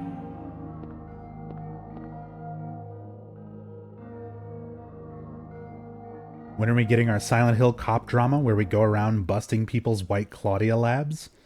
We almost got that, you know. That was like the very first concept for what eventually became Shattered Memories. Then I'm in the hospital? You were having a bad dream. When they were very, very first kicking around ideas for like, Hey, let's make a Silent Hill game on the too Wii. good. Are you okay? I'm fine. One of those first ideas was a concept that was called Bram's PD, If you're sure. where you play from the Lisa, perspective of a Brahms know a police woman named officer Dahlia investigating Gillespie? things in Oh, Silent yeah, Hill. that crazy Gillespie. It was going to have like She's kind on-rail of shooting segments or like first-person Never shooting seen type that movie, segments so I don't know through the that Wii much about her. controls. Basically Shattered Memories concept, but with Supposedly she's been more of a crazy focus ever on since. shooting and Well, investigating she says stuff the town as a is cop. being devoured by the darkness. And then that idea got Any idea spun what she's off talking about? The into town devoured Silent Hill by Cold darkness. Heart, which Yes, is I a think I bit do. closer to what Shattered Memories settled on, Before this place was where turned it's into a that resort. theme of winter and Tell these ice people and here everything were being on the frozen, quiet but it side. was an original female protagonist. Everybody followed some kind of queer religion. And there were like survival elements where you've got to find food and warm Black clothing and magic, keep your that kind of temperature up, thing. and As young people all sorts moved of stuff away, like that. people So figured they'd been summoned there was by the gods. that entire pitch Evidently, is things out like there that on used the to happen internet. around here all the time. I think it's on Before the resort, silenthillmemories.net. there really wasn't anything If you want to else look out up there. Silent Hill Cold Heart, you can probably just Everyone Google was so Silent Hill flipped Cold Heart out. and pull it up Gotta blame it and on read through the something. whole pitch. A lot of interesting ideas. And a lot of new people And some of those joined. ideas Everybody climbed eventually up. were kind of reformed into Shattered Memories. Last time I heard anything about it was, gosh, years ago. But basically, they had two much better Several people connected ideas with developing the town died in accidents. before they settled on, let's just reimagine Silent Hill 1. Oh, I'm sorry. I'm rambling. I'll shut up.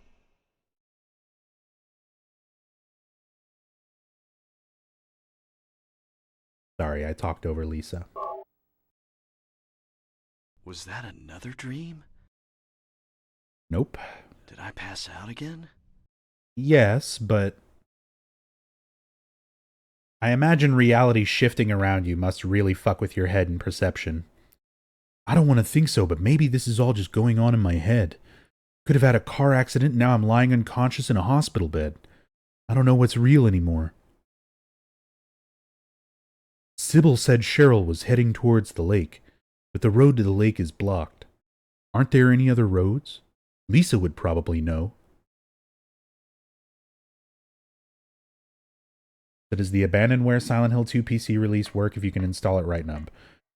Well, I don't know, Jorgasm, because there's a lot of different versions out there on the internet. If you want something that is guaranteed a clean working rip of the actual physical things with nothing else bullshit with it, check out my Discord. That's like the most blunt I can be about it. If you need help with the PC games, finding them, installing them, anything like that, check out my Discord. Because it's more than I want to get into here. It gets into some legal gray areas as well, but that's all we're going to say about it now.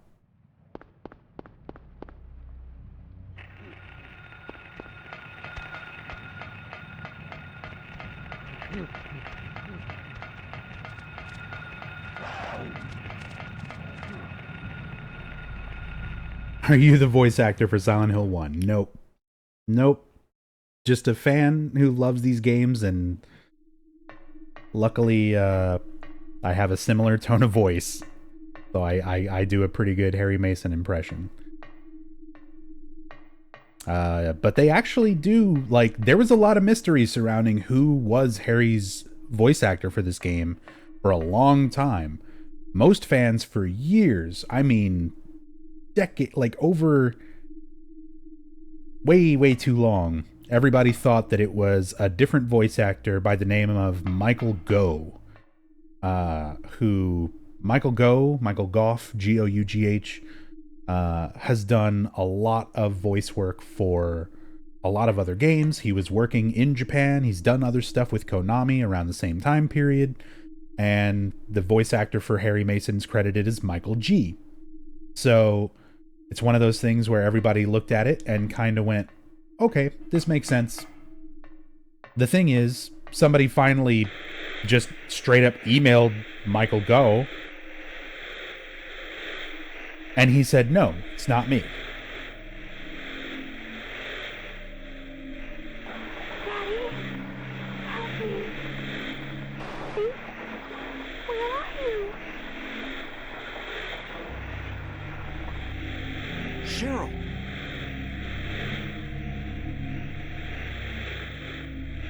Or Cheryl.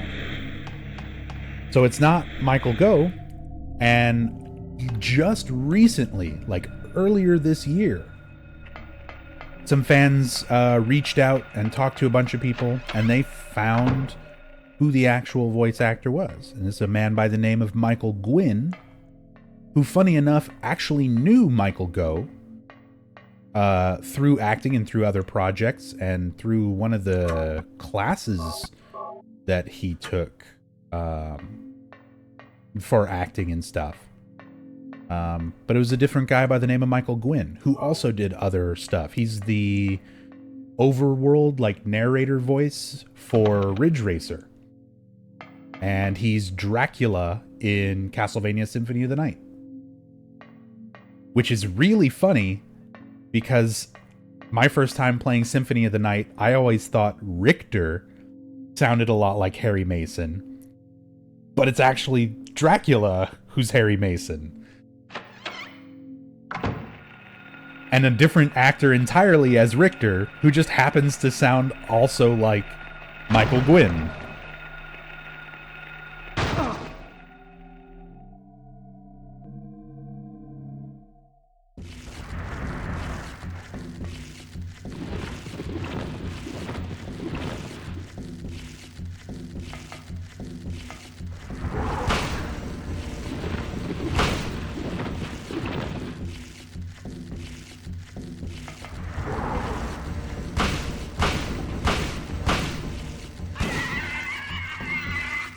Okay, I'll take a 2-cycle on hard mode.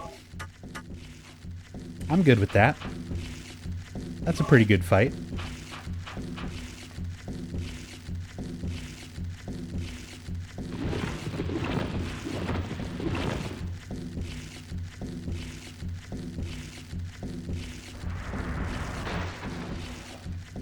The later games kind of forget giant bugs as an enemy, don't they?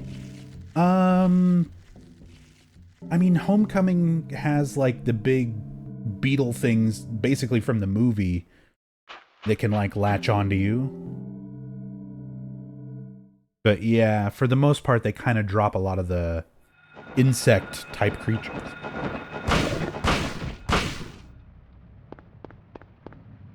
Alright, guys. I always have to stop here because this is the best spot. I've talked about it twice already during this playthrough, but this is the best place to show it off visually. This fucking dynamic rain effect. For 1999, PlayStation 1. This shit blew my mind. Blew a lot of people's minds. A rain effect falling on different ground textures and having a unique effect for every texture that it falls onto. If it hits the dirt, it leaves the little dark spot. If it hits the pavement, it leaves that little splash and sort of pools up.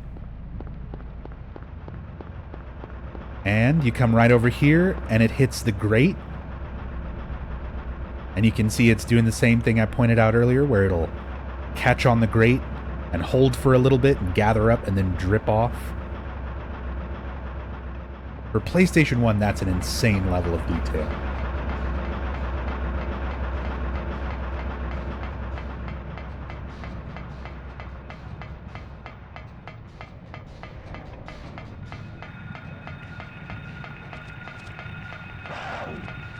It might not seem like much, but that's the kind of thing that makes it feel like, you know, much more of a real kind of world. You're a little more invested in things, even if you're not really actively paying too much attention to it. You might not have noticed it, but your brain did.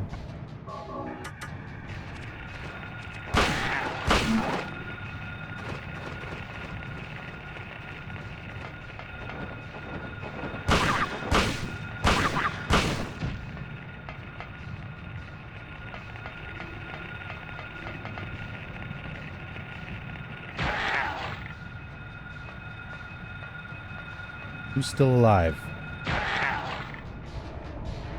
Who's bothering my radio?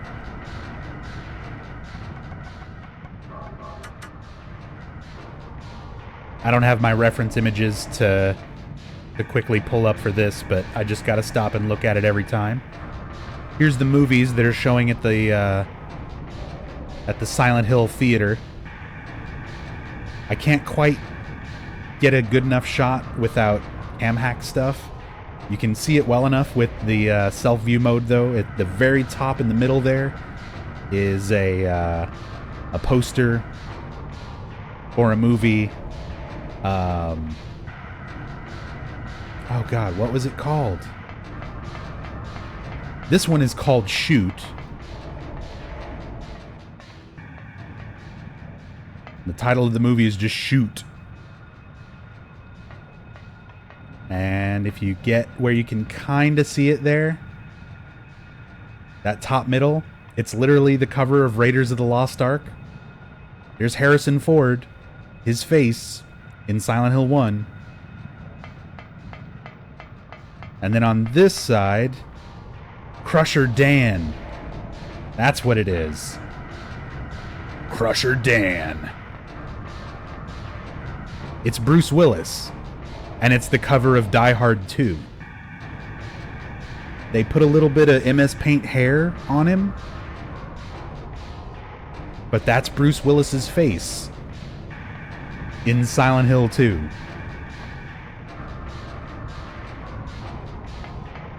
Sorry, Silent Hill 1. Silent Hill 2. In Die Hard 2, Silent Hiller.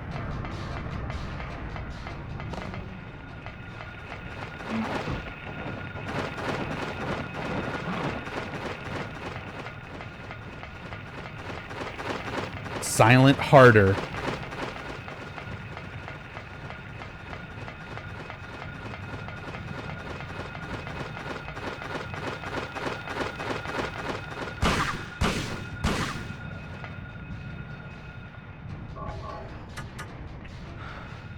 Gotta stop here because Just Cats, as you can tell from the monster dogs, Alessa does not like dogs. They're part of her fears, and the town's manifesting them as creatures. Alessa's more of a cat person. She likes cats. So we've established the seal of Metatron is something that she's using. It's a protective seal. She's trying to seal off the nightmare, keep it from affecting things. But the nightmare's getting stronger. Alessa's getting weaker. So it's starting to win out over her resistance. But she's got 2 seals of Metatron just cats. Just to protect the pet store. She likes the cats. The nightmare might get the whole rest of the town, but she wants to make sure the cats are safe.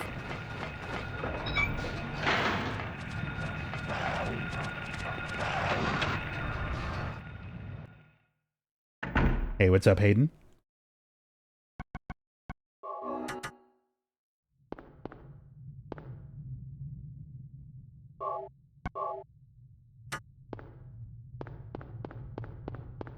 Silent Hard, starring Bruce Hillis. Oh, that's good complexities. Thank you. I needed that. Now I just need Lazy Tiger to make that video, Harry. make the cover. My life will Glad be you're complete. okay. Thank God you came back. I was scared to be here all alone. I'm here now. I was worried too. I'm real happy to see you. Lisa, can you tell me how to get to the lake? The lake? You take Bachman Road. The road's blocked. Well, that's the only way out there. Are you sure? There's gotta be another way. Wait! I just remembered something! What? There's a waterworks over by my old elementary school. It's been abandoned for years. There's an underground tunnel out there used for inspections or something. I remember hearing it runs all the way to the lake. Really? You think I can get to the lake from there? I've never been down in there myself, so I'm not positive. Besides, it's all fenced off to keep people out. If there's a chance, I've got to try. Harry, don't go! I don't want to be alone. It's so scary, I can't stand it. How about coming with me? This may not be the safest place in the world either. I can't promise you anything, but I'll do my best to protect you. No. Somehow I feel I'm not supposed to leave this place. Oh, Harry, I'm so scared and cold. Feel like I'm not supposed to leave this place. Look, So we just wait every here time we a have little these longer. interactions with Lisa seems I'll be mostly back as normal. soon as I find my daughter. Harry? But we keep getting all these little contextual things just to kind of show that there's something not quite right here either. The first time you wind up finding Lisa is through a very fuzzy, intentionally done, like grainier than everything else, almost dreamlike sequence. And then he's woken up in the same room. Lisa's no longer there. And instead Dahlia is present. We have these sort of first interactions with Lisa, and she's now letting on like, I feel like, you know, I'm supposed to stay here for some reason. There's something more going on with Lisa than usual. More than just this normal nurse who happens to be here as well. PTV hallucination? Nope. It's that Lisa is not what she seems.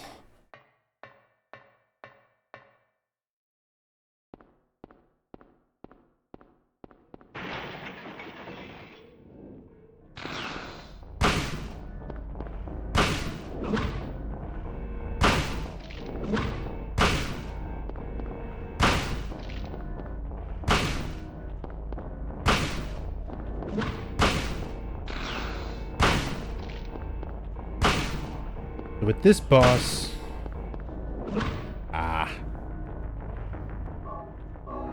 you pretty much just need to dodge it and shoot.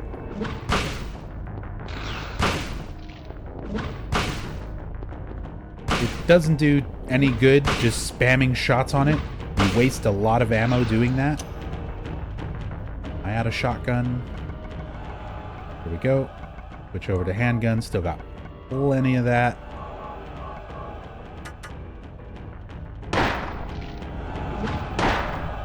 Because every time you do damage to it, it has a few moments of iframes. So if you just spam shots, your first shot will do damage, and then the next like shot or two won't do anything. So instead, it's better to just shoot it, move, shoot it again. That moth, by the way, is known as Float Stinger. Another manifestation of the nightmare coming from Alessa's head. She collects bugs like butterflies and moths. So first we see the twin feeler, which was the caterpillar. We fight it, but it escapes. And then it cocoons, it becomes this moth, the float stinger. It evolves like a Pokemon. Pokemon! And then we fight it on the roof of our mom's house. That is still my favorite bit of Silent Hill information out there on the internet. It's so good. That's not the Silent Hill wiki. That's like a separate... It's an older Silent Hill information site that's still up, though. I used to have the link for it, but I lost a lot of my bookmarks and stuff recently. Cleaning, like, I had so many fucking tech issues this past week with my computer, and I basically said, fuck it, and tried reinstalling a bunch of my stuff, and I didn't back a lot of things up, so I lost, like, a lot of information and stuff. But it's still out there. But yeah, there's this older Silent Hill information site where it talks about that boss. It's listing like all the enemies in Silent Hill 1. And that's the description for the float stinger. It's a giant moth that you fight on the rooftop of your mom's house. Even though that's the rooftop of the post office. Like, that was literally someone writing that, just being a smartass, like... What is this place supposed to be? Your mom's house?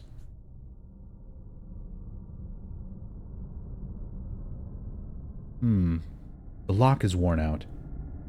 May be able to break it if I hit it hard. Harry's gonna have to hit it. And he's gonna have to hit it hard. Insert porn music here. I won't actually do it because I don't want my VOD muted.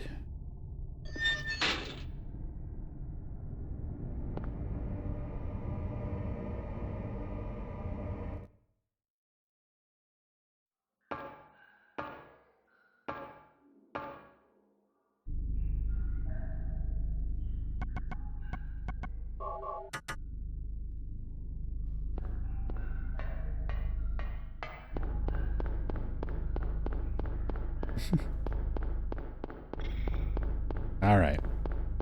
Time to just run through the fucking sewers because this is my least favorite part of this game. I hate these enemies. I hate these sewers. I hate these narrow fucking pathways. About the only thing I like here is like the audio. I like the echoey sound effects and all the metal clanking and echoing and sounding all sewery. That's great. But even by this point, 1999, sewer levels were so fucking overdone. Especially for horror and things of this nature. So, like,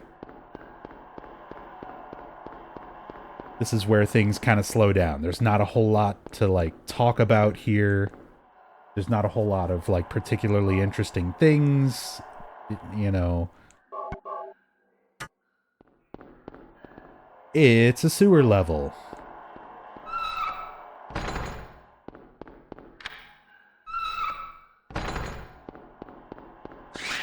What do the tiny green lizard men represent? Dinosaurs, actually. It's supposed to be a reference to Alessa reading and being scared of the dinosaurs in The Lost World, the book that Jurassic Park was based on.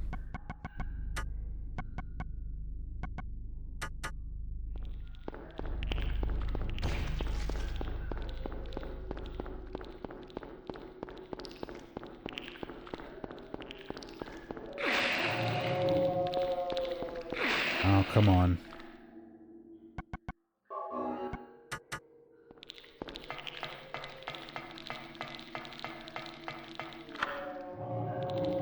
Yeah, they're kind of bug lizard hybrids, but they're definitely more representative of that. Same thing with the book The Lost World also features. It's kind of like just an island with all these different creatures on it, and it's dinosaurs and giant apes and things like that, which also have have an appearance in the game. Through the romper enemies. So again, like all those aspects, like the enemies, the puzzles, pretty much everything is coming from some aspect of Alessa's mind.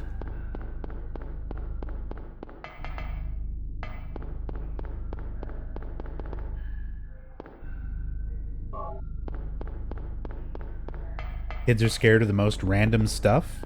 Dude. When you're a kid, I mean, stuff tends to be, I think, a little more scary just because no matter what, you don't know as much about anything. So you have that general kind of fear of unknown. But also, there's a lot of stuff that tends to be aimed at kids that tends to be really creepy anyway. Look at clowns. Who legitimately likes clowns? Most of the time, not kids.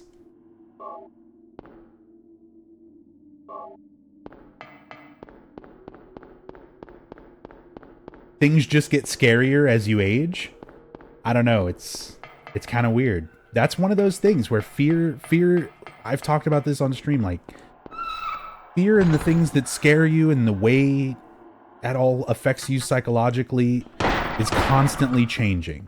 It's constantly changing throughout your life. When you're a kid, you don't know any better, so you don't know really what to be afraid of, what's worth being afraid of. So sometimes you tend to be scared of things that aren't worth really being scared of. And you get over those things as you get older. But then there's also, like, I don't know, for me, when I was in like my teens, you get to a point where you start feeling like an adult, but you're still young and you don't know shit. So things become way less scary because you feel like you can kind of do anything, like not be afraid of anything. Whatever. I'm 16. Why would I be scared? And then as you get older, it's like, you know, the smallest little things that didn't used to terrify me fucking scare the shit out of me now. I used to not worry about doing extreme activities. I used to skateboard and stuff like that, and I wouldn't worry about getting hurt and shit like that. Getting hurt now, especially after a recent trip to the ER and nearly losing the use of my right thumb, getting hurt scares the fuck out of me. So there's a lot of stuff that I would have done younger that now I'm like, I'm not gonna fucking do that. I'm not gonna get on a skateboard and jump down 8 stairs. I might get hurt. I gotta go to the hospital. I gotta pay for that shit. I might not ever function the same normally afterwards if it goes wrong. But when you're a kid, like, when you're younger, you don't even think of that kind of stuff. But again, it's different. That's my experience. For a lot of people, maybe you were braver, you know, than I was, or maybe you were more scared when you were younger and you're more brave now, older.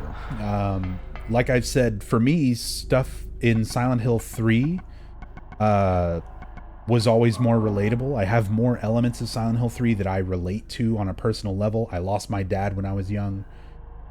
So that element of losing your father and sort of the fear and uncertainty and things that kind of come along with that are represented throughout a lot of the stuff in Silent Hill 3, you know, affected me on a much more personal level. But for somebody who's a father, you might find Silent Hill 1 much more scary than I do, because you know what it's like to have a child, and you know what it's like to feel like, whoa, what if I went somewhere and woke up and my kid was just gone? I don't know what that feels like. I can only imagine. So it's one of those things where as you get older and as your life experience changes and as the things you can relate to change, your sense of what scares you is always changing. It's always altering.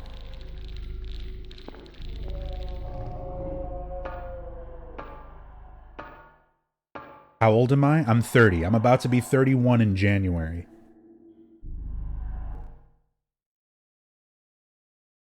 Which is a dinosaur by internet standards.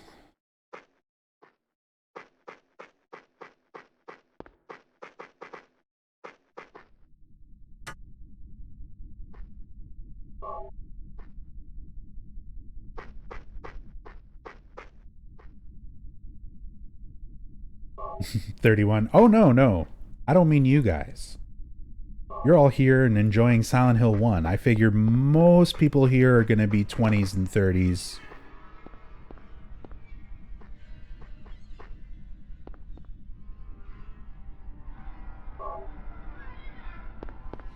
Generally speaking.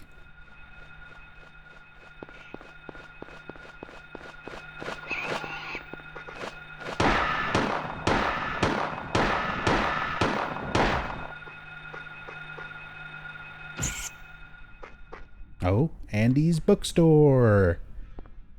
So again, little references to some real life places.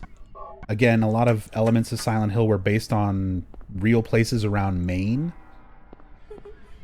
And I actually took a trip to Maine some years back and went around to some of those places just to kind of compare.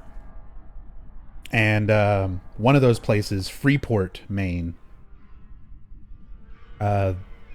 which had a lot of similar street layouts and similar architecture and buildings and stuff like that was pulled for influence and reference. I remember they had an actual Andy's bookstore. The sign didn't look like that at all, but I remember going, like, walking around the town and, like, just kind of exploring stuff and looking at all the buildings, and came across, like, an actual... It was like Andy's Books and Stationery. I was like, oh, that's great. Found it.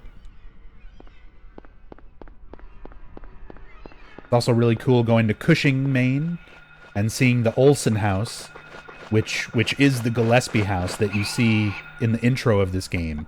It shows like a creepy looking house. That creepy looking house, the Gillespie house, is the Olsen house in Cushing, Maine, which is in like a whole bunch of artwork and different elements like that.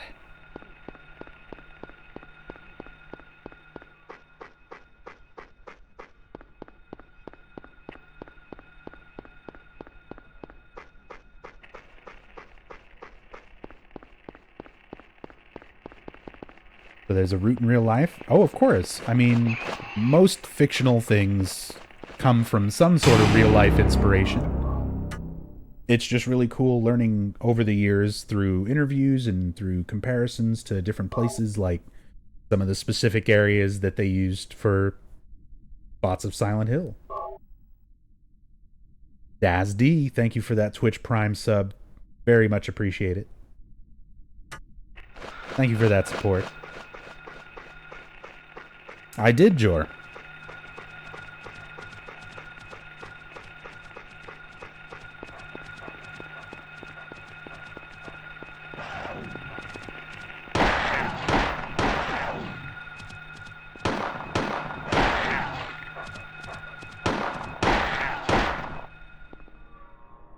Was it a long trip? Not as long as I would have liked it to be.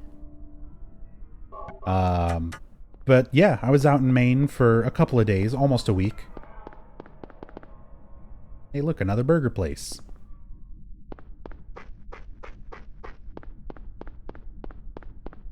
But yeah, I spent most of my time around Freeport, but also spent some time in, like I said, Cushing. Went out to some of the areas around Portland, because Silent Hill 3, again, it doesn't start in Silent Hill. You travel to Silent Hill with Douglas halfway through the game. But for that first half of the game, when you're in the mall and going to your apartment and all of that stuff, that's not in Silent Hill. That's in Portland. That's in Portland, Maine.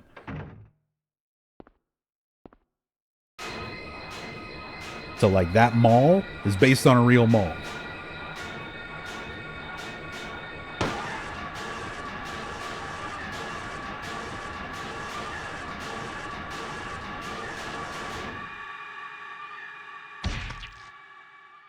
Are you okay?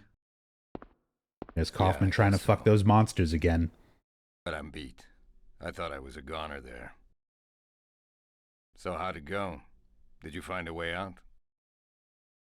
No, not yet. How about you? Zip. But it's too soon to give up. This craziness can't go on forever.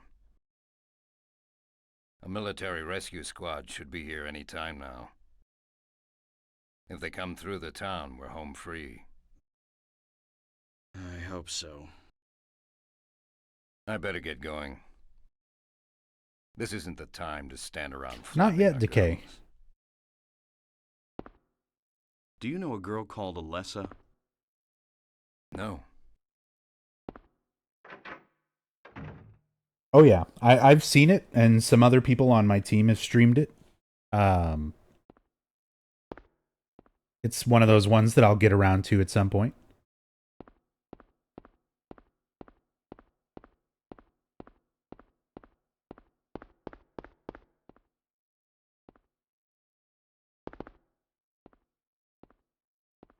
He doesn't say anything about this claw finger.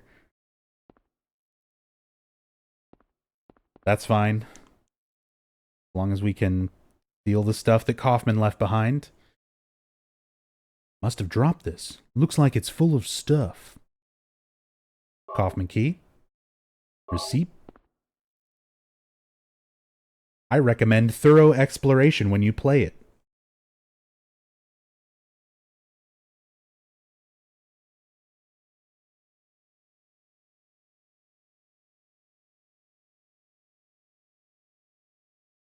You might be a little bit new to the channel, so I'll let that one go.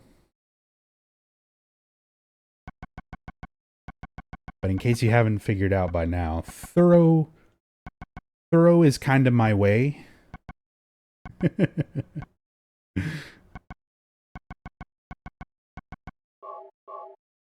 of what I do. If anything, I'm the guy who's going to bore people by sitting and looking and talking and thinking about stuff instead of just playing the game. I'm that guy. I will annoy the shit out of very impatient people playing a game and taking my time with it. Because I always want to try to absorb as much as I can from games. Receipt from General Store. Thought to have been dropped by Kaufman. 0473 is written on the receipt. It was for the General Store. The Indian Runner. And a Kaufman key with the number 3 written on the tag. He was thought to have been dropped by Kaufman.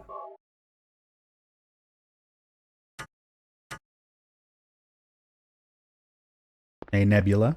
Yeah, I told everybody when I was shaving it, it's going to grow back in no time.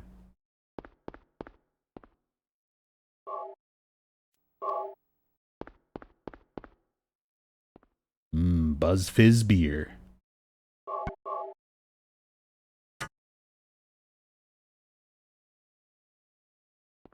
And don't forget the Funk Tour ladies. Can you believe they're coming to Silent Hill? Part of their funk tour? Love the funk tour ladies.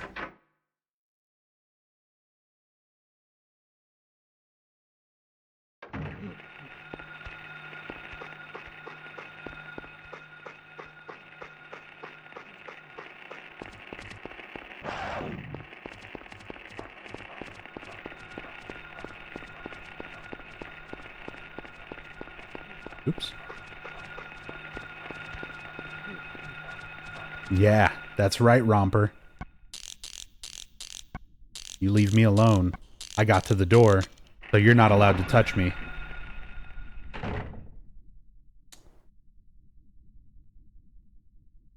What's a better fictional beer brand, Buzz Fizz or Duff? Isn't Duff an actual brand now you can buy Duff beer?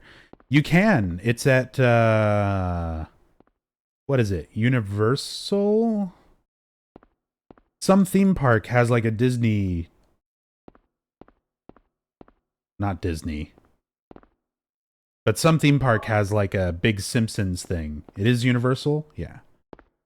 And I'm pretty sure you can get Duff beer.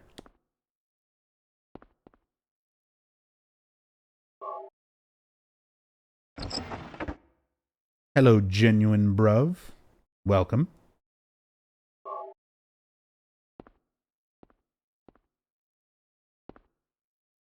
Here we go. August 20th. He came by. I handed over the package that the woman left here. September 12th. He showed up at Norman's, too. Don't want to be involved with the likes of them anymore, but I'm getting creeped out, even more than before. Thought of leaving town, but I'm afraid of what will happen if I do. So now we're getting a little bit more into that drug subplot going on. This is all stuff that we just got from Kaufman.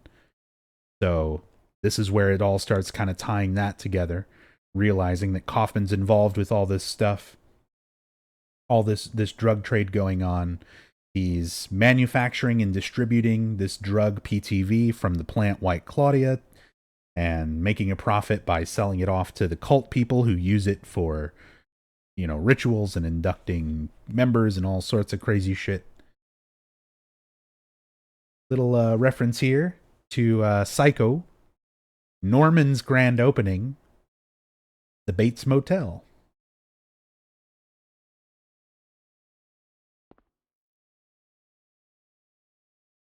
Got a locked safe, but there was a key in there. Exclamation point marathon, McConnell. There's a command for it. It's in the title. What is this? Drugs? Drugs? And that's it. You don't pick them up. You don't take them with you. This doesn't give you anything. All of this is just like extra plot. This is for you to piece together more of the story. And also to send things via FedEx Espresso. Hey, what's up, Kurt? Thank you so much for the 100 bits. Very much appreciate the support. Am I going to do the Silent Hills 1 through 8 speedrun again? Oh yeah, I'm planning on doing a couple of variations on it. Since I did the full speedrun of any percent last time. That's the one that's up on YouTube. What I'm thinking is next time I'll do all 8 main games hardest difficulties. So everything will be hard mode runs. Who in the hell was that? Well, Silent Hill 1 will be hard mode. Silent Hill 2 is hard action, extra riddle.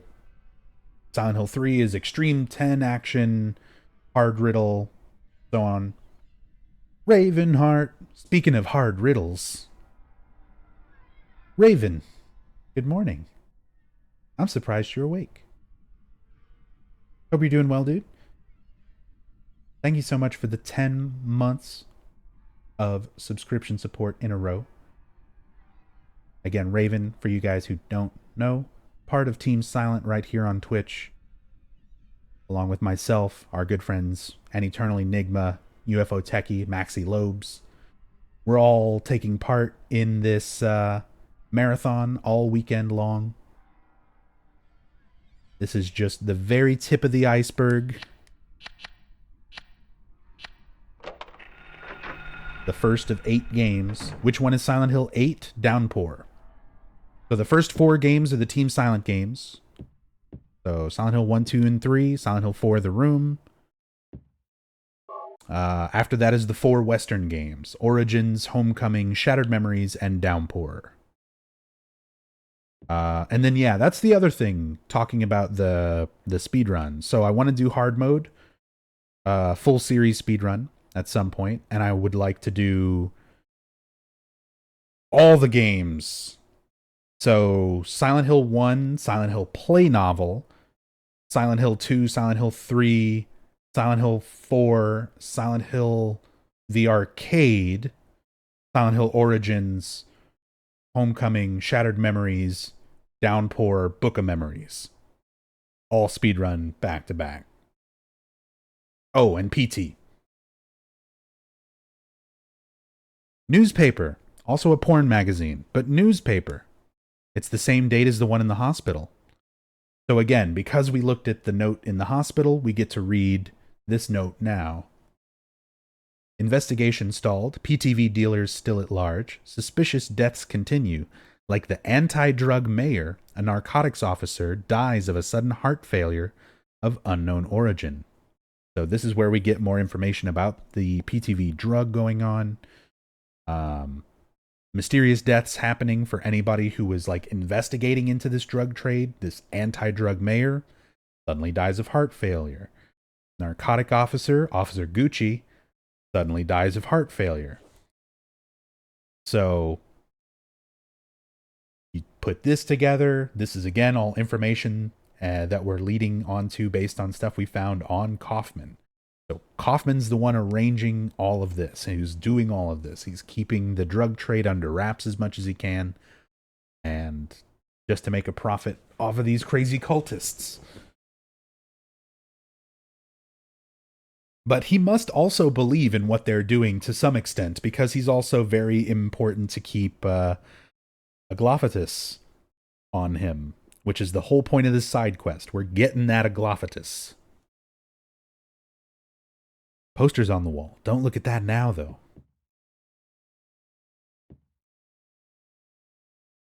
Look at those pixels. Monka TOS.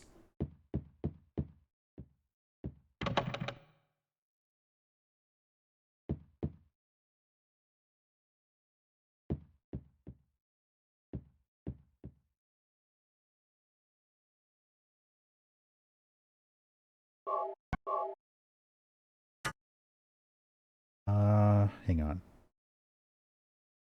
Which Silent Hill has the hardest hard mode, in my opinion? Silent Hill 3. Extreme 10 is brutal. Like, there's insta-kill enemies. Like, if you get bitten by a dog, you're dead. If you get grabbed by a slurper, you're dead. You don't mash out of it, you don't heal, you don't go down to 1 HP, like, it just outright kills you. The fact that 3 has so many difficulty levels and goes all the way to Extreme 10, yeah.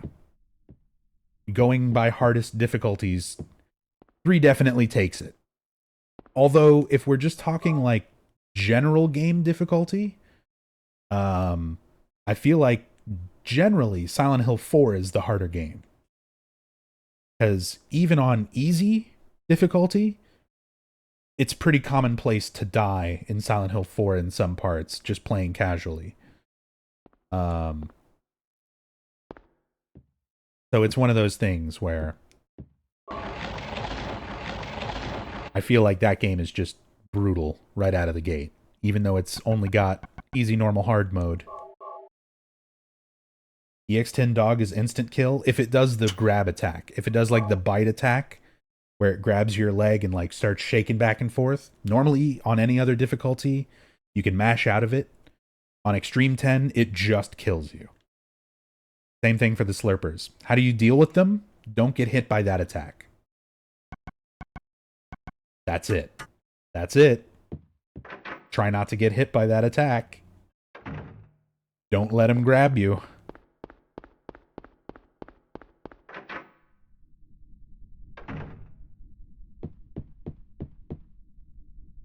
Yeah, that's it. Just don't die. Don't get hit by the attack that kills you. That's all you can do. And that has killed a lot of Extreme 10 runs. Let me tell you.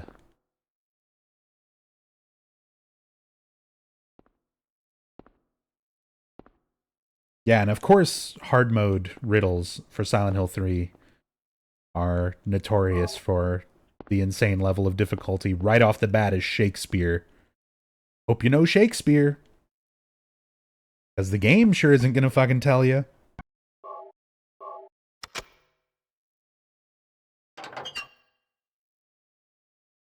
Small glass vial wrapped in a plastic bag. So here's that Aglophtis I mentioned. Kaufman is keeping this because it is an important part of warding off demons. And I get the feeling Kaufman probably didn't have this initially. He was doing his drug trade thing for a while, working with these crazy cult people. Some weird stuff happens around town every once in a while, but I'm guessing he probably, for the most part, didn't believe in a lot of this stuff.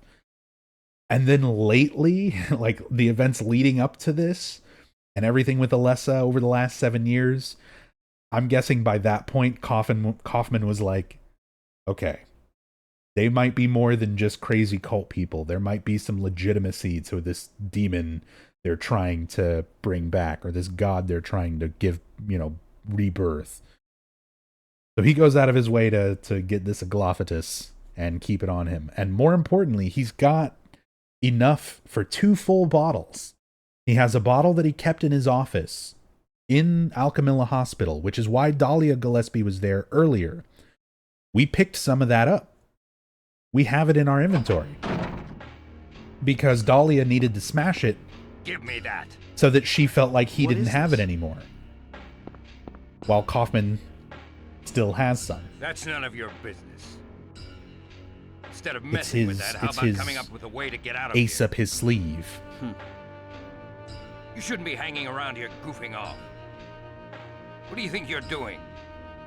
You want to get yourself killed? Get out of here. Okay, take it easy. Unless you want to die, keep your mind on business. Got it?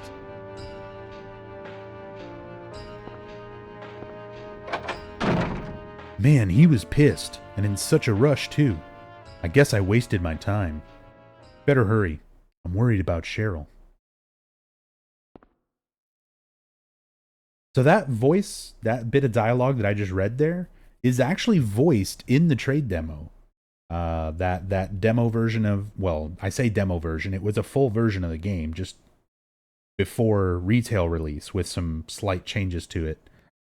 But in that trade demo for this scene, like, Harry's voice actor reads those words, and they changed that for all versions of the retail release. All regions, that dialogue is only text.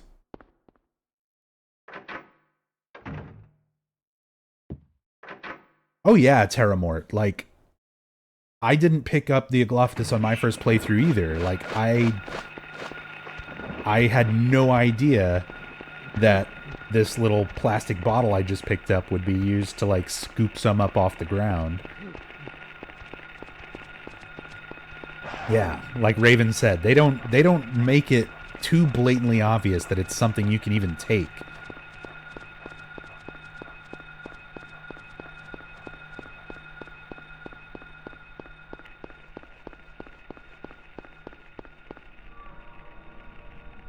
Hey, Zapira? Or Chapira? CZ? Like What's Czech Republic? this? Maybe? Either way. Oh, I'm the same way. Thank you for the follow, but I do the same thing. Not again. No, this time it feels different.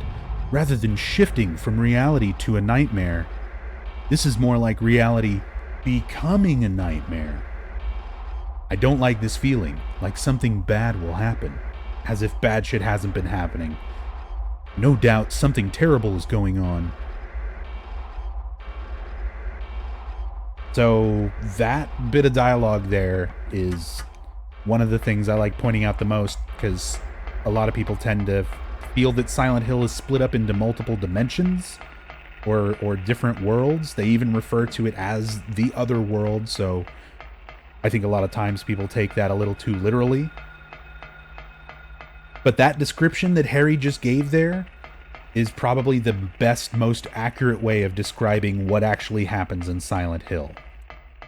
It's not being transferred from one dimension to another with a fog world and a normal world and a dark world and another world.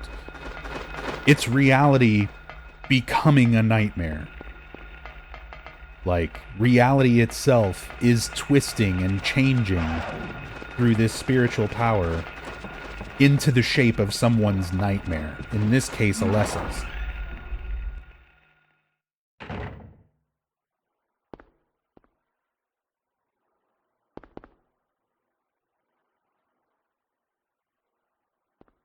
There's a body stuck to the bulkhead. And that's all Harry has to say about it. Pretty fucked up, Harry. What was that? Who in the hell was that? I wouldn't even want to walk past this thing right here. But I guess Harry's getting used to stuff. Unleashed. A7X Unleashed. Thank you so very much for the continued support, the 14 months in a row. Very, very much appreciated. Long time no see. Silent Hill Marathon, you say? There goes my weekend plans. Oh yeah. We got everybody on Team Silent covering all of the main series games, doing in-depth story playthroughs all weekend long, 60 plus Sybil. hours Harry! of marathon How of did you get Silent back Hill here? non-stop this I weekend. followed the sewer. And we're only 5 hours in. Were you the one who cut the fence? We're only the first 5 Yeah. hours in. I'm glad you made it. There's I was still worried about another you. nearly 60 hours You to were go. worried. Where did you disappear to? Never mind. I want to know what's going on here. What is with this town? This may sound really off the wall, but listen to me. You've got to believe me. I haven't gone crazy and I'm not fooling around. At first, I thought I was losing my mind. But now I know I'm not. It's not me. This whole town. Hey, Mata. It's being invaded by the Otherworld. By a world of someone's nightmarish delusions come to life. Hey, what's up, Enigma? Little by little, the invasion is Yeah, spreading, get that popcorn ready. I hope you got a lot. trying to swallow up everything in darkness. I think I'm finally beginning to understand what that lady was talking about. Harry, hold on a minute. And if you guys I don't get it. Look, want to see the I don't full understand it schedule, all you can type myself. !marathon I guess I can't explain so it. you know who's playing what and Well, when. What's making this If you got a happen? specific game you want to try to I catch, don't know that either. it's going across all I do 5 of know our Cheryl channels. is there. So after I finish up Silent Hill 1, Under whoever created this yeah, darkness. there you go. There's the link right there in chat. Cheryl Thank is you, Trina. somewhere and she needs my help. So after I finish up Silent Hill 1 here, Harry, we tag off. this We're gonna whole thing's raid been a major blow right to you. over into Enigma and You go need to straight into rest. Silent Hill 2. Sybil, The demon is awakening, spreading those wings. And it'll just keep going from Dahlia there. Gillespie. Finish a game, raid right into the next one. Finish the next game, raid right into the next one, and so on and so Yes, forth. everything. All weekend long. Hungry for sacrifice, the demon will swallow up the land. I knew this day would come. And what's more, the task is almost finished. Spreading those wings. Two left. To seal this town to the Samael hiss, does have the some very mark nice of wings. Samael. When it is completed, all is lost. Even in daytime, darkness will cover the sun. The dead will walk and martyrs will burn in the fires of hell. Everyone will die. So what am I supposed to do? I've got to save She sounds Cheryl. happy about that. It is simple. Stop the demon. The demon taking that child's form. Stop it before your daughter becomes a sacrifice. Before it is too late. Stop it! Stop it! What do I do? Go to the lighthouse on the lake. And to the center of the amusement park. Make haste. You are the only hope. Look, Harry. I really don't get what's going on. But if there's a chance we can save your daughter, I'm in. I'll check out the amusement park. You go to the lighthouse. Sybil, thanks. You're like, yeah, whatever. You will need to use it. Use what? The flowers. Only with that can you stop it. What about Sybil? And she just leaves. I love it. Sybil walks out on Harry right there. Just like, yeah, whatever. Bye. Dahlia, as soon as Harry looks away, walks off. Like Commissioner Gordon trying to hold a conversation with Batman. Every time I turn my head, you're just fucking gone.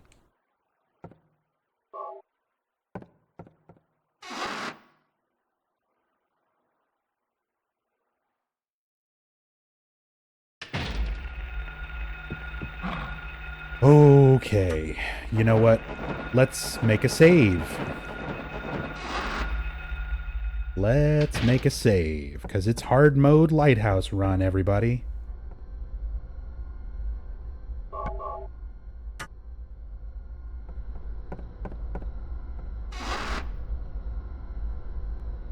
Similar to the sewers, there's not a whole lot of like stuff to stop and talk about during this part, at least. But it's also a lot of just trying to run and get to the fucking lighthouse. Oh my god, why is this romper here? Why is that romper there? This is what I mean. Hard mode lighthouse. It never fucking fails.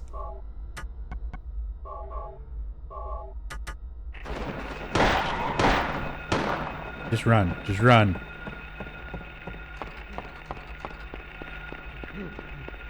RNG Fest? That's really rare for that romper to be there. Because he's normally up on the platform. And for them to maneuver into those little spaces and make it down the stairs and stuff like that almost never happens. Like, they almost always get stuck on geometry and just don't chase you. That guy made it down and caught up and attacked me.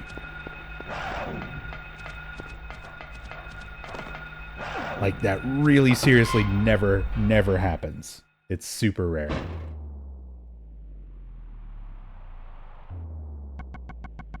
Alright. Ever played Oxenfree? I have not. Any way to convince you to playing it on stream? You've just done the most you can possibly do. Recommend it.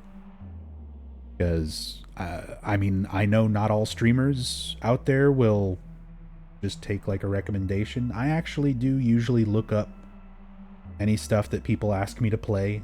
I won't always play it. I won't always get around to playing it. And if I do get around to playing it, I won't always like it. I had people telling me to play Evil Within for a long time, and I finally played it, and a lot of people weren't too happy with my opinions on it, but how it goes sometimes. But yeah, no, I'll definitely check it out. Same thing for, like, we mentioned Cry of Fear earlier. Stuff that I will absolutely look up, and if it seems interesting to me, I'll usually try it out, and if it's especially good after that, or if I seem like it'll be an interesting thing to stream, then I'll try to make time to stream it.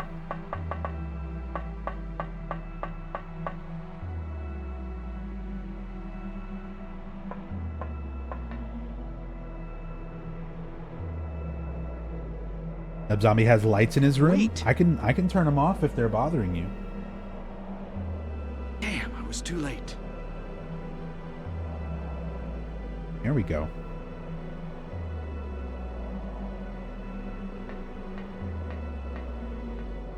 Now we can summon Satan.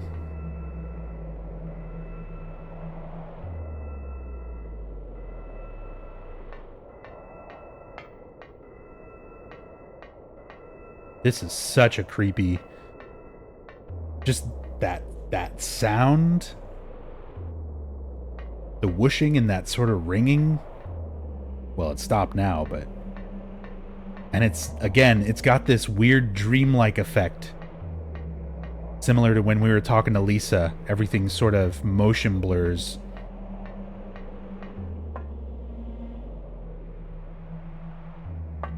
Darkness. Dream is being devoured by darkness.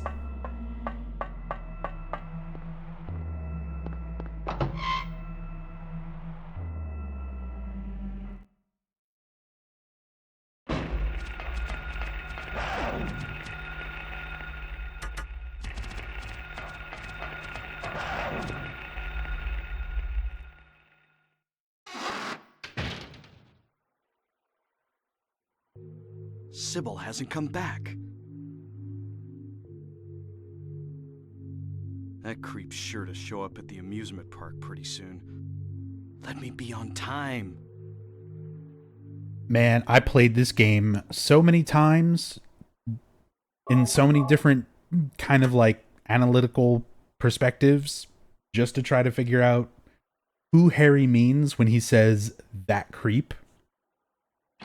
Like, who the fuck are you talking about? Almost everybody we've encountered has been creepy. Or a creep. But it's like, I think he's talking about Alessa.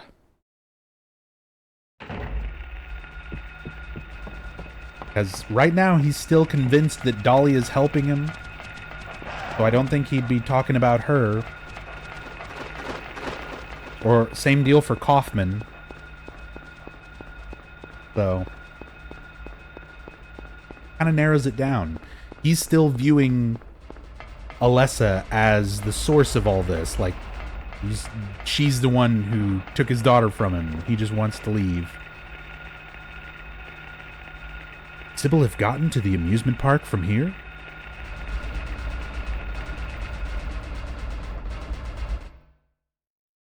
Perhaps.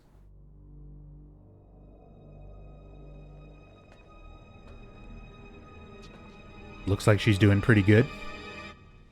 Oh, no. Maybe not.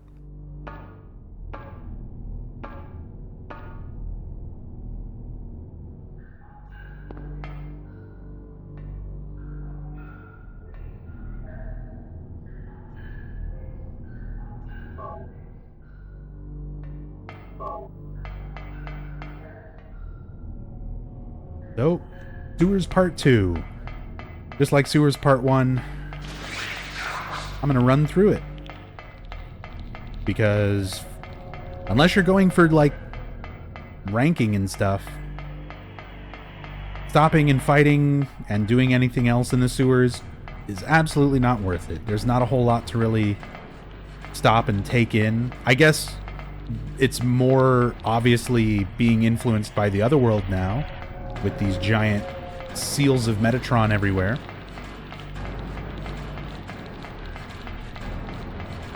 And Alessa is still actively trying to stop it. But as you can see, there's enemies in the presence of the seal, so you also are still getting that sensation that Alessa's trying to resist everything. She's doing what she can, but her powers are getting weaker and the nightmare is getting stronger.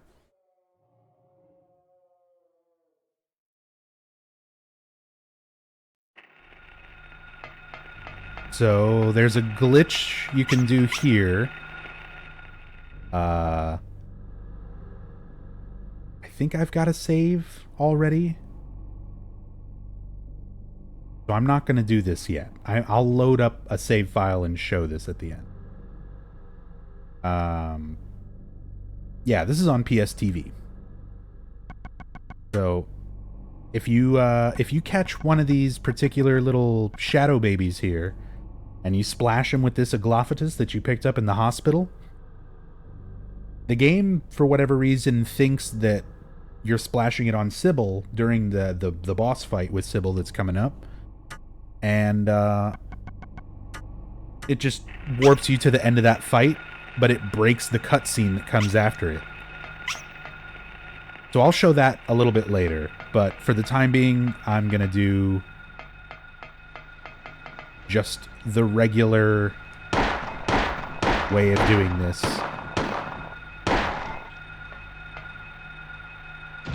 So that we can go actually see Sybil. Although I'm not going to fight her and kill her, I'm going to just splash her with a Aglophilus, because she is a pain in the ass to fight, especially on hard mode. If your health is not completely at 100%, if you're at 99%, she can kill you with one shot from her gun.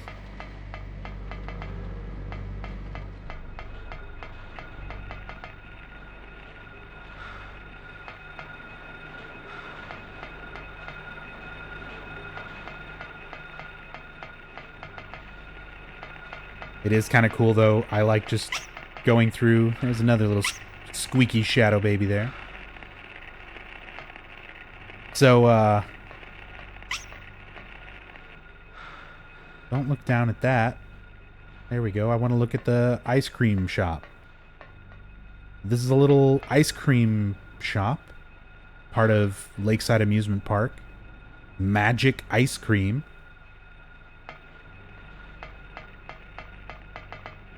And there's a notepad here so that you can save your game, just like that. This is one of the areas that you return to in Silent Hill 3, though. And this is one of the notepads where, from Heather's perspective, 17 years later, she reads what Harry wrote down on this notepad when you save here. Again, one of those great little connecting moments between 1 and 3.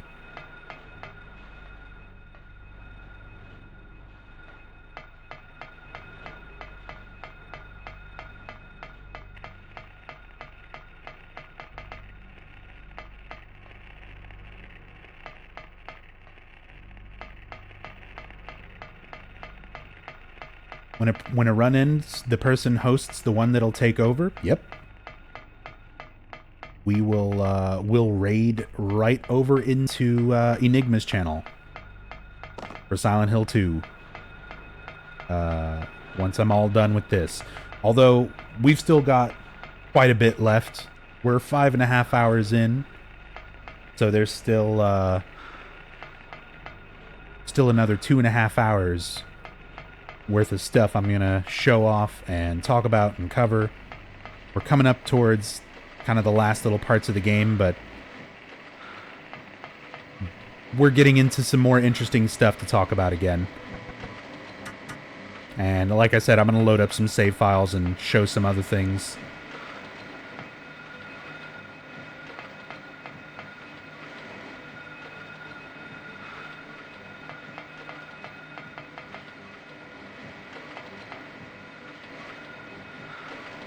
Kind of funny just going through, looking at all the rides and stuff. It is unsettling. There is something very kind of creepy about a normally fun place like an amusement park in this kind of state. I'm using a lot of the first, well, not first person, but the self-view mode here, because there's so many parts where the floor is just gone. And because of the rendering and the camera angles and everything, this can be a real awkward spot to try to maneuver through. So there's the ladder, where I came up from the sewer.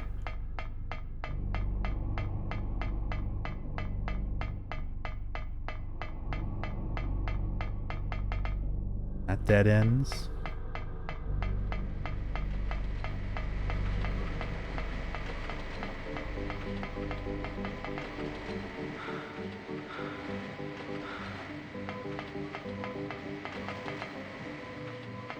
There you go. Some happy amusement park music.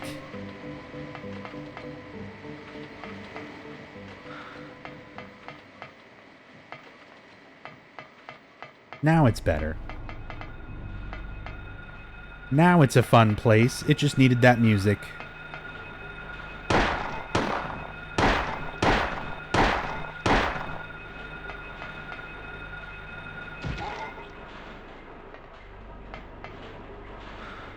Can I ride on the Ferris wheel? Why? No. I was always sad you can't interact with stuff here a little bit more. Like, oh, there could have been so much to an amusement park. But it is definitely cool, like, again, coming back and seeing it from, like, the Silent Hill 3 perspective, revisiting this park and getting to explore more of it, but still see familiar parts of it.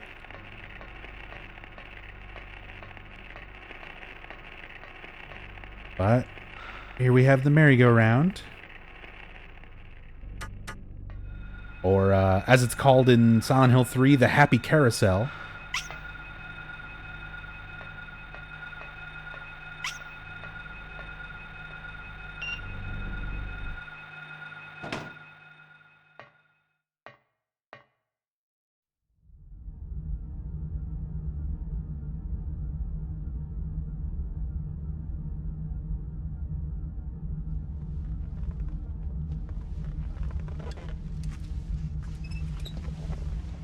The fact that Sybil's here in this wheelchair, the last we saw her was in the sewers coming towards the amusement park, and she got attacked or something. She fell.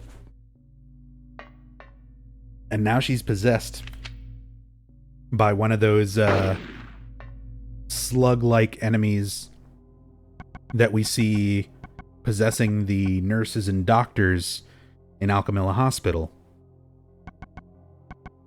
And there's a lot of speculation still over those enemies and kind of how that all works, because it's very weird. It's different from how everything else has kind of gone so far, where enemies are like direct things from Alessa's mind that are a bit more literal. She's scared of dogs, so there's skinned dog. She's scared of monkeys and dinosaurs, so there's dinosaur-esque bug lizard things and skinned monkey things. Like, it's just things that she's scared of.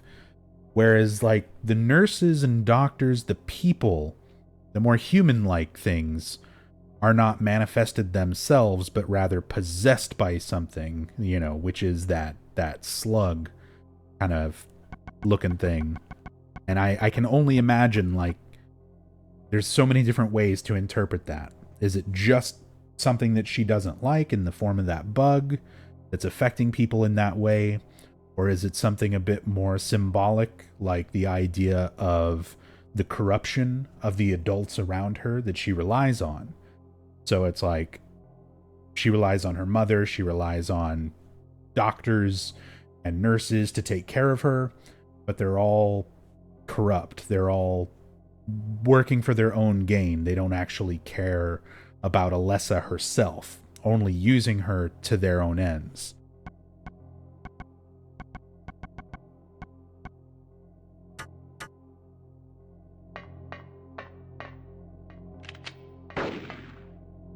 So now Sybil will try to shoot us, and like I said, she will fucking murder me on hard mode. So I'm gonna try to splash her with this Kool-Aid.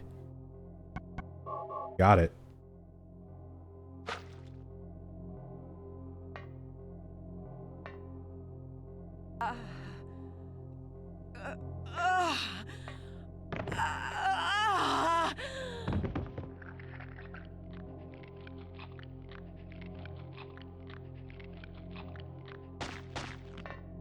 Sybil!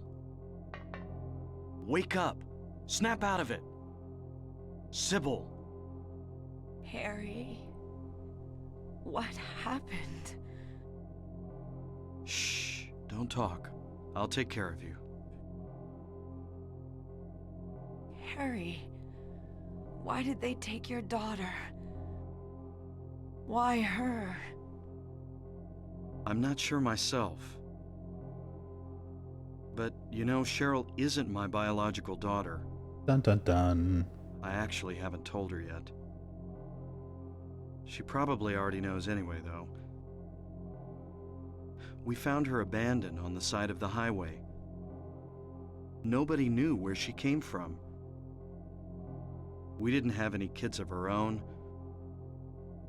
My wife was sick, and it didn't look like she was getting any better. So we took Cheryl in. So in that case... There might be some connection between Cheryl and this town. So what do you do now? Cheryl is my daughter. I will save her no matter what.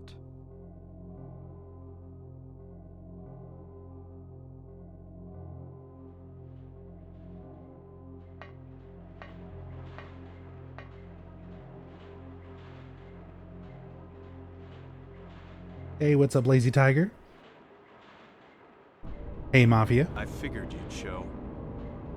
Hold it right there. I don't know who you are or what you're trying to do, and I don't care. I don't care. Just one thing. Let Cheryl go. That's all I ask. Just want my daughter back. What?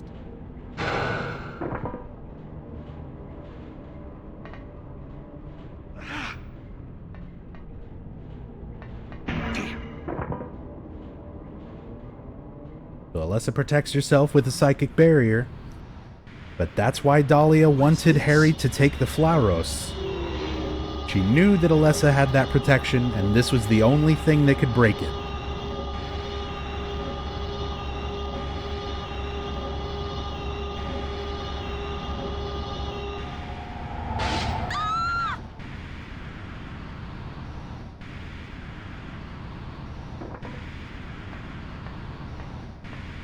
Where's Cheryl? Give me back my daughter. We meet at last, Alessa.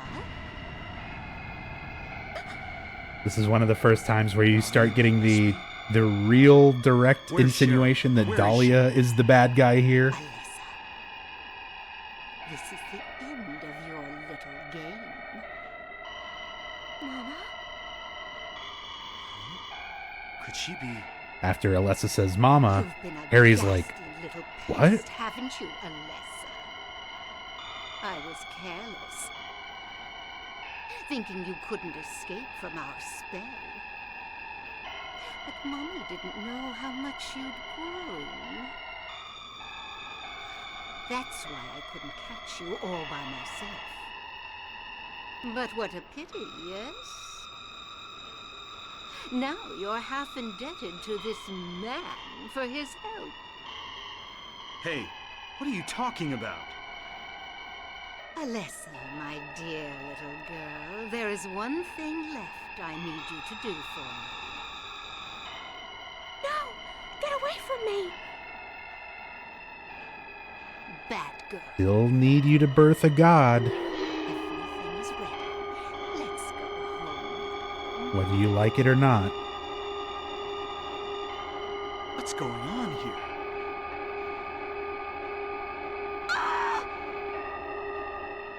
So again, Alessa's stress levels reach their peak, causing her nightmare to trigger, causing the town's power to react, and reality is now like holding in on itself because of how intense this last-ditch effort of Alessa's is.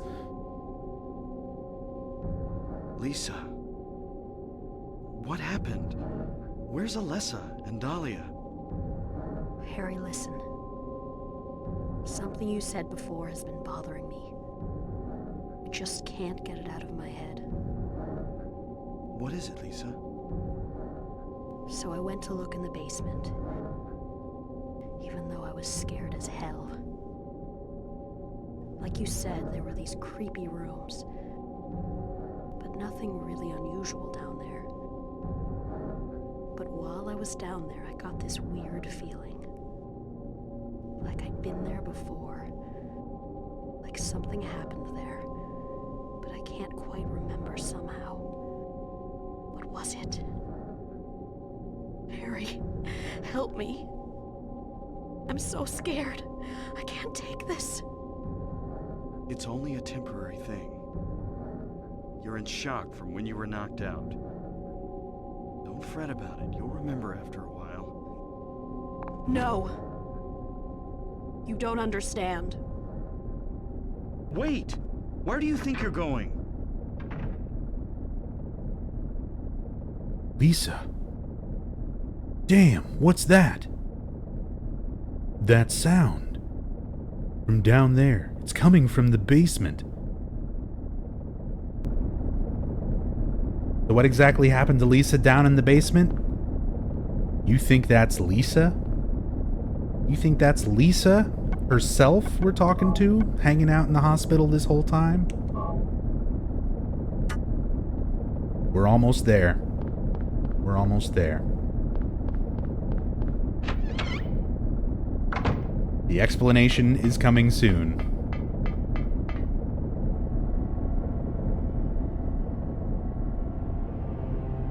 I'm being summoned. What happened in this town? It is Harry's fault. Could be making things. Harry like has this. been unwittingly helping I have a Dahlia this feeling whole if I take time. the elevator down, I'll find it. Actively working against Alessa and helping Dahlia. Cheryl. But he didn't know better. He has no idea what's going on. He doesn't know about this cult. He doesn't know any of this shit. He's just trying to find his kid.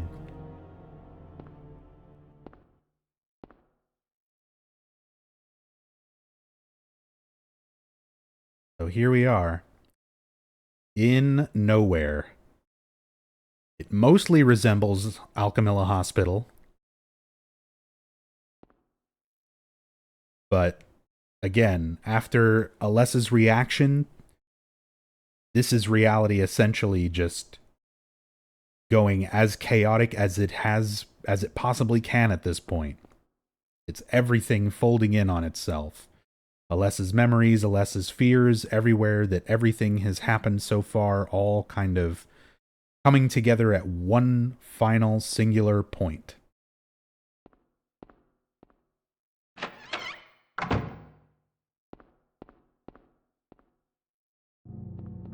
And the rooms are a little different now. Somewhat of a recognizable room from Alchemilla, but there's like a line on the floor, no bed anymore. Just a faucet sticking out of the ground here with a key in it. But I can't get it out, no matter how much I pull. How do you use the almost first-person view? Beat the game, and then go into your options, and press R1 for your extra options, and on view mode, change it to self-view. So instead of getting a normal camera movement when you press the camera button, it goes into over-the-shoulder, almost first person. If not for Harry's head just kind of poking there.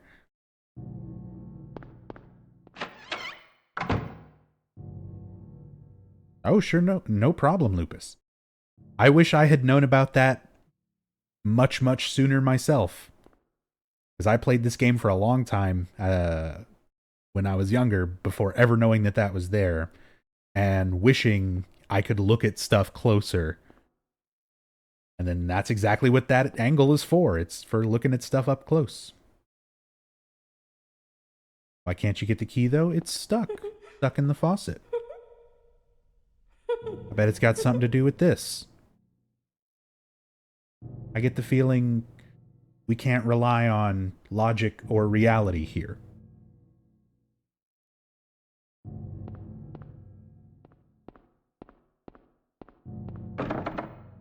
Locked. Word Phaleg is on the door.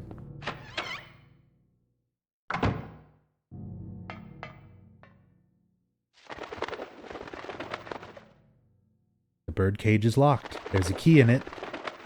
I like how you can hear a bird, like, rustling around. But that's all it is. It's just the sound. Makes it weirdly unsettling again. Nope. And now there's nurses. Some puppet nurses.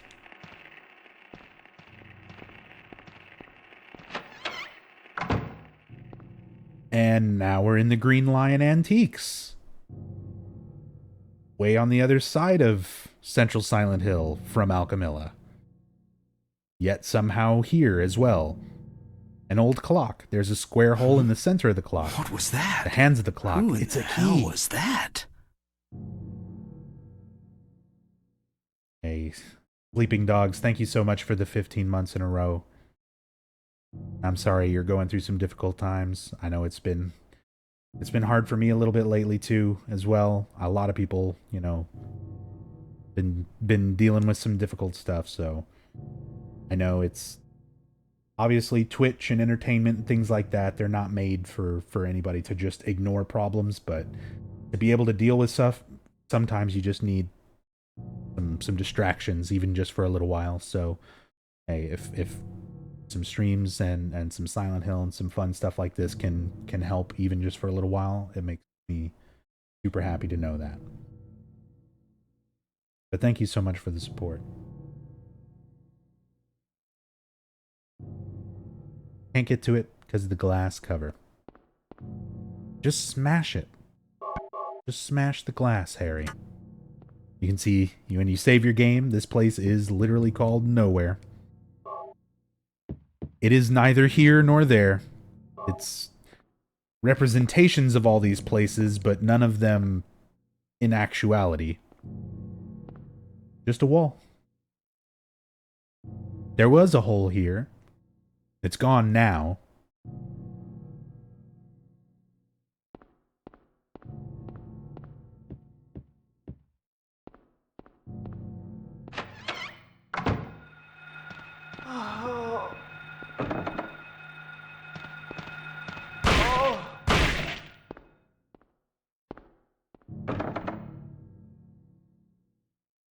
Ophiel.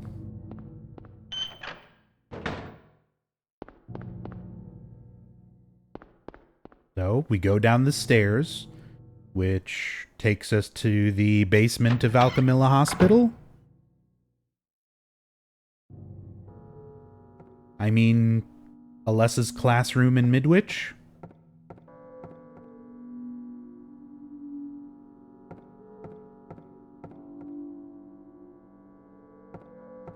With only one desk.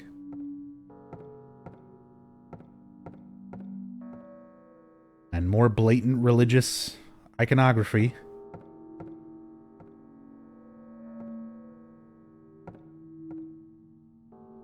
Go home. Thief. Drop dead.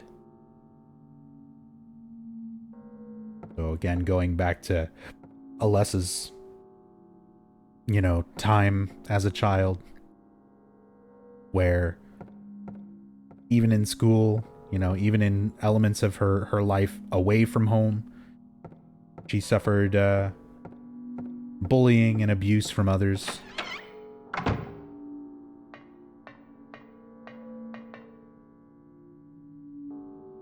Screwdriver and a pair of pliers. Again, another part of Alchemilla Hospital. So it's just like, this part is always so disorienting, especially the first time you play this game, because there is no map for Nowhere.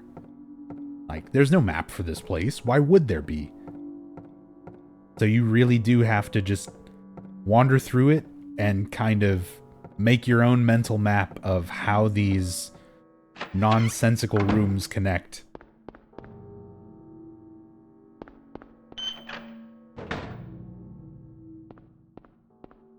Doing dental work? Close. We're gonna do some plumbing. Gonna fix a stopped up faucet. Got a key stuck in it.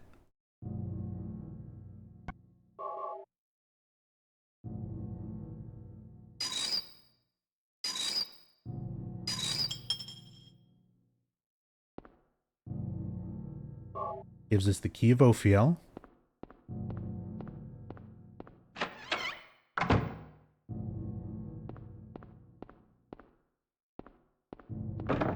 So again, we have all these different symbols with corresponding words for each door.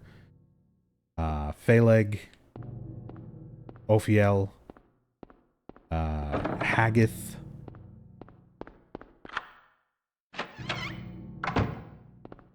I believe is the one up here. Yeah.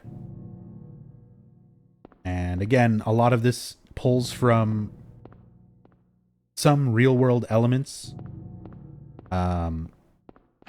This is one of those ones that no matter how many times I've looked it up and I've had people remind me of it, it's one of those bits of information that always kind of just does not retain what those symbols are directly from. It's a particular set of books or a book on demonology, and I think those things represent, I forget what it's supposed to be, different planets or different deities. It's something like that. But they are pulled from like real world mythology, at least. Other elements of mythology. And they do a lot of that throughout the game. Pull little bits here and there from lots of different superstitions and religion and lots of things, lots of different sources. Again, like a lot of classic mythology. And then we got this puzzle. I've seen a lot of people get hung up on this one. Just like with the other ones, it's kind of easy to overthink this, because based on things like that, and then seeing this, you might get the impression like, okay, this has something to do with like astrology. You got the numbers and you got the symbols and all these different things. Even some of these are kind of recognizable to people. Like, that could be like Gemini or something. So I've seen a lot of people kind of start really overthinking this, and that's just the way Silent Hill puzzles tend to be set up. But this one's a little more straightforward. It's just a matter of knowing what part of the clue is actually important. So the correlation of the picture to the number is always the number of limbs, not counting head or tail. So fish, no limbs. Scales, 2 arms.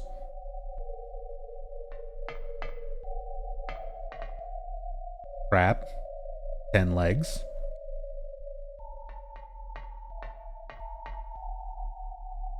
Ram, 4 legs. And they subtly give you hints as to what counts and does not count as a limb from image to image. For example, it's got horns, but the horns don't count. Got a little tail, tail doesn't count.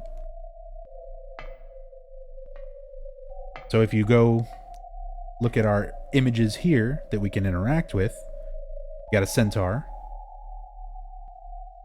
with 4 legs, 2 arms, for a total of 6. A bull. Again, the horns and tail don't count. So it's just the 4 legs. And then 2 people together for 4 arms and 4 legs.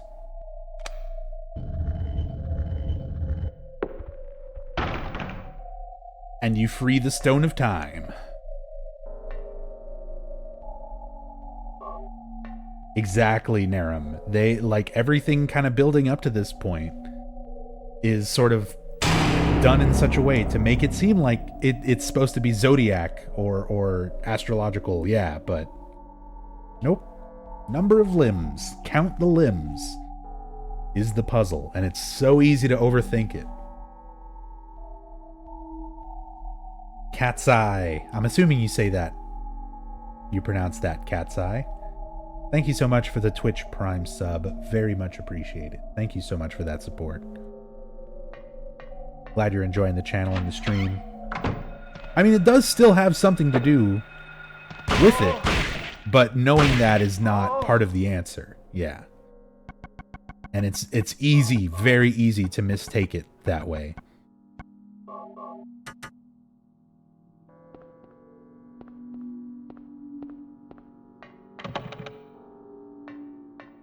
Because I have done that so many times on first playthroughs of Silent Hill games, where trying to solve a puzzle, it's relatively straightforward, but there's enough elements there that are not defined quite distinctly enough, where you just think way too hard on some element. You latch onto some part of it. I was explaining earlier in Midwich, the piano puzzle. By that point, I was learning music and playing piano already for several years.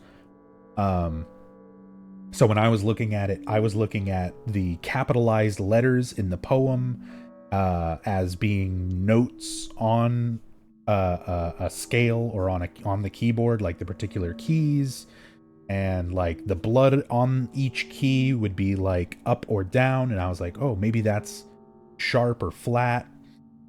Nope, none of that. All you gotta know is color of bird and keys that don't make noise. And everything else is just there to kind of throw you off and make you think on different tangents. Yep. Now that we have the Stone of Time, we can go to the Temple of Time. We can go forward 7 years. Or I guess we're already adult Harry, so we would go back 7 years and kid Harry? I don't know. There's an Ocarina of Time joke in there somewhere. Nomad, thank you for the host. Welcome everybody coming over with Nomad. Names engraved on a lithograph. The Grim Reaper's list. Yes, the head count is set, young and old, lined up in order of age. Then the pathway opens, awaiting them, the frenzied uproar, the feast of death. So the only clue you really need from this is young and old, lined up in order of age. That's it. That's it. And you need it for this puzzle. So now we have the Grim Reaper's list. Age 35, Lydia Findley. Zep, thank you for the 200 bits. Anytime I see the name, maybe that's a reference. Is your name a reference to Zep from Saw? Because that's what I always think of. But thank you for the 200 bits. Zep, as they call you around the hospital.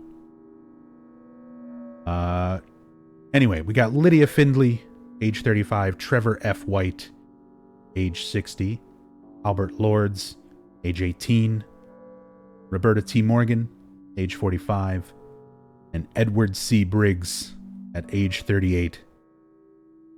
And if you arrange them young to old, as the other slate had, we would have Albert, Lydia, Edward, Roberta, and then Trevor. Take the first letter from each one of their names. Once it's in that order, you have A-L-E-R-T. Alert.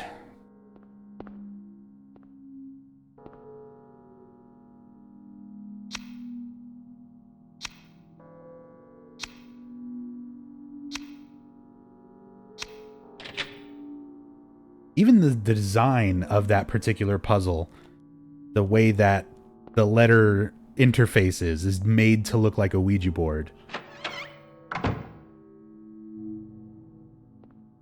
Just to work in like as many occultism Parker Brothers games that they can. I don't know.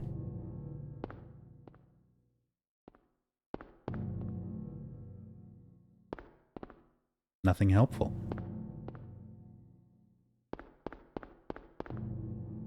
None of that's helpful.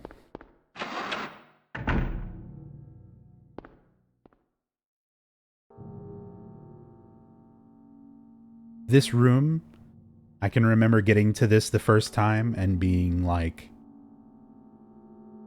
I've seen these beds now the entire game. Nothing ever got up from under them or got up to attack me. It's never happened once in the entire game up to this point. But this room is so unsettling where it's like, yeah, come on. Come to the far wall. Get the shiny thing that you know you're going to need. There's no way nothing bad is going to happen in this room whatsoever. There's no way anything bad could happen in this situation. A body's laid out on the bed. Don't feel like checking this out. Get the Amulet of Solomon.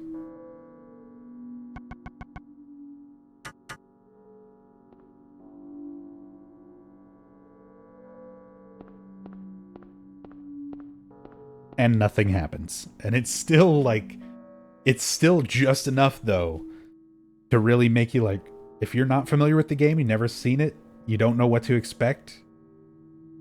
I don't want to do this. That's another one of those real things that Team Silent was so good at sort of making, that sense of dread, where they set everything up to give you a situation, but they do everything they can to make you as a player go, nope, I don't want to do that. I realize the game probably needs me to do that to progress, but I recognize that this is something uncomfortable and I just don't want to do it.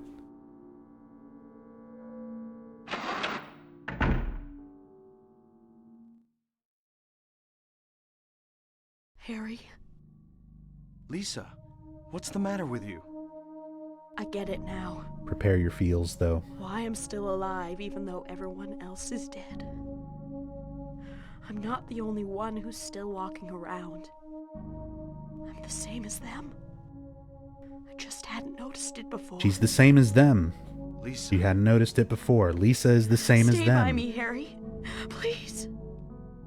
I'm so scared. Help me. Save me from them. Please. Harry?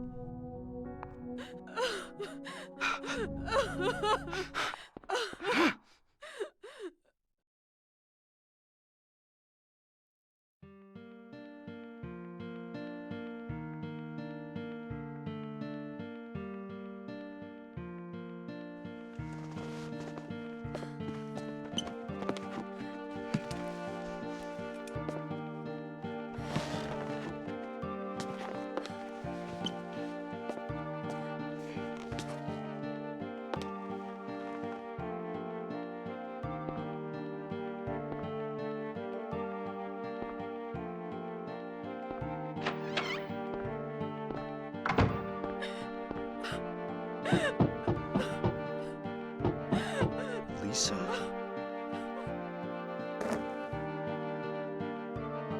Can you believe that all the animations for every cutscene, for every character, they were all modeled directly into the software without like drawn reference images?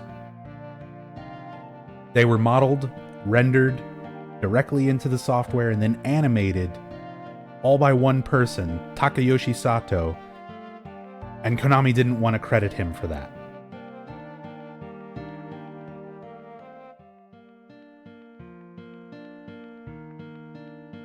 There's the real feels moment. Because every time I see that, like, those animations and everything, like, that's not mocap. It's before they started doing anything like that. That was just Takayoshi Sato by himself, staying in the Team Silent Konami offices past his shift, like after everybody else goes home, because he needed the rest of the team's computers to render everything out in time. All himself.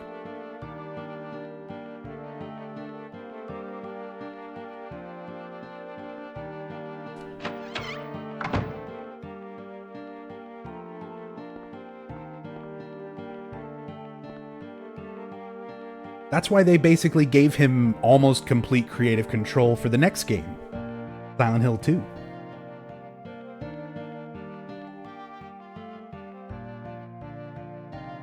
There's a diary on the floor. So, aside from the sad Takayoshi Sato story, don't worry, his had a happier ending. He got a promotion and had more creative control on the next game. Lisa, not so much. So someone mentioned earlier about Lisa being in the hospital and, like, you know, all these interactions with Lisa that have been very weird and not normal. We only seem to encounter her when the rest of the world is in the Otherworld. If the rest of the world's not in the Otherworld, we only seem to talk to her in motion blurry dream-like sequences right before Harry wakes up and is somewhere else. So those moments, those times interacting with Lisa was just a manifestation, just like everything else. By this point, ever since we got here, Lisa was already dead. Lisa's been dead.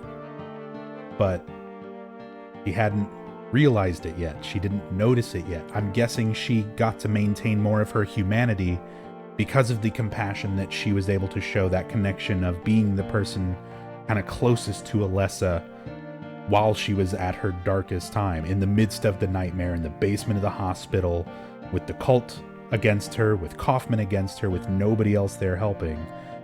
Lisa was the only one doing anything else. Anything nice or compassionate towards her.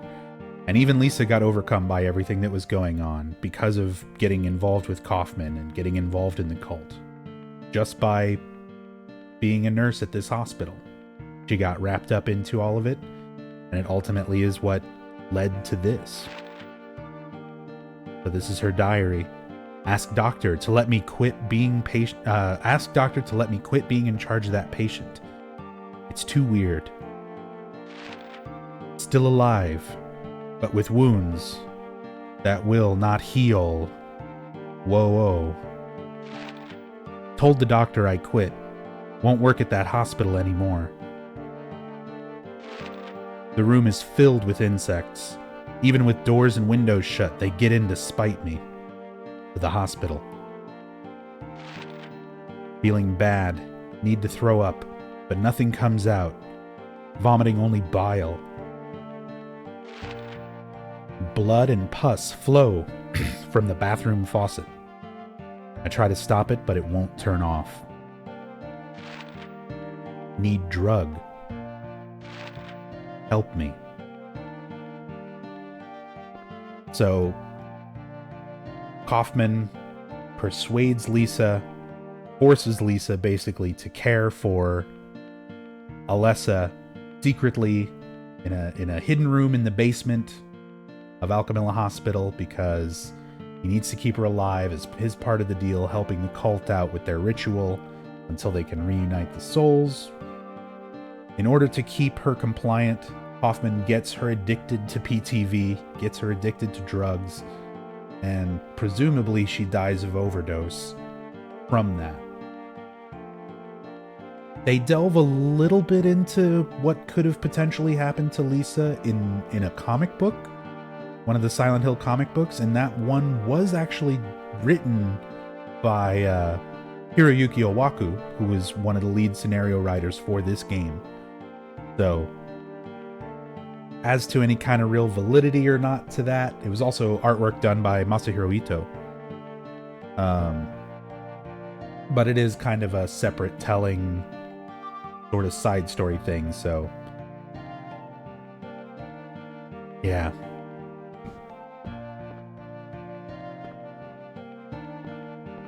Bad stuff. This game, it does. It makes you feel. I've seen this game, I don't know how many thousands of times now in my lifetime. And this combination of everything, the voice acting, especially now knowing the backstory, the way the scene itself plays out, and this music, it is effective, if nothing else.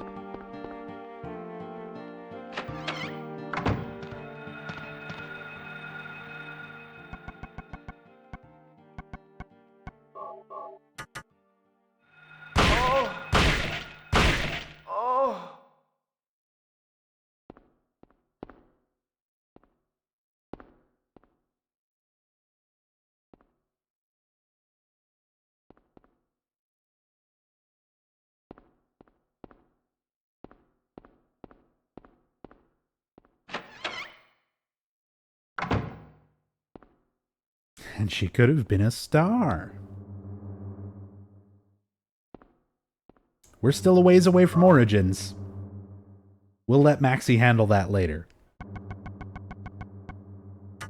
But for now, we got the Stone of Time. I'm going to use it to smash this glass in and take this key. Back with Thanksgiving leftovers? Oh, yeah. You know, I'm going to have me a big plate of some Thanksgiving food probably here in a couple hours.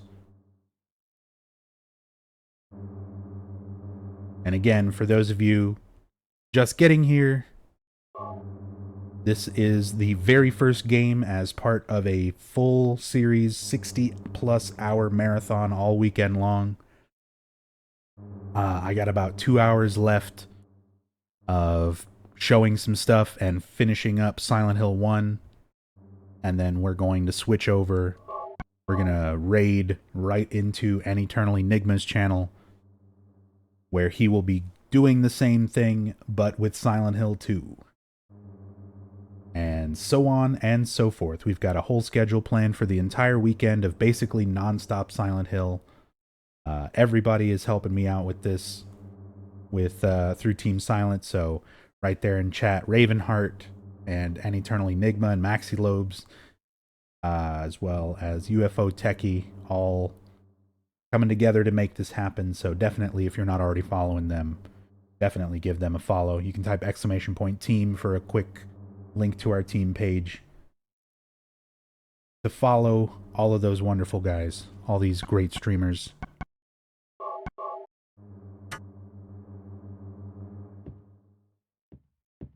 But yeah, I'm gonna have me some Thanksgiving leftovers.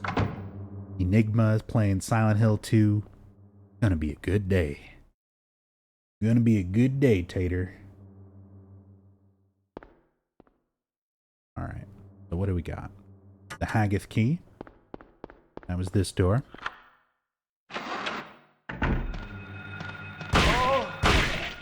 Please stop it.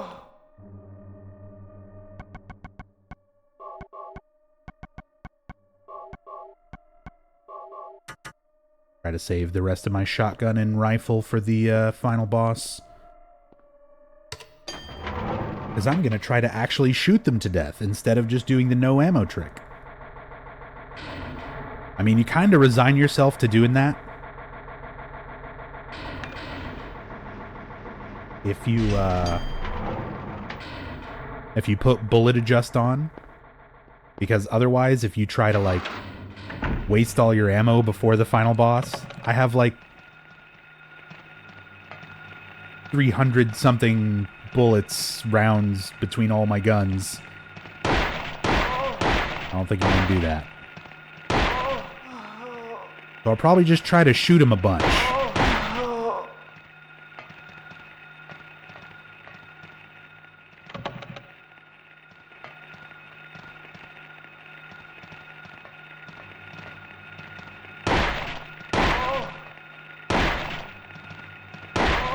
Killing those poor possessed nurses. I know. It's not their fault.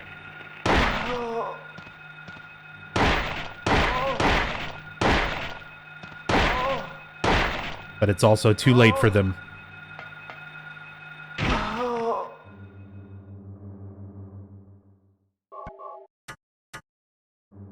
Since Downpour will be the last one, will you be treating it as if it was a full playthrough like Team Silent's done in the past, or will Maxie be on his own completely? Well, with Downpour and Origins, it's Maxie's first time playing those. So I mean, the idea is to just kind of let him play him. So I'll be in chat for sure. I'll be watching. I might jump on Discord to like maybe help him out a little bit. Just if it means like fitting the schedule, I guess. But for the most part, no. We're letting Maxie do his thing. Yo, Raven, gifting a sub to Mana Point. Mana Point, enjoy the sub courtesy of Raven. Raven, thank you so much for the support, man.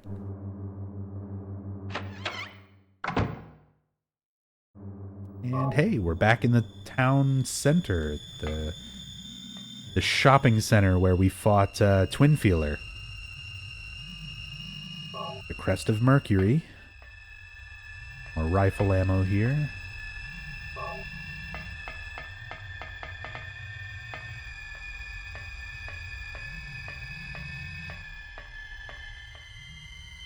And a Ring of Contract.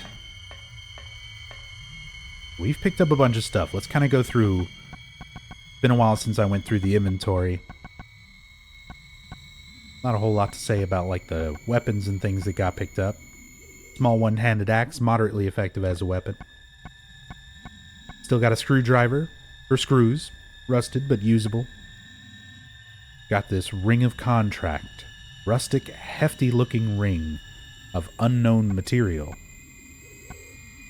Amulet of Solomon. The amulet is a star-shaped object with 6 corners, named after the ancient magician. And the Crest of Mercury. A snake in the symbol of Mercury signifies alchemy. Also got an ampule. Relieve pain to recover stamina to high. Effects last for a while.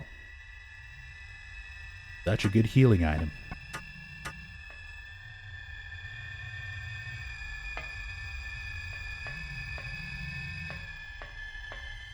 God, this music. Like nails on a chalkboard. The world's largest chalkboard. Just never ends.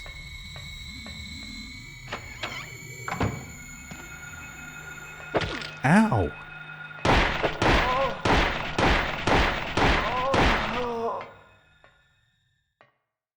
Rude nurse.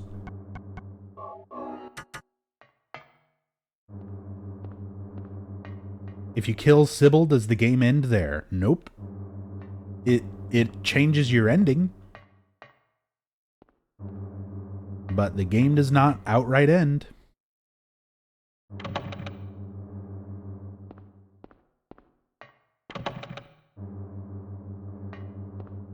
Oh my god, my neighbors are having a party.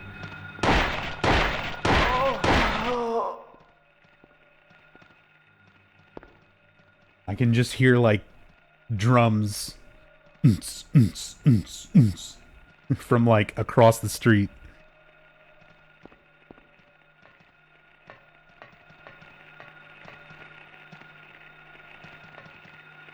Yeah, Black Friday party. They're having a rave.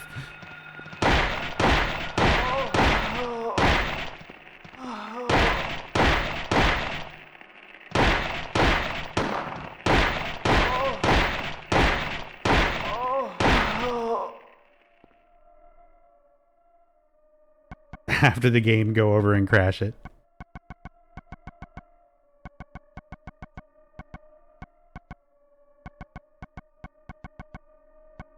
Just bust in there with some glow sticks. What am I doing? 96, 29, 161. Quite well. Quite well. A steel plate screwed to the wall. Luckily, I have a rusted screwdriver. Bonk.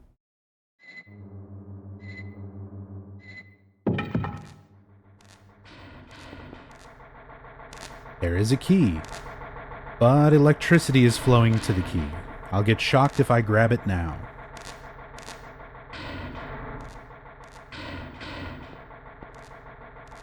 Too bad it doesn't give you an option to try anyway. Just try. Just let me grab it.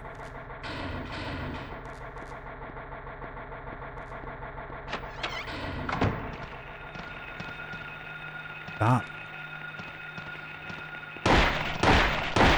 Stop. I don't want a massage. Stop.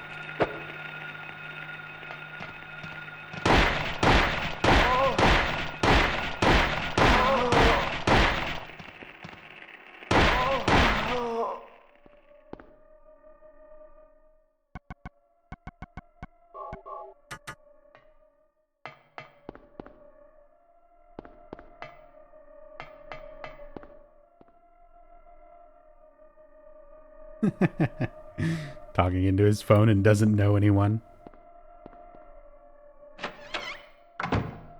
That would pretty much be the extent.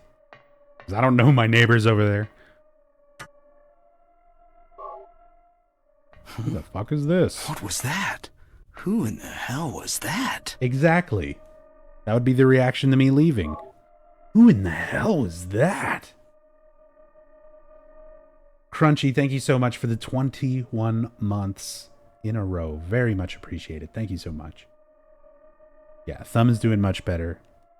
I said I got super lucky that it wasn't much worse, but it is healing. It's still a long way to go before things get mostly normal, but hey, I'm playing games with my thumb again. It's still wrapped up, but I can at least hold a controller and play stuff without excruciating pain.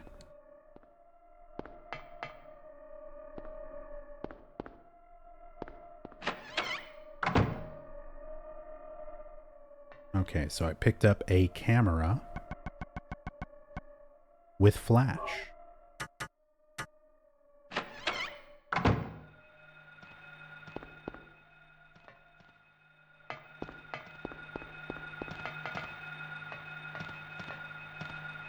Nope.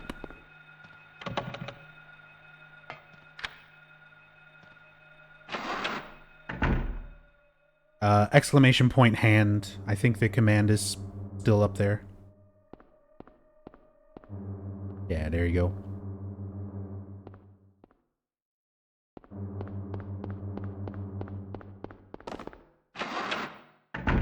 Although, as far as covering the ER visit, like, so people know, like, the community has already paid that medical bill.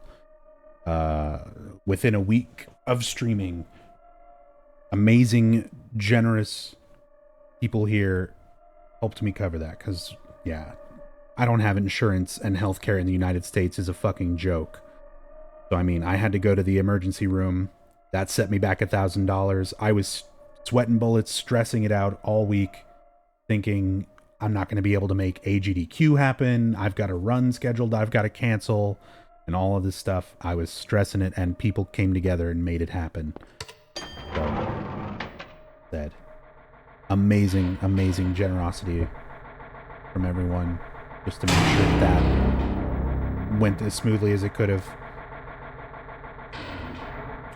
Rookie on the job, thank you so much for that Twitch Prime sub. Very much appreciated. Thank you so much for the support.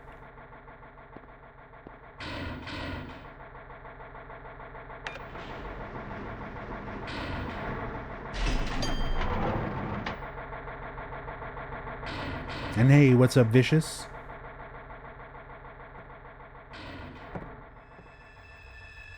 I like how you get just a quick little glimpse of Alessa when you come into this room for the first time, sitting in front of the altar.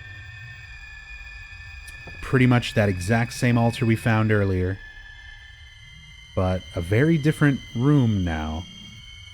Different kind of setting.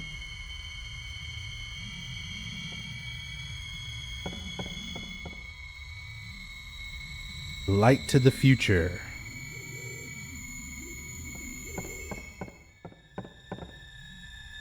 The light illuminating the darkness.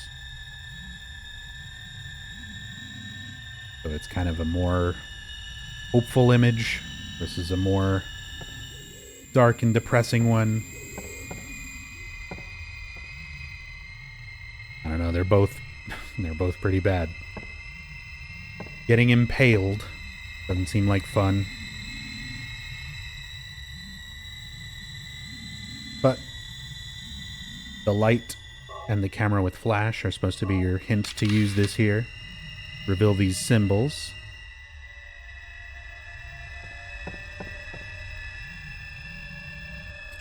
And input your answer.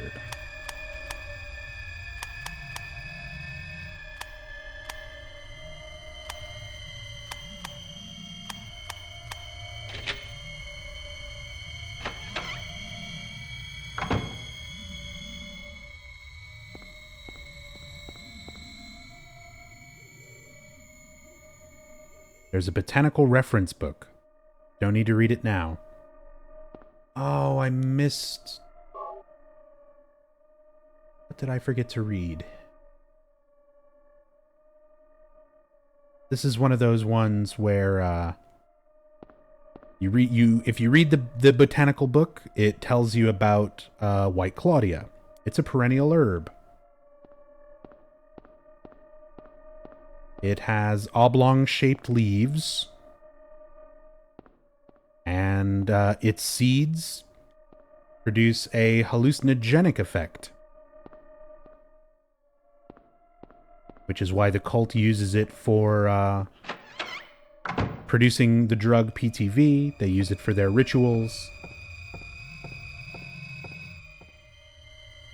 No, I'm good, Raven. I said, I don't remember it word for word, but the key parts of that text are up there. The main takeaways. For the light to the future. Get another set.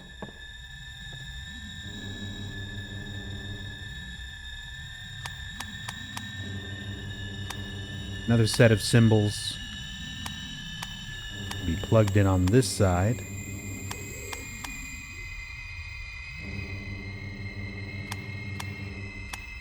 Wait. Oh yeah, it is that. Kind of blanked on it.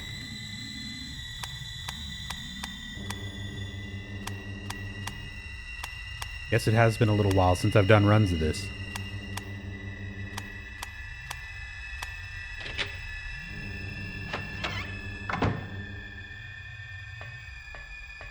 Again, this tense-ass music.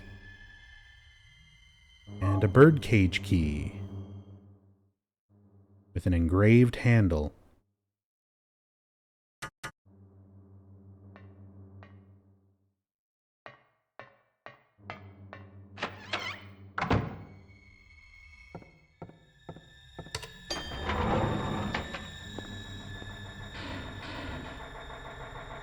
So, back to the first floor.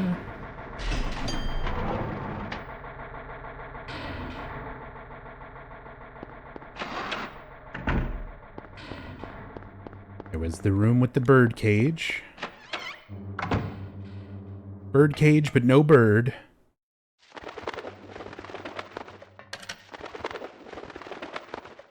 That gives us the key of Phaleg. Is there anything else about that? Nope, just the word carved into the key. That opens up this one. Since we found the birdcage key, does that mean we'll be locking up Ravenheart? Only if he's a bad bird.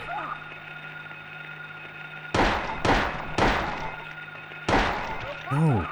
Stop.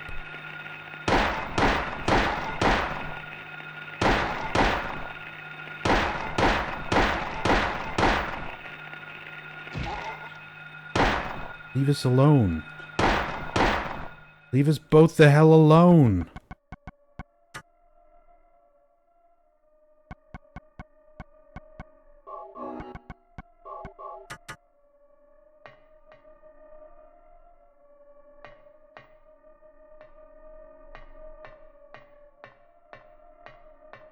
When did the invisible kids become hostile? Right now. This is the first time where they actually start attacking you. up until this point, every time we've come across those shadow stalkers, larval stalkers, they've been, you know, non-aggressive. But no, now everything is aggro. Everything's upset. Everything's trying to kill us. Complete chaos. Cats and dogs living together. Mass hysteria. Yeah, creepy but harmless. Until now. Now they absolutely mean you harm. They do a lot of damage too. Like if you get grabbed, especially in some of the spots where there's multiples of them, just like the ones in the school, the actual mumblers. If you get grabbed by one and slashed by another one, it's like on hard mode, it pretty much drops you down to red health. So here we're in Alessa's room. So we get a little bit of information, a little bit of insight into her character, but not nearly as much as they give you when you go into this room in Silent Hill 3. Just because Harry is not aware. He doesn't know Alessa's history, so he can only observe this stuff kind of at a surface level. So there's a bookshelf. There's old fairy tales, picture books of animals, and plants on the shelf. Child's drawings are scattered on the floor. You can see the drawings themselves are supposed to look like monsters. You can see that's supposed to be like the skinless dog, kind of the pink dog creature there. That one on the left, it's a little bit covered by the desk, but you can clearly see the legs pointing that way towards the wall, and the wings. It's like almost upside down. So that's our air screamer. All these things from Alessa's mind that the town's power has just been taking and manifesting. The creatures that we've been encountering, all of these elements so far have all been part of Alessa, part of her mind. Girl's clothing hangs on the wall. 6, maybe 7. Must be a kid about that age.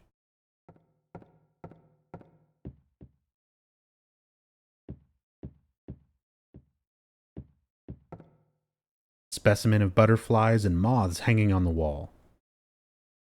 Again, to kind of give that impression of her interests, the things that she likes and might potentially be, you know, the basis for the nightmare. That's what the town's power latches onto, is those elements inside of her head, her thoughts, her fears, her interests.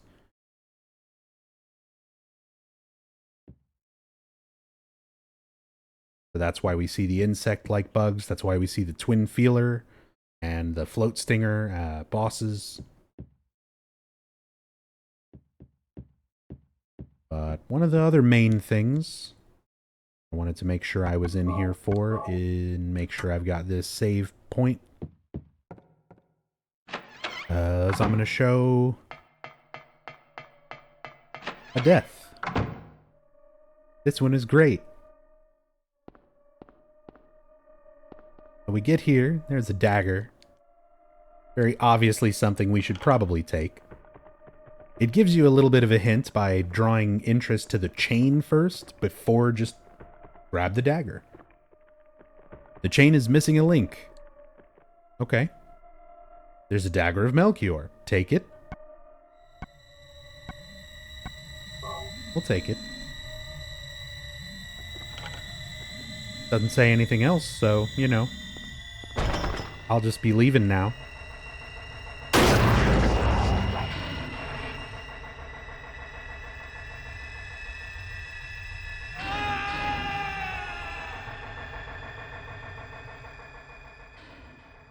And you're just fucking dead. Yeah, if you get to this point and you haven't really saved or anything. Ooh.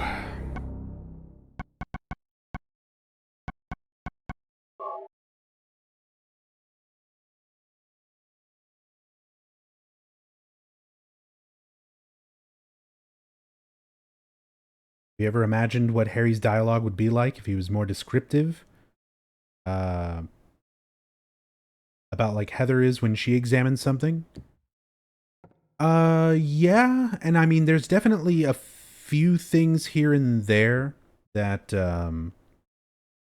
I wish Harry would comment more on, and within the context of the rest of the story, it's stuff that he could comment more on, like the subject of certain aspects, talking about his daughter and things like that, how things remind him of Cheryl. There's those elements like that he could have gone into more detail with, but you know, it's one of those things that evolved as Team Silent went forward. But at the same time, I like not having that for this game, because you're experiencing it as a player just the same way that Harry is experiencing it, with no clue, no preface, no existing knowledge, nothing like that. So you don't have that insight to anything that you're looking at, because it's all so foreign.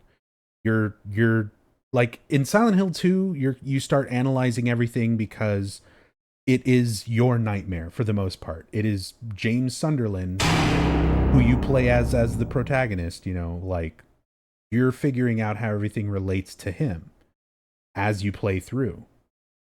Magawan, thank you so much for the Twitch Prime sub. Very much appreciated. Thank you for that support. But yeah, with this game, rather than it being so internal on the protagonist, he's just as clueless as we are. So there's something scary kind of about that situation, that not only are you going through all of these things that don't make sense with reality and logic, you know, dreams and nightmares and abstract concepts made real, but they're not your own abstract thoughts and concepts. It's someone else's. So it's something weird and it's something creepy, and there is no sort of base level of comparison. It's not something from your mind, and it just makes it that much scarier. Living someone else's nightmare, experiencing someone else's nightmare. Like a nightmare alone is bad enough, but then to experience somebody else's nightmare it's terrifying and also unfamiliar, adds another layer to it.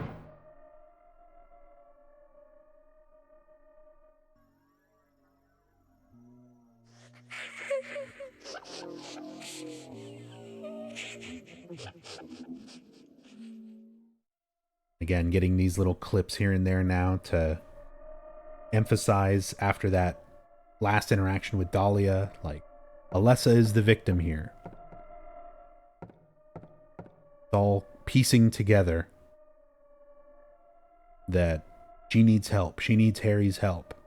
She's the one in trouble. The floors and walls are covered with graffiti.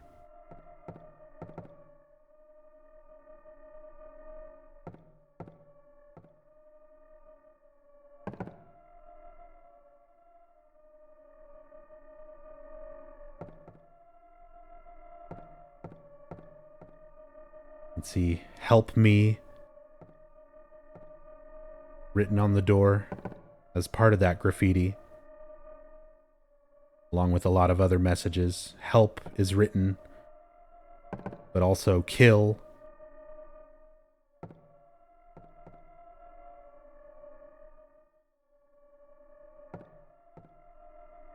"999." It's supposed to be 666. And then, yeah, the eyes. Imagery of the eyes constantly being watched.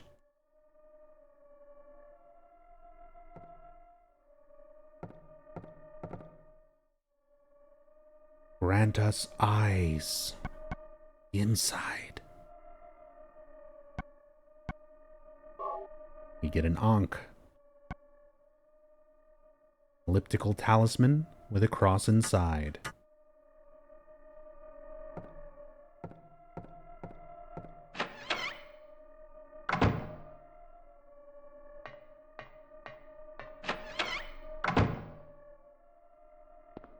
And it's so, again, it's still just so disorienting, just going from room to room. And it's like, okay, now we're in the Gillespie house.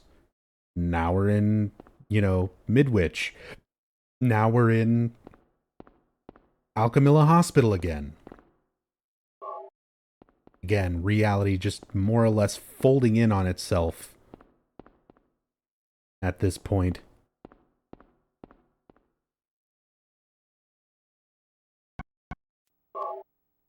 Bag of jelly beans. 39 flavors. Hell yeah, I want some jelly beans. Open them.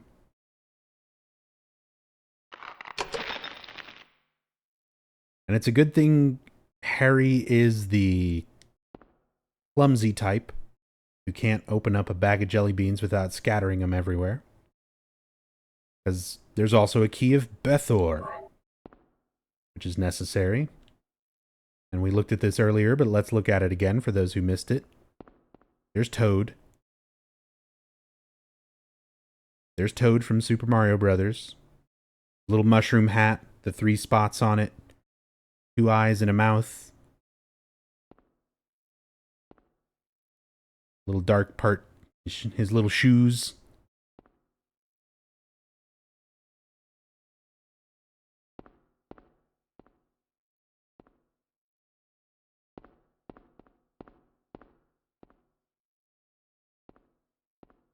Which, by the way, like, that is absolutely 100% unintentional.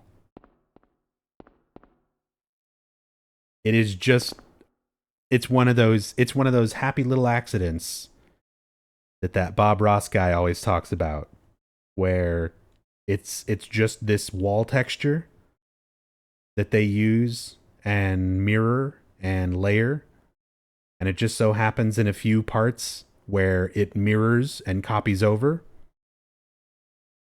that some of the pixels come together like that, and it looks like Toad.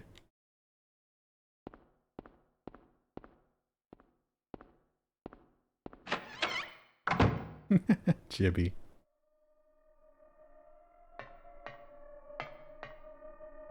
Hey, what's up, Dargy? Already grew some beard back? I mean, more than some.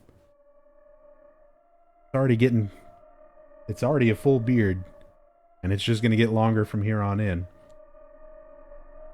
But yeah, I told everybody during the Scarathon, my hair grows quick.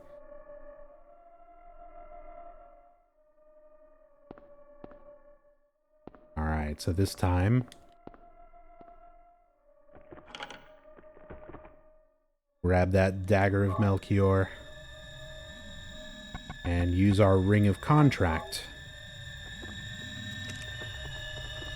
Use the ring of contract. So now the chain is complete. Take my dagger and leave.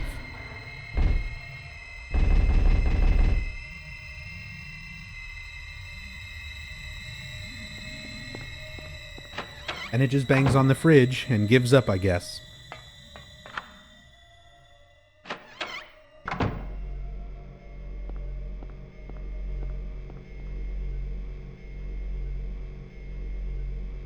The generator is working. Want to press the switch? Yes, I do. Turn off the electricity so that we can go get that last key that had electricity running to it. Got 4 different icons here, artifacts. 1 last locked door. Go get that key. Health. Okay. Because it's very easy to take some damage here.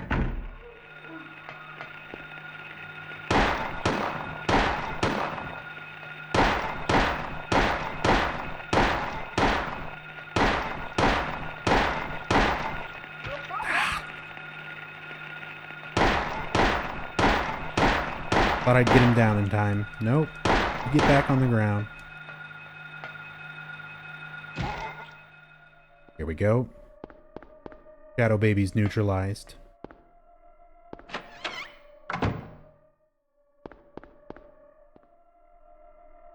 And No more electricity flowing to the key, so I can pick that up. Key of Aratron. And Gochu Monster, thank you so much for the 100 bits. Very much appreciated. Thank you so much. Severed power line. Nothing special here either. Our key of Aratron. That was our last locked door. Get back to it. Hey, Toast.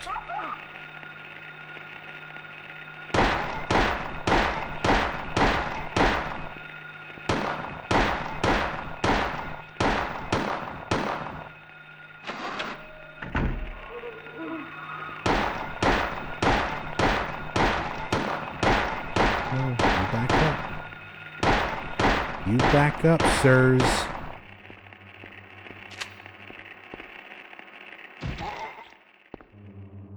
Demons.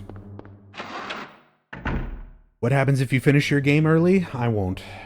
I mean, I might finish this particular part of this playthrough before the 8-hour mark, but I'm still planning on loading up a save file, showing a glitch in, showing the Sybil glitch in Lakeside Amusement Park. I might have a save file for an alternate ending to show one of the other endings as well. So I still got some other stuff to show and talk about. I could easily go well past 8 hours. I was on track to go further than 8 hours at first. I kind of had to speed things up to make sure I'm still within the time here. Because for me, 8 hours to talk about a Silent Hill game, that's cutting it close. I usually need like 10, 11, 12 to really get into all the stuff. But you know, we'll have to settle, you know, for 8 hours per game for an entire 60+ hour marathon all weekend long. We'll have to settle for that. Only 3 straight days of Silent Hill. We'll go for longer next time.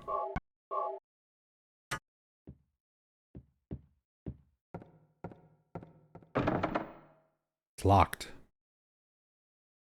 Thou possess them to guard thy spirit. Evoke 5 rites, unveil thy fate. 5 rites are the 5 artifacts that we need. We've got 4. Grab this last one.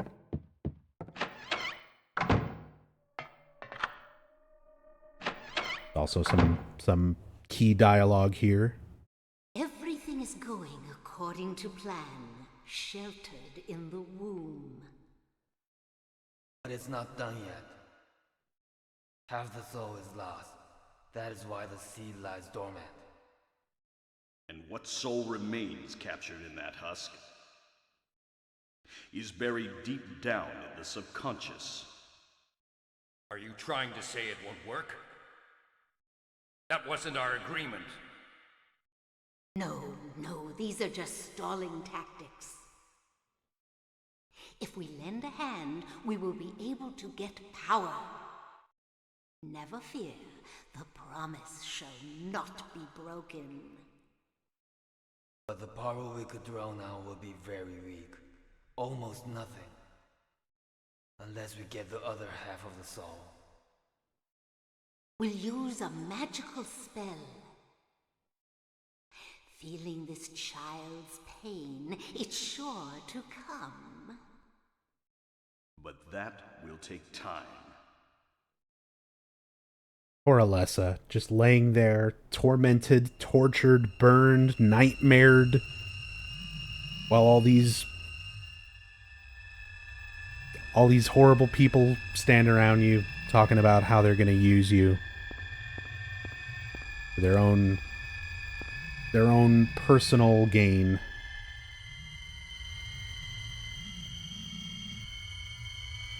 Poor Alessa.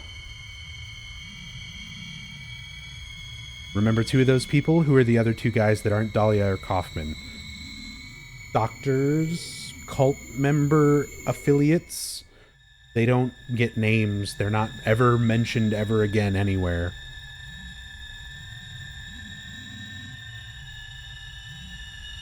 Yeah, it does kind of suck. Like, those people are just there and then, nope, that's it. Disc of Ouroboros. Complete global saturation.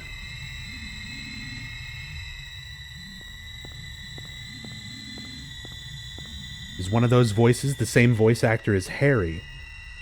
I've heard people speculate on that, but they've talked to they talked to Michael Gwynn now, the voice actor, and he hadn't said anything about that. So I don't think so. I think it's just extras. Other people's.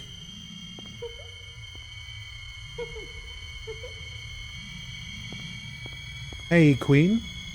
Thank you so much for the host. Hope you're doing well today.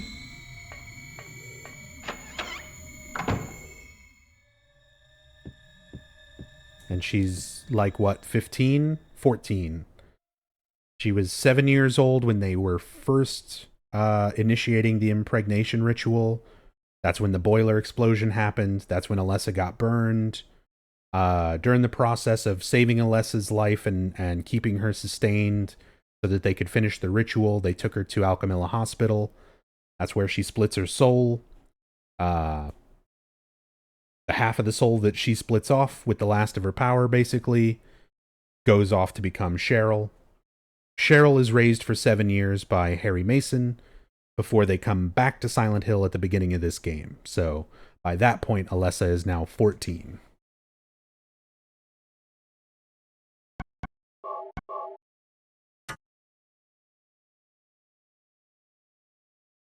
Laughter in that room? No, the laughter was my host alert, Clarden. All my alert sound effects are Silent Hill 1 sounds and things. There's our Disc of Ouroboros, our complete global saturation, ring of a snake biting its own tail. Now we can place everything.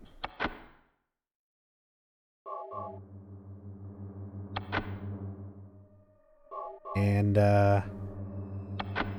it might seem like I've still got close to a little over an hour left for this game. I have absolutely taken that long trying to kill this boss on hard mode before. Because sometimes hard mode final boss here is bullshit and just very hard to dodge lightning. And if you're not at completely 100% health, if you get hit by lightning, it can absolutely just kill you. Like, you're just stun locked there. It hits you enough, and you just die.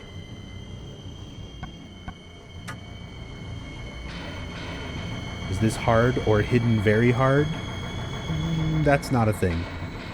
There's regular, easy, normal, and then hard mode. The very hard thing was kind of a... I understand where that came from, but it's not like an actual thing in this game. Because every time you beat this game, the next sphere, like if you do a new game plus from that save file, it always bumps the difficulty up by 1. So if you finish the game on easy, your next sphere from that save file will be normal. If you do normal, it goes up to hard. So a lot of people assumed if I beat it on hard, then my next sphere for hard will be very hard. It's just hard. It's just hard again. It's nothing changes. It's hard mode with New Game Plus weapons.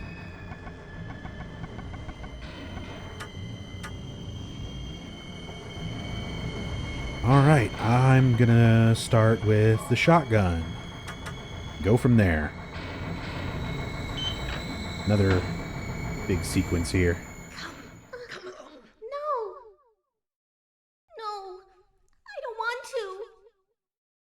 Do what Mommy tells you now.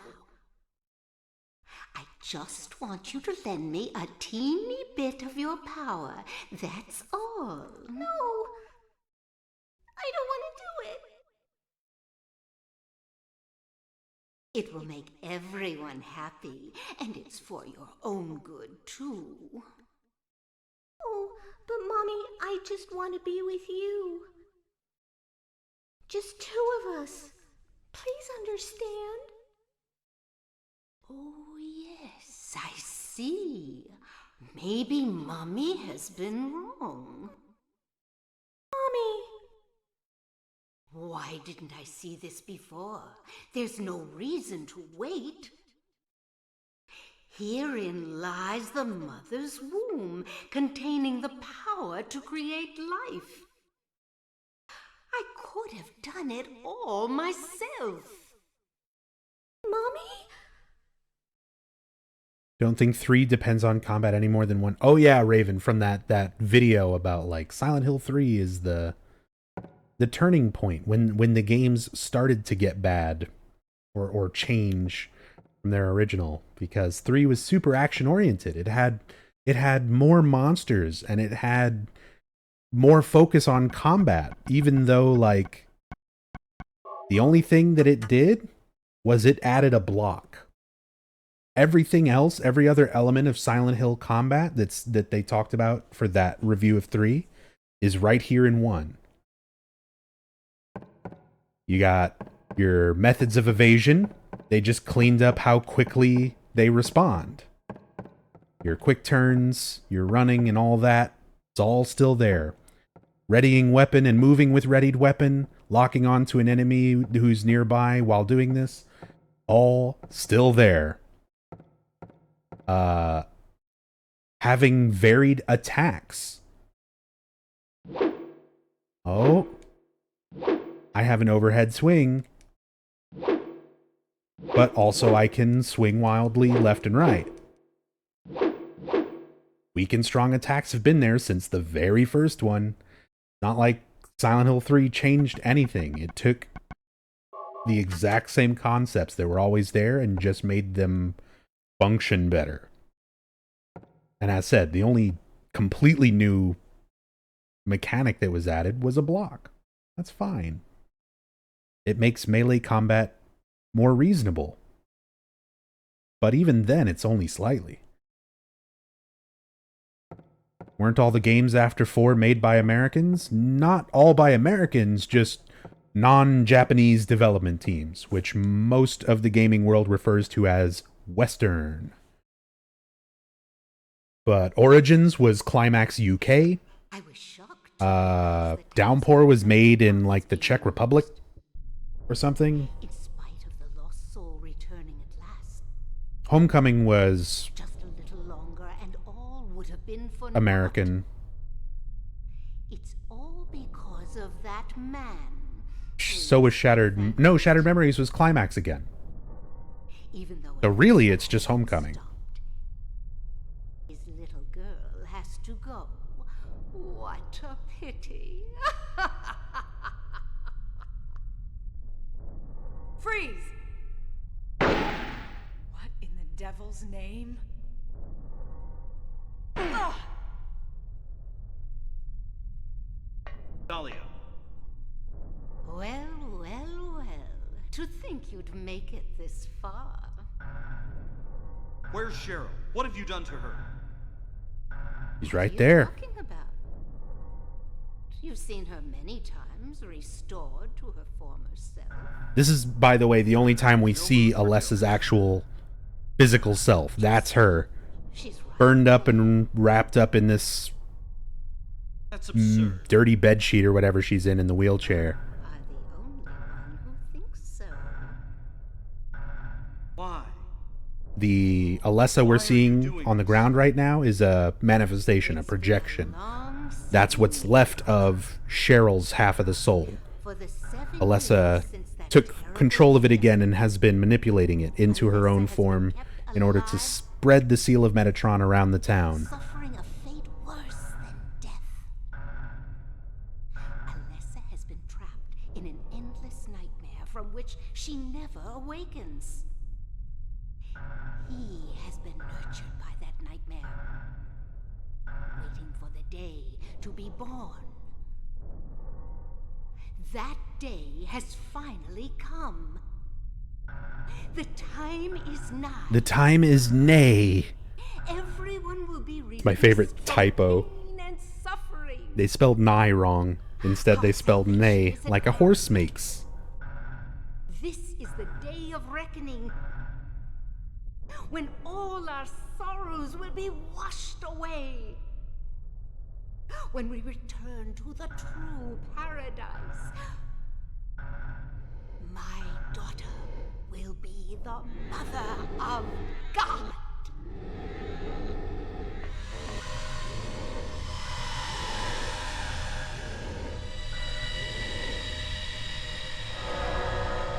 Their souls have been reunited!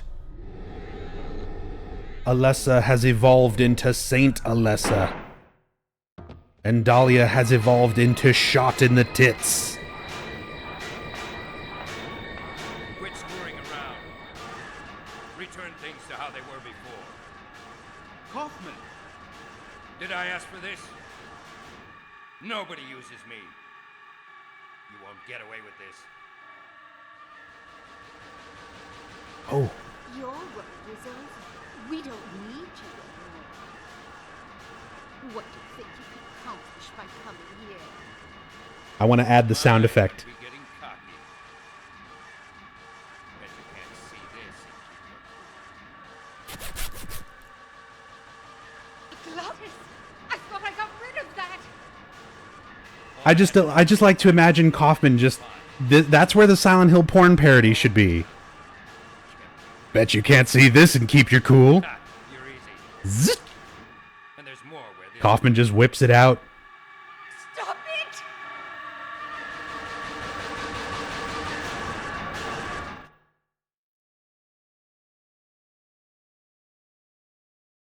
Sadly, I'm not on emulator right now, so I can't...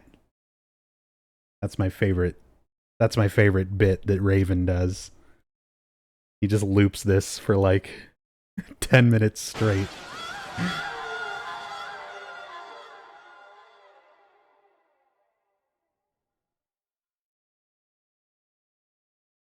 Huh? What the? There's the dentist drill. That's my favorite instrument. My favorite musical instrument. The dentist drill.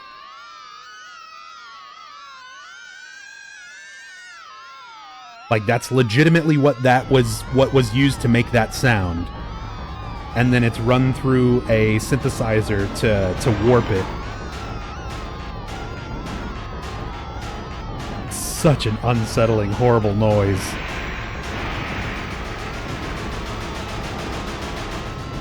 Dahlia's dead. Crispy toasted dead.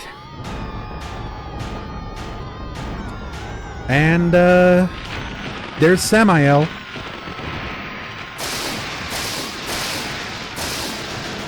My boy Satan.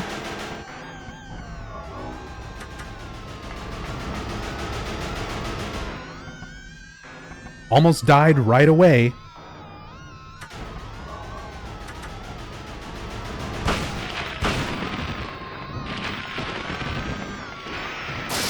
Oh my god. And there's the death. Now, notice what just happened.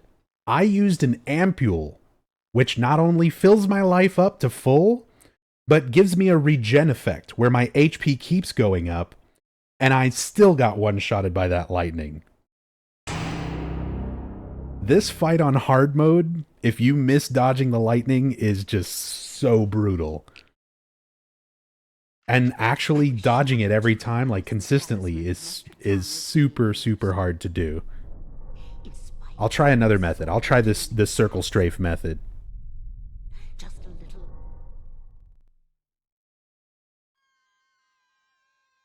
We gotta get in there. Oh, why does it switch me to the handgun?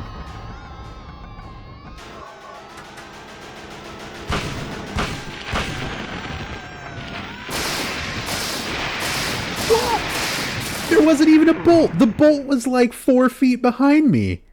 And Harry stopped and got shocked. I hate this boss. I hate this boss so much. picture on the floor from earlier said looked like a skyscraper. Noticed it looked more like this boss. The only thing that you can make out is the wings and the little legs. It could very easily be both. But yeah, I agree. The general idea is that, you know, you're seeing elements of Alessa's mind in the portrayal of these things. Even the appearance of this demon or god or however you want to look at it, it probably only takes this form because that's how Alessa and Dahlia and the cult view their god or demon. For them, it's God. Freeze! Freeze.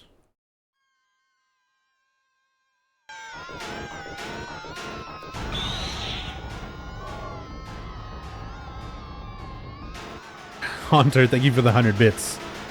100 for the one shot. Alright, let's take 4 shots. Health drink, even though I'm at green health. Circle strafe, still caught me. Barely survived. Health kit and a first aid.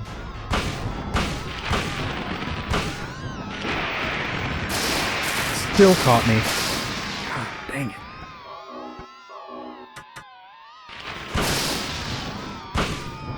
How much did that one do? Enough.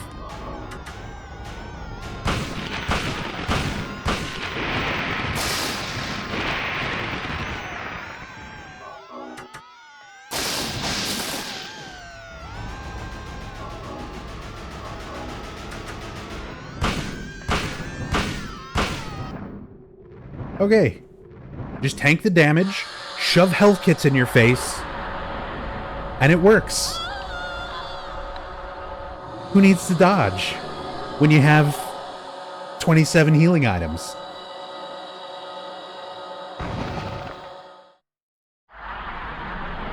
Daddy.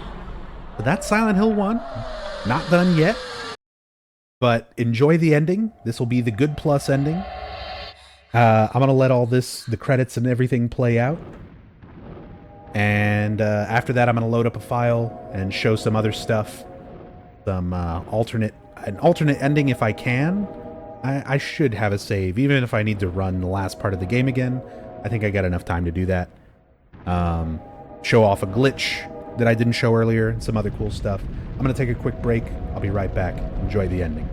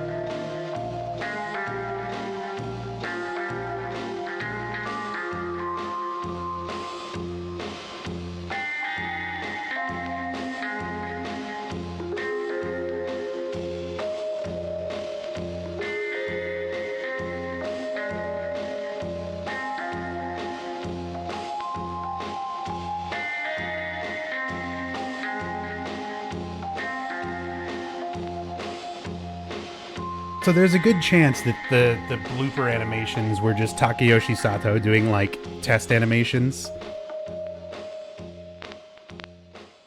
But I also, after learning about how much work he had to do on his own, working like 30-hour days to get it all rendered and processed and done by himself, he also might have just been going insane and making those. Either way, I'm glad they got made.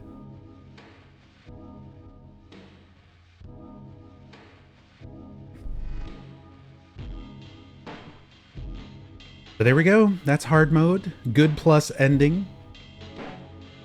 Silent Hill Uno.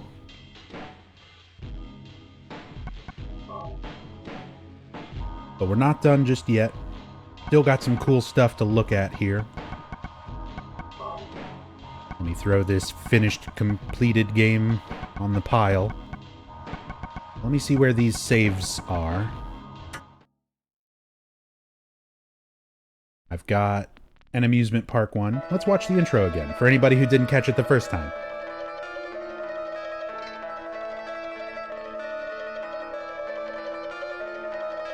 He spoke of torture souls. Oh, that was a mistake.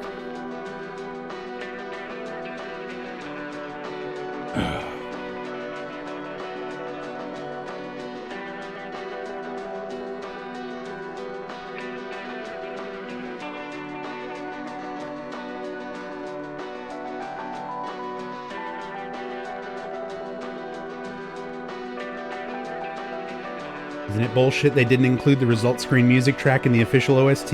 Yes. Yes, it is. It's one of the best fucking tracks in the game. And they left it off the OST.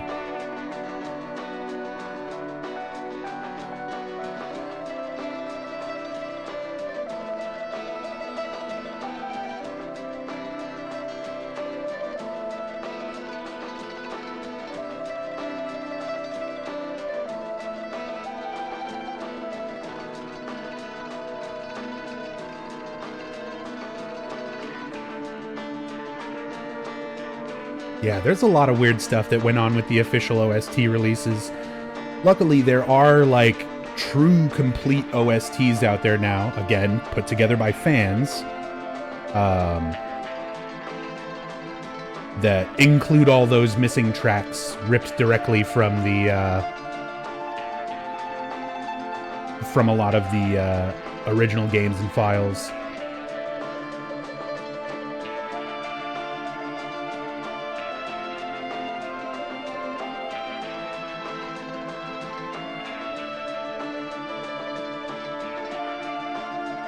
That is the Olsen house right there, by the way, that I was mentioning earlier. That's a real house you can go and visit in Cushing, Maine. You can go to the real life Gillespie home.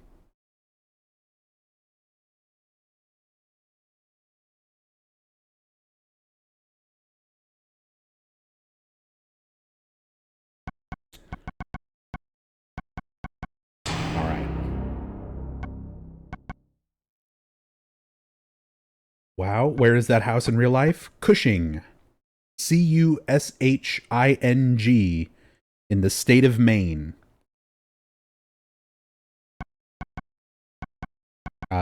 It's also the subject of a lot of artwork and stuff out there. If you look up, you know, Olsen House, just Google Olsen House, you'll find stuff about it. But yeah, it's a real place. It's still there. You can go see it.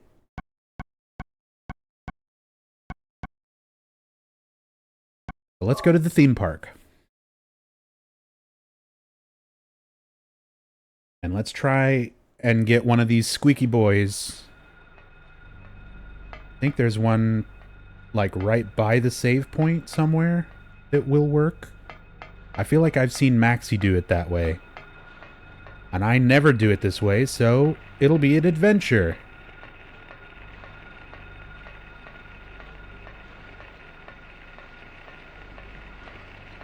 Where are you, larval stalker? There you are. Come here, I just want to splash you with Kool-Aid. Just let me splash you with this Kool-Aid. Come on, little baby. It'll be fine. Ah, shit.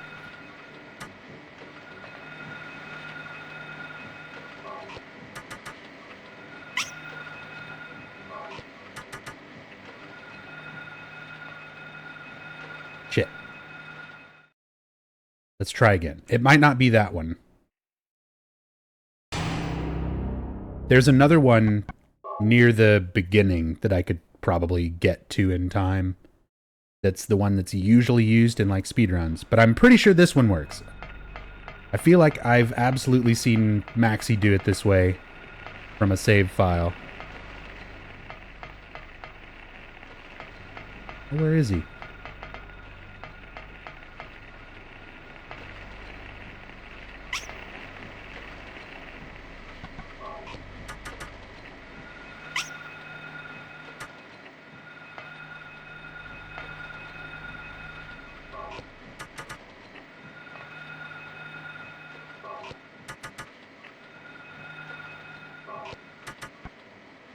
It's just so hard to see it and line up with it.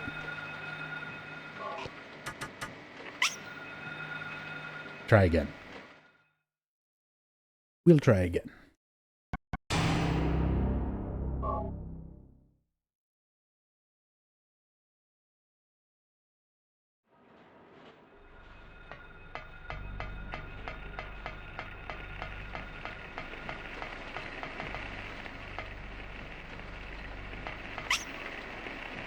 Oh, that looks dead on. Really? Is this the wrong one?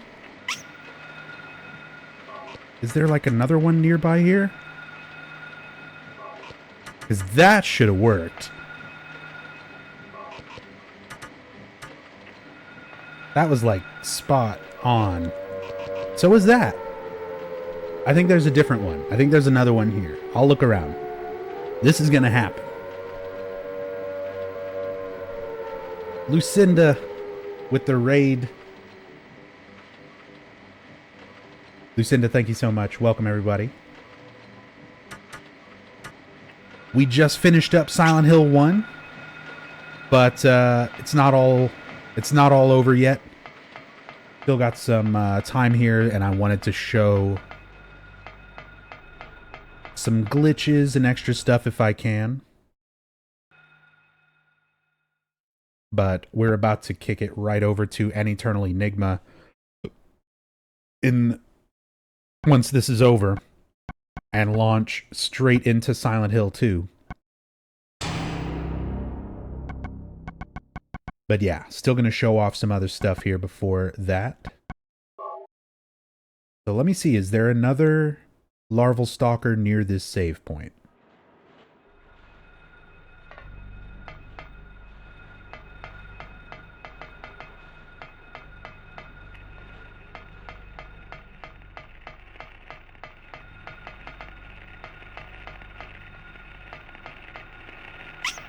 Is it this one?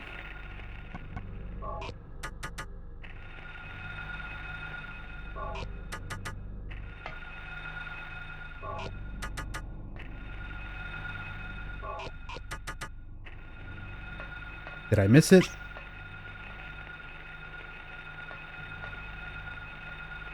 Damn it. Damn it.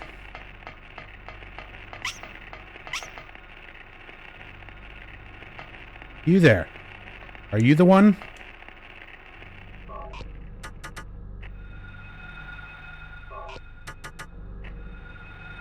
Why can't I splash any of these babies with Kool-Aid?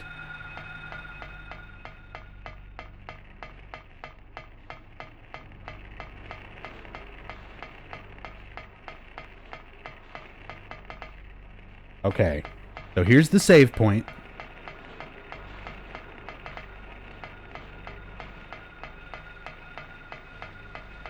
If I run this way... I'm trying to kind of plan out a route, because I might just be able to run back to the beginning part of the level.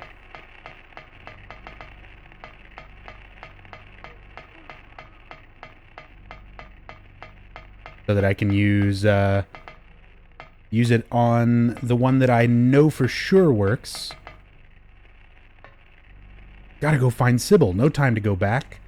I wish I could just climb down the ladder and reset this area and climb up. That would make this much easier.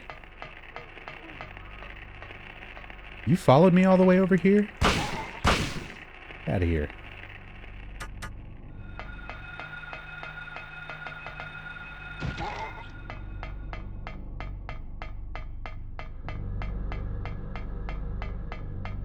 Hey, what's up, Bob? Alright. I need to figure out this path. From there. Not this way.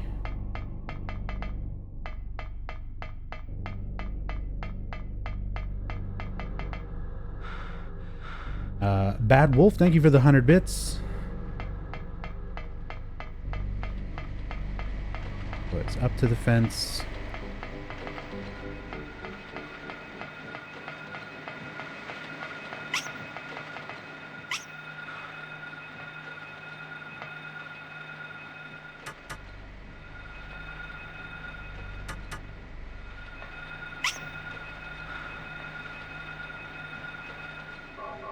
Got it. Got the squeaky baby. Let's go.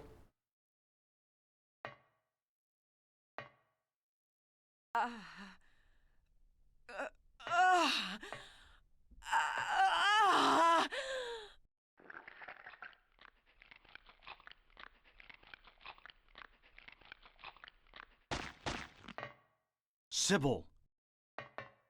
Wake up! Snap out of it! Sybil! Harry, what happened? Shh, don't talk. I'll take care of you.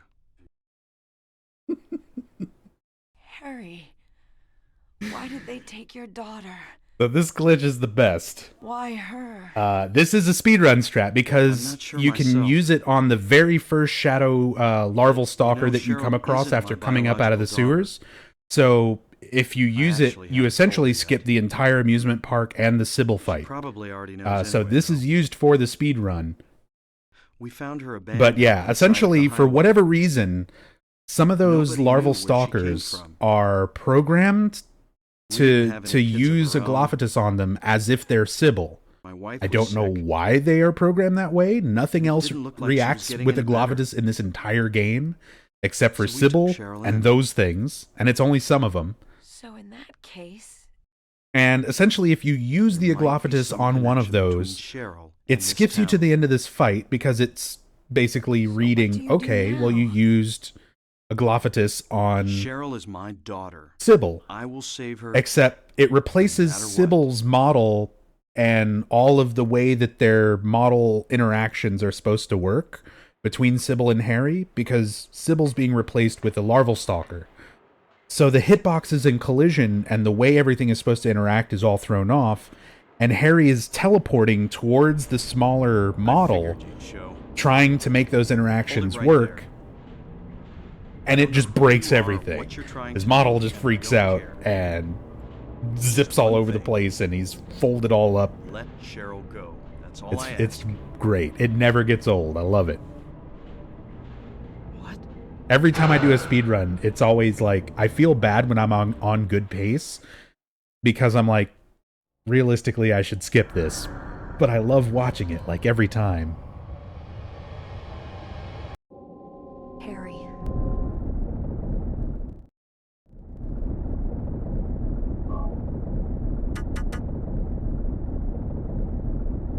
All right. So there's that glitch. We still got about 30 minutes. Let me see. We might have an alternate ending here. I do have one other child's room save. I'm not sure what ending that is going to be. But let's see if it's anything other than Good Plus, and we'll watch another ending.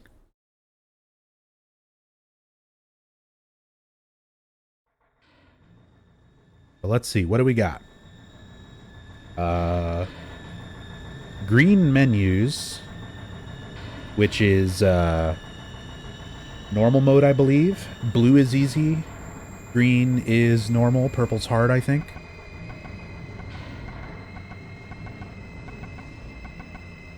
I have ammunition. Oh, easy might actually be green. Yeah, Clarendon. I think I mixed those up. But either way, that should be enough. This might just be the end of like a speed run, so it'll probably be the bad plus ending. No. No. Well, let's see what goes down. We'll know pretty quick, depending on how this scene plays out.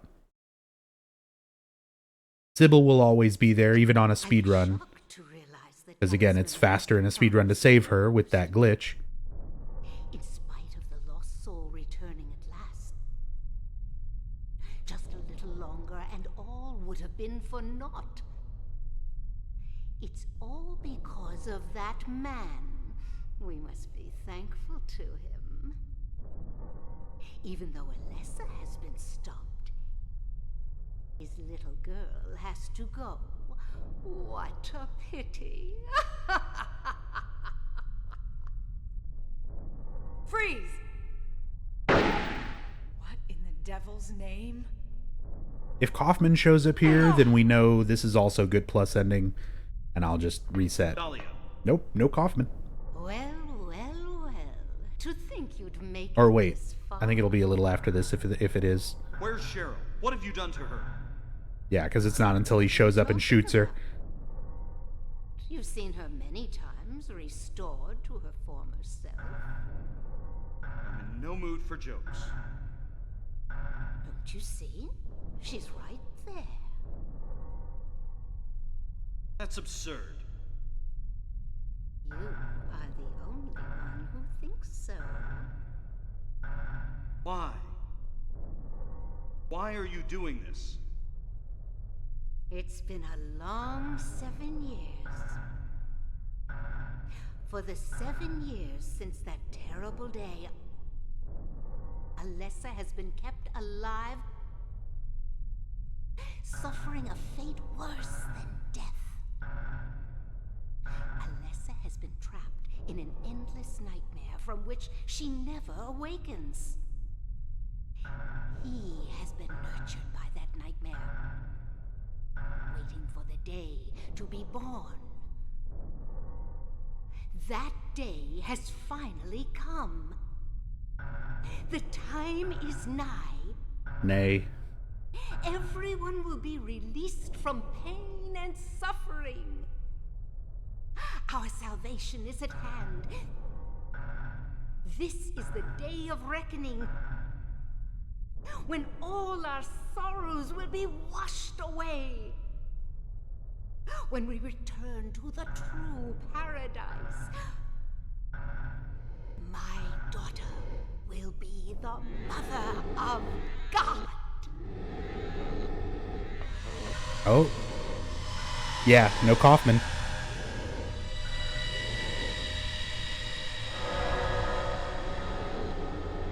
Oh no, I keep thinking it's earlier. We just watched this. There he is. Yeah. Okay, so this is still good plus. Yeah, dentist drill. Keep it to yourself. We know. We just did this. Okay, so I was hoping I had a different ending set up. I don't.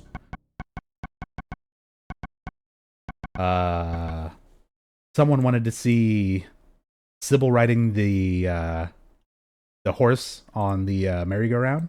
We could do that.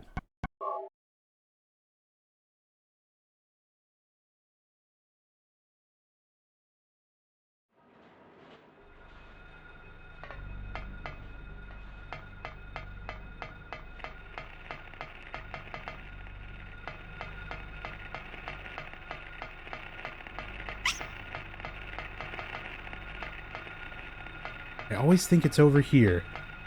I still get so lost in the amusement park, mostly because I'm so used to using that glitch to skip so much of it from like speedrunning and stuff like that, that it's not too often that I still run through it normally.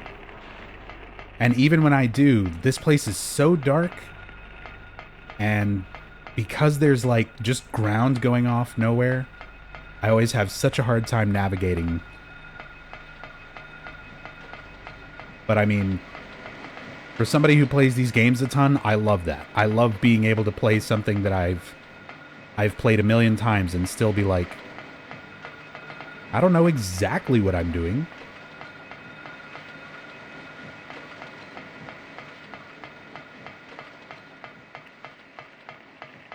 I mean, it is pretty easy to get lost in the sewers when you first start playing the game, I would say. But that's one of those ones where, like, they're straightforward enough. If you play it enough, you just kind of remember what parts are worth going to and, like, kind of where everything is. But yeah, this part, I always get super lost in, trying to just find something specific. Like, I know where relatively certain things are. Like, the ladder to go to the sewers is back that way. So you run this way, and it'll curve off to the side, and that gets you over to, like, the magic ice cream house. But then there's all these little corners and stuff that kind of goes nowhere and just leads to the ground, like, disappearing like below you. That's true too. There's also no map for this area. There is no Lakeside Amusement Park map.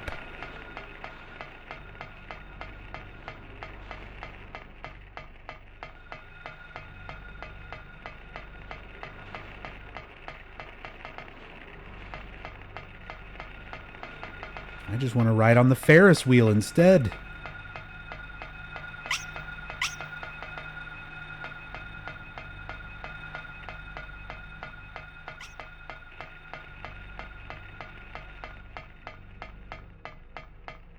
Oh, there's a ride. And then everything just goes. Can you fall off the edge? No, not in this game. Silent Hill 3, absolutely.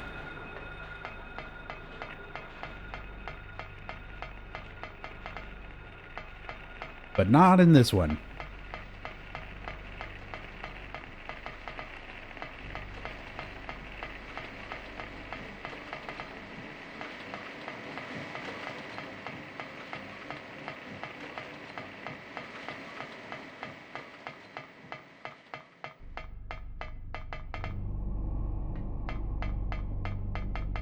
Yeah, there is a fall animation in this game, because you can trip and fall over places where there's a plane difference, like stairs and things like that.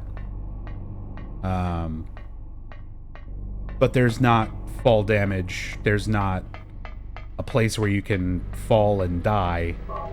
Nothing like that.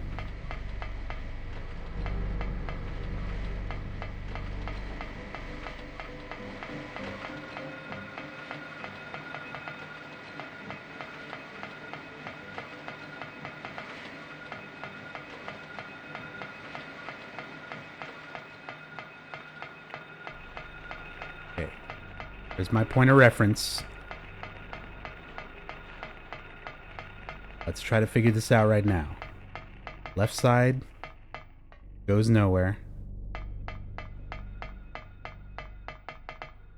Get this little part of a ride, which is where I always like... I don't know why, like, my brain always thinks this ride is it. Like, that's, like, there it is. There's the merry-go-round. There's no ground to, like, lead up to that. There we go. It's next to it. Which is my favorite Silent Hill game? Silent Hill 2. If you want to see how I rank each of the games in the series personally, do what Dark Fantasy did. Exclamation point faves. Which I actually just updated recently. For the keen advisors. I've had that command for like 3 years. Over 3 years. I've never changed it. That's been pretty much my opinion on how I rank the games for several years now. And I recently bumped Downpour up one notch. So Downpour and Origins switched. I consider Downpour a little bit better than Origins. Because at least Downpour gave us the Anne Story comic book. Come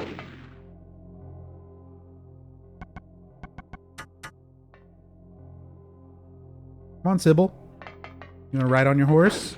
Ow.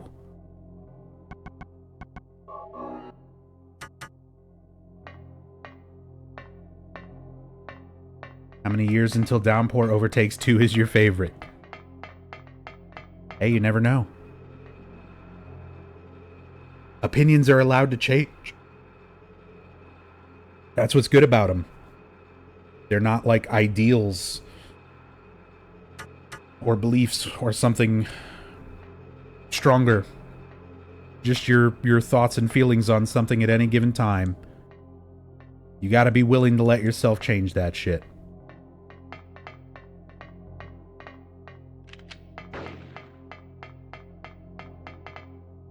You gotta splash her with the thing to beat her. You can also just fight her and kill her. But I'm trying to show off. There's some moments here, if you kind of put some distance, it'll start spinning. And while it's spinning, she'll actually ride on one of the horses.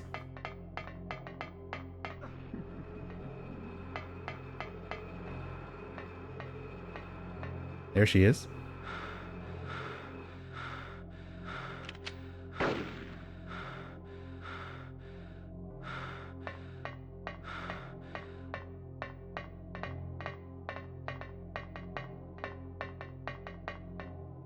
Ow, the backhand? Rude.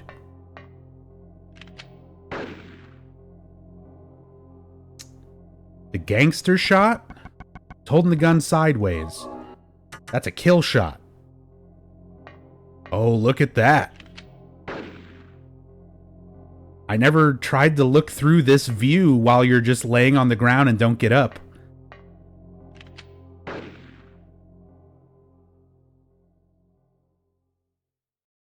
I never messed with that. I never even tried to do that. See, this is why this series in particular to me is like so fucking amazing. I've been playing these fucking games even before I started streaming full time. This is one of my favorite series of games where I'm playing them constantly. And I still find new stuff. Even if it's something small like that, like a little camera angle or perspective I never saw before. Like, the fact that there is so much detail and so many things in this game, even however minor, that I can still go back after so many years of playing and deliberately, analyzing them and still find new stuff out. I think that says just volumes about the level of detail and just how much went into these games. Like, Team Silent put a lot into these games. The dick shot execution, yeah. So, there's still a couple other interesting things. We still have 20 minutes, so in 20 minutes, that's plenty of time to do the ultimate speed run. Let's see how well this goes.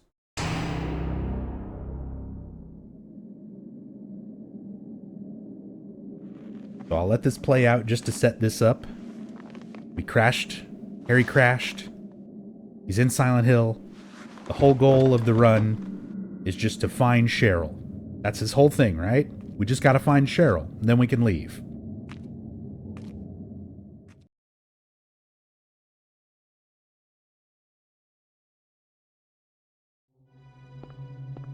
Alright. Run forward, hear footsteps. Gonna help us track down Cheryl. There she is. Cheryl? Is that Cheryl?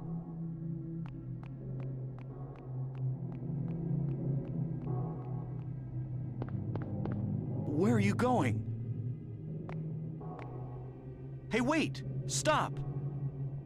So she runs off that way, but I think it's going to be much faster if we try to cut her off.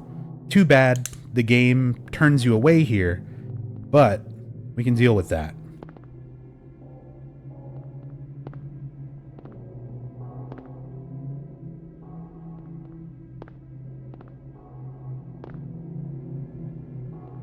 Just got to time it.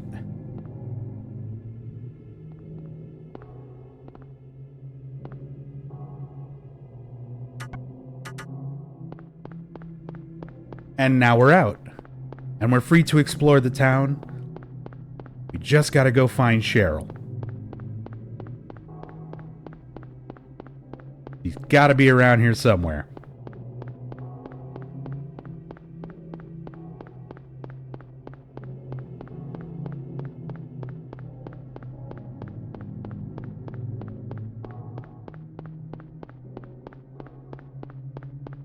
Cheryl. Cheryl? Sweetie? Cheryl!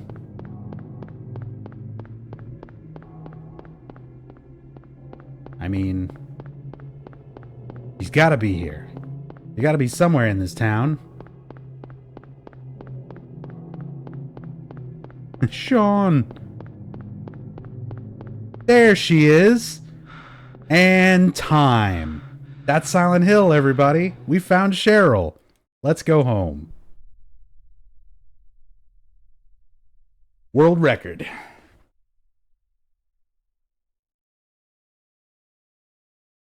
Feels good.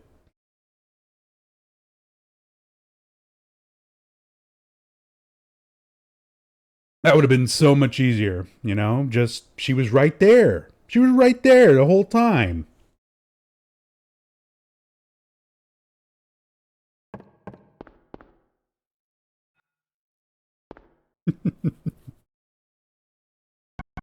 Let's see. I'm trying to think if there's any other... kind of glitch type stuff I could show off real quick. I did not do UFO. And I don't think I've got a save set up for UFO anywhere. Not that I could do in like 15 minutes. Did I have UFO in this?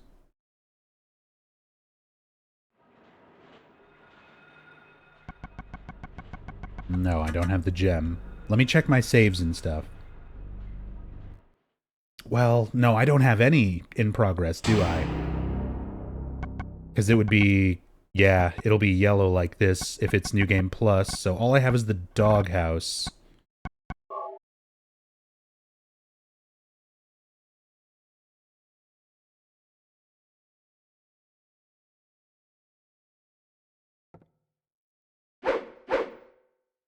Whoosh percent. No blue gem. You do whoosh percent for a moment.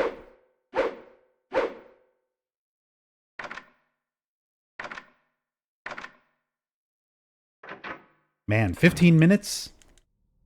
15 minutes. If I can get to Midwich, I'm not going to whoosh all the way there. I won't be able to do that in 15 minutes.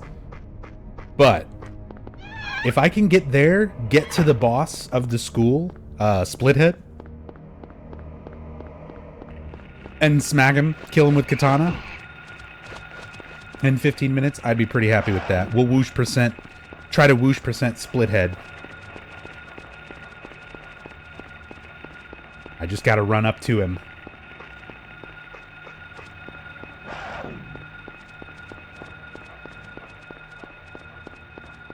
Or I suppose I could just pull up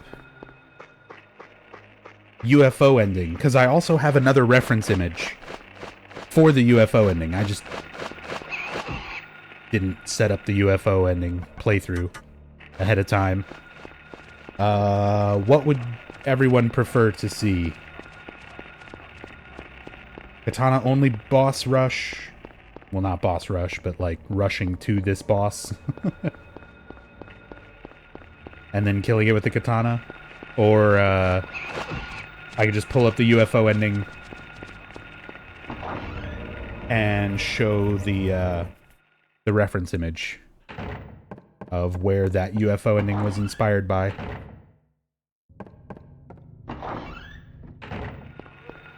Down with the whoosh. If I'm really good, maybe we can do both.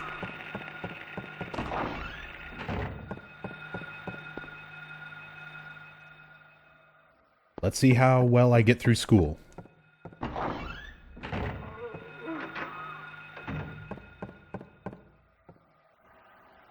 Oh, pick it up.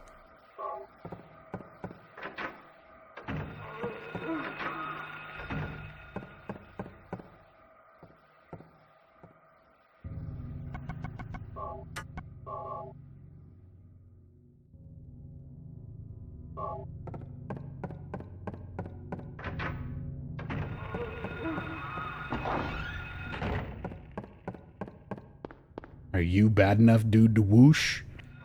So for those who don't know what whoosh percent is, like, I have legitimately done runs of this game where once I pick up the katana,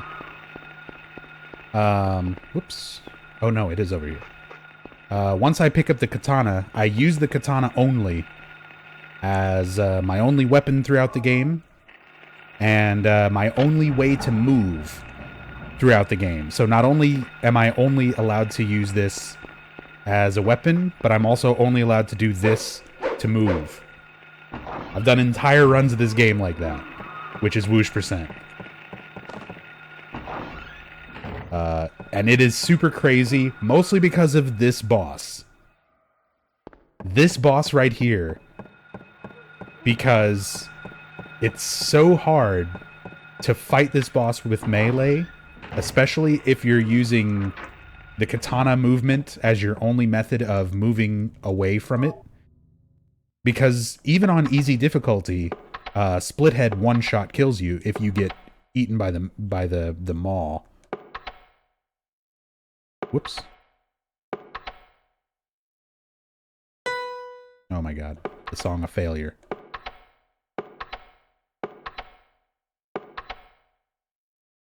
Played the Song of Failure.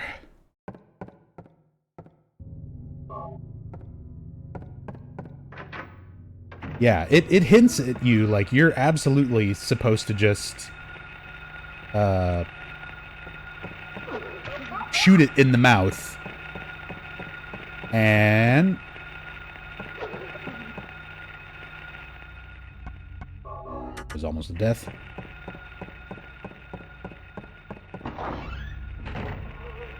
But yeah, you're really supposed to just shoot it.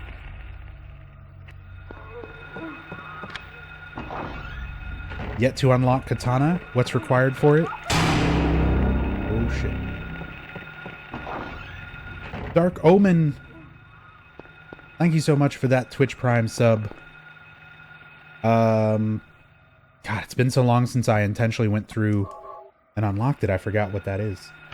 But yeah, Dark Omen, thank you so much for the support. Thank you so much for using your Twitch Prime sub here to support me. Get off my dick, you little... Not... You know what I mean. You know what I mean. I wasn't talking to you.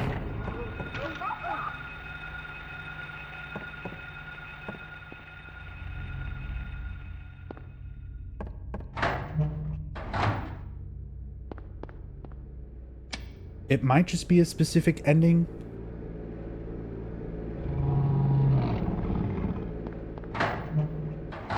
Because I'm thinking of, like, Silent Hill 3 unlock stuff, where it's like, beat the final boss with a melee weapon. I'm like, no, can't do that in this one. It's not that.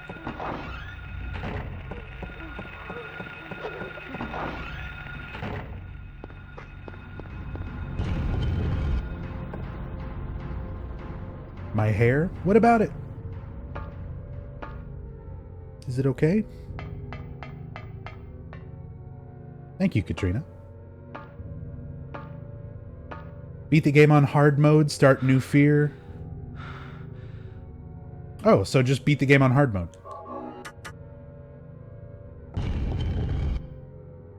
Okay.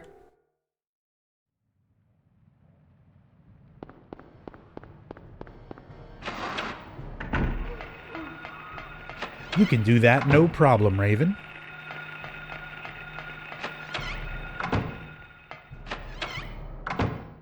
Complete the game twice on the same save, one with good plus, one with bad plus ending. According to the Silent Hill wiki.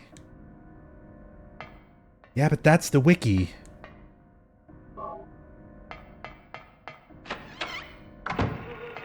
Although that does kind of sound familiar.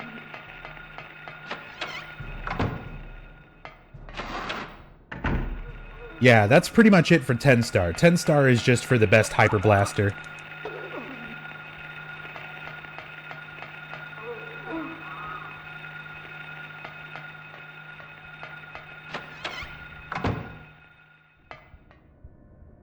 Eight minutes. This is not going well for me. I don't know if I'm going to make it in a reasonable amount of time. But I'm going to try. I don't need the shotgun.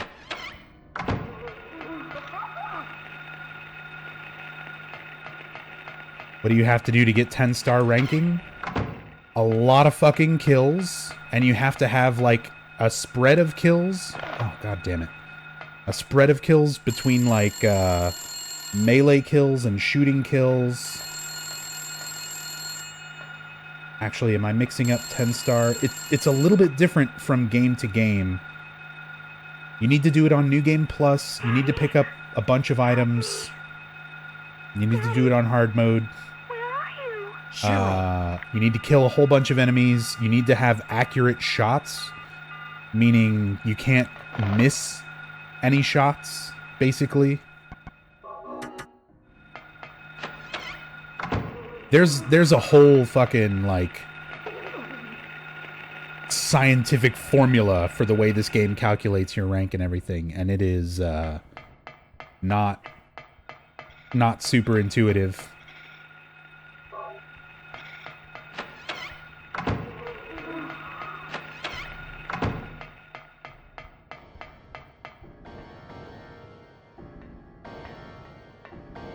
Like, there, if you're interested in 10-star run, getting 10 stars and like more about the requirements, check out the speedrun.com Silent Hill forums. There's actually a really good breakdown on there from one of the Japanese guides that I think Punchy put out. But there's a lot of people who've put a lot of work into figuring this game out and figuring out those requirements and how all that stuff works. Because people do speedrun 10-star. It's only a couple of people, but people do run it. And that's been a category that a few people in particular have been grinding out. I know, like Aaron. Don't touch. Nub, we got something for you? Oh, boy. Oh, well... I got a knife to my ass is what I got. We'll do whoosh percent another time. I was a little scrambled there. But we still got through. Showed a bunch of good stuff. Got through, talked everyone's ears off about Silent Hill 1, hopefully. The time is nay. Oh, that's great. Lazy Tiger. Fucking national treasure. Thank you so much, Lazy. Lazy Tiger. You guys, you should follow Lazy Tiger. I don't know if you stream or do anything on Twitch. Mostly as a viewer, right? But definitely follow Lazy Tiger on Twitter. There is so much good artwork that comes out of Lazy Tiger, like for all sorts of streamers and horror games, a lot of great Silent Hill stuff. Lazy Tiger is also doing a webcomic called Survival Horror in Short Skirts that has been absolutely amazing. Like a Silent Hill Resident Evil crossover thing. If you're a diehard nerd fan like myself, where you really like a lot of the more detailed aspects of these games and you pick up on some real fucking in-there jokes and references and things, it's a great comic. Gay Unicorn of Love, thank you so much for that Twitch Prime sub. Enjoy your nub nuts. Very much appreciated. And everybody here, thank you so much for coming here, joining me for Silent Hill 1. It is not even close to over right now. This is game 1 out of 8 games of Silent Hill, all in depth, all weekend long. All the members of Team Silent are participating in this. We're going to kick it over to An Eternal Enigma right now. So, the party's still rolling. Everyone's favorite, my favorite, not everyone's favorite, but my favorite. Silent Hill 2 is up next. So we're going to go rate up An Eternal Enigma. Definitely, if you're not already following him, follow him. Super entertaining. Extremely knowledgeable as well on these games.